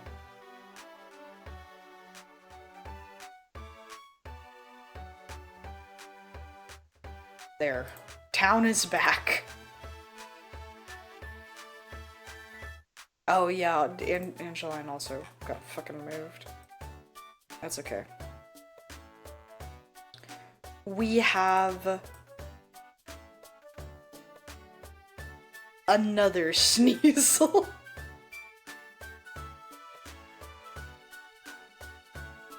We're gonna name that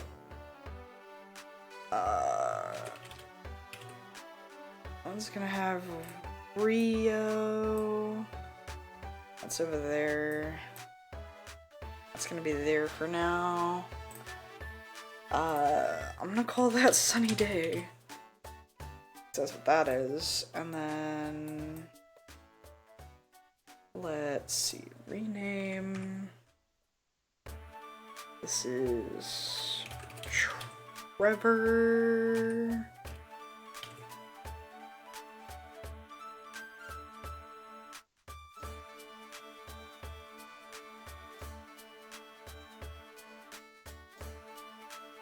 Thank you for the hydrate. Grab my damn water. Random thought occurred to me. How about the raccoon character holding a bomb and the pose like it's about to chuck it for like a raid? Ooh. Perhaps, if you could write it in the emote suggestion, I am less likely to lose it there.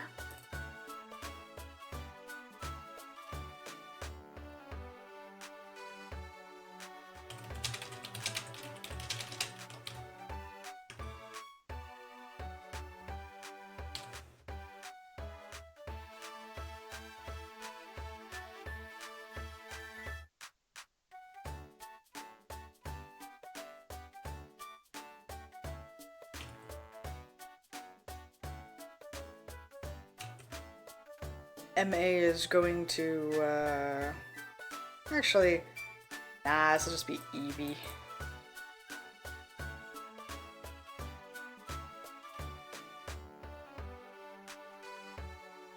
Eevee. Rename Eevee.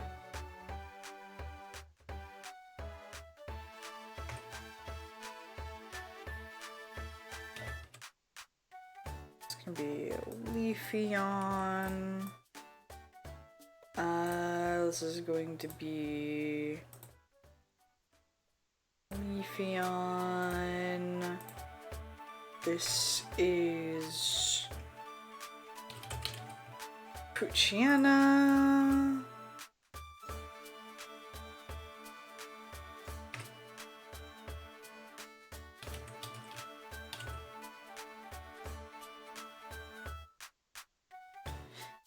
There we go. That way a lot of my stuff is all together. And I'm just gonna put it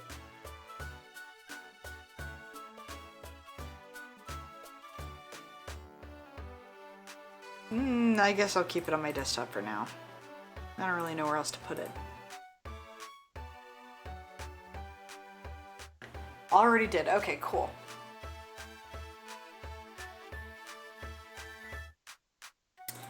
Let's see. When did Lucky say 45 minutes ago? Still gonna be out another 45 minutes. Let's see, so that's... I still got another 20 minutes. But my wife also isn't answering me.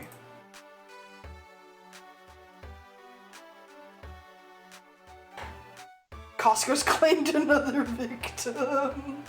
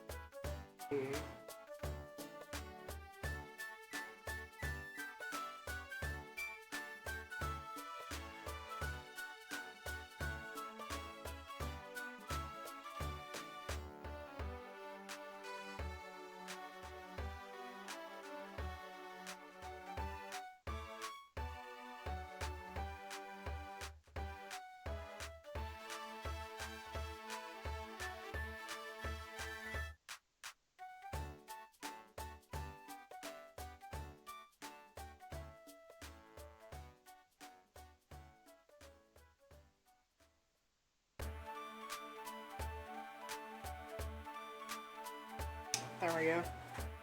I had to look forever. I was trying to look for... I'm trying to look for, like, whenever I reply to someone, I do like to use rats. But I was like, I wonder if Stuart Little has any good gifs of, like, Stuart.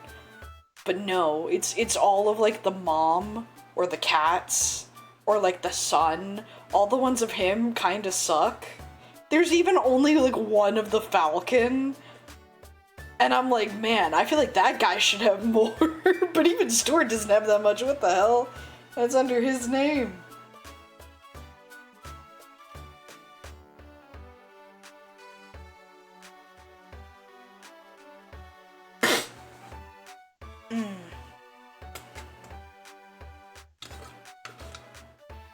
I feel like I'm willing to wait here, specifically because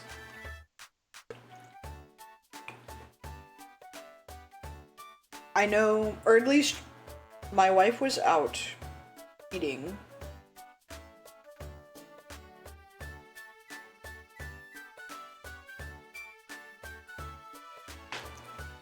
But that was 3 hours ago. So I feel like she should be home by now. But she won't answer me now. And I don't know if it's because she's got busy with something or if it's because she doesn't want to bother me.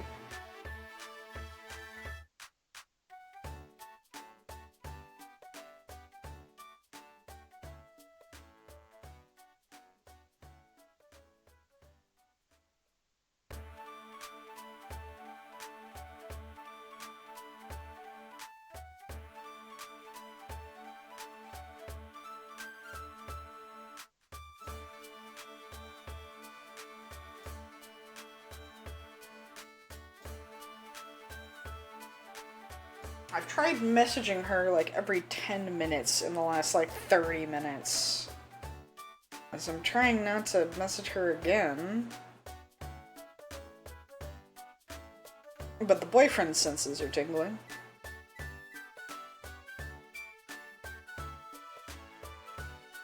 Probably just getting settled maybe? I hope she's still out, because I know the second she's home it takes her 2 seconds to settle in. The only reason she wouldn't be answering is because it's like, you're still alive, I don't want to bother you. Blah, blah, blah.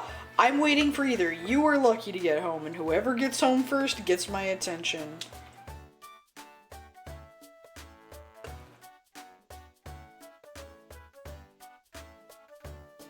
Food.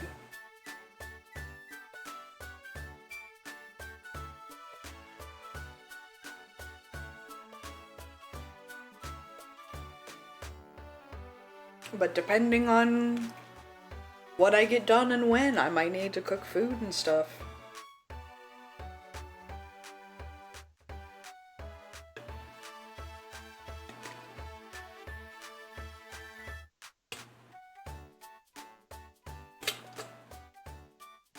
Because I don't even have to do Lucky stuff live, I can do it with him off.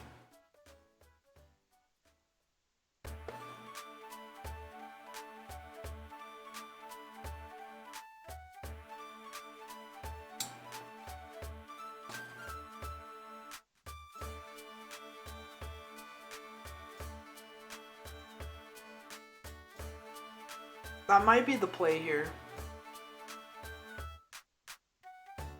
How are the donos? They've been great so far. I can cross this off the list, actually. We are at 27%, $150 donated.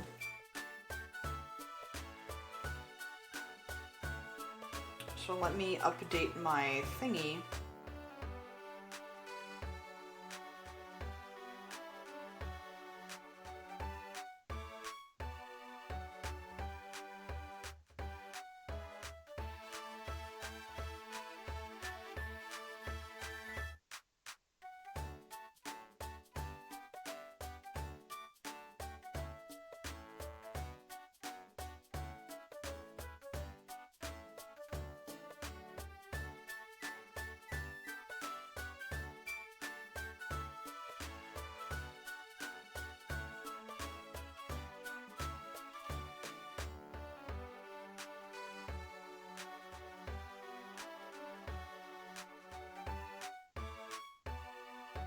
Move things up fucking manually.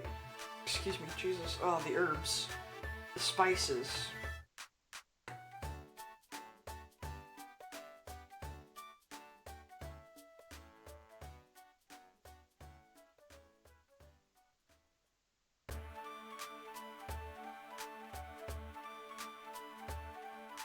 Oh, my wife.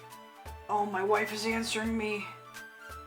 Oh, my wife is answering me right as I'm in the middle of a task. Why does she always do this?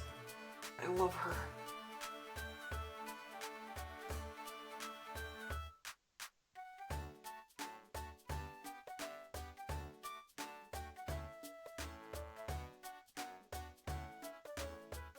Okay, she's home. She's home, she's home. I'll update my schedule while I'm talking to her. I'm gonna go talk to my wife. Wife. Bongo cat turns into big giant bits on the table. Wife.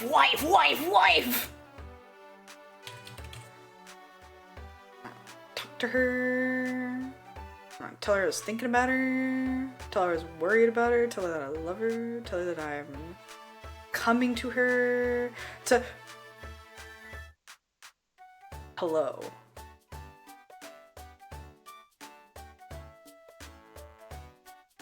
Hi, honey.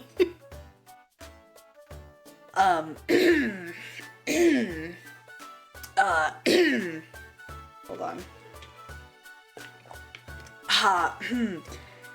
Puts hand against the wall. Hey. Hey, what's up? A dumb Bobby? Don't call me a dumb Bobby. Even though I am.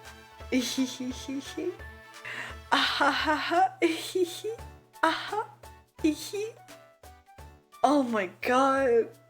I need to tell you about something, but not on stream. Not on stream. I can't call myself out like this. Where am I? Look at D. I'm scared. Ah! Wait. Like live or no? Live or no? Do I wait to end stream?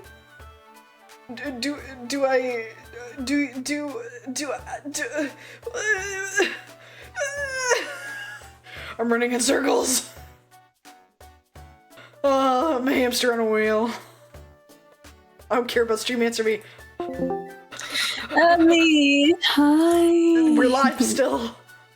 I don't care. Hello, I miss you. Do it. Tear, that's not for you, that's for her. I missed you so much, pretty boy. Guys, I gotta find someone to raid, like, right now. I gotta find someone to raid, like, right now! Who am I throwing y'all at? Anyone, I don't mind.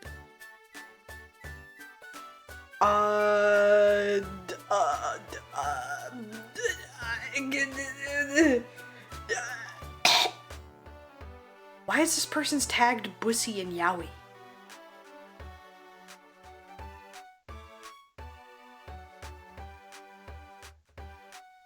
What is my suggested?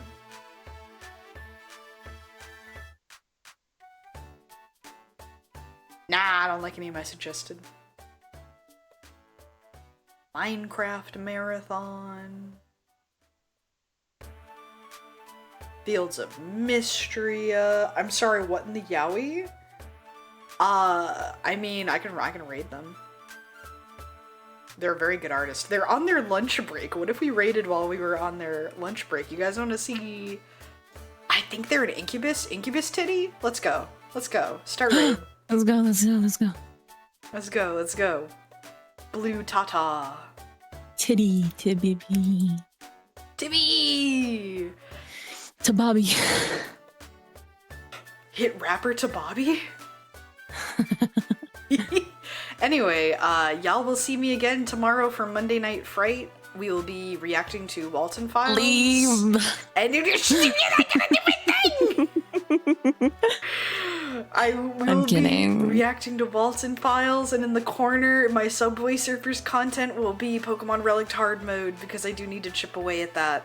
And one of these next streams, my love, we reached an incentive where I can only play Psychosurgery on stream. Would you like to do that with me? If you didn't invite me, I would have been so fucking sad. Of course I want to play Psychosurgery. We'll figure out a day for that one, folks. But for now, I'll see you tomorrow evening. Goodbye, goodbye. Say goodbye, honey. Goodbye, sweeties. Thank you for watching my dumb clown. Bye! Bye.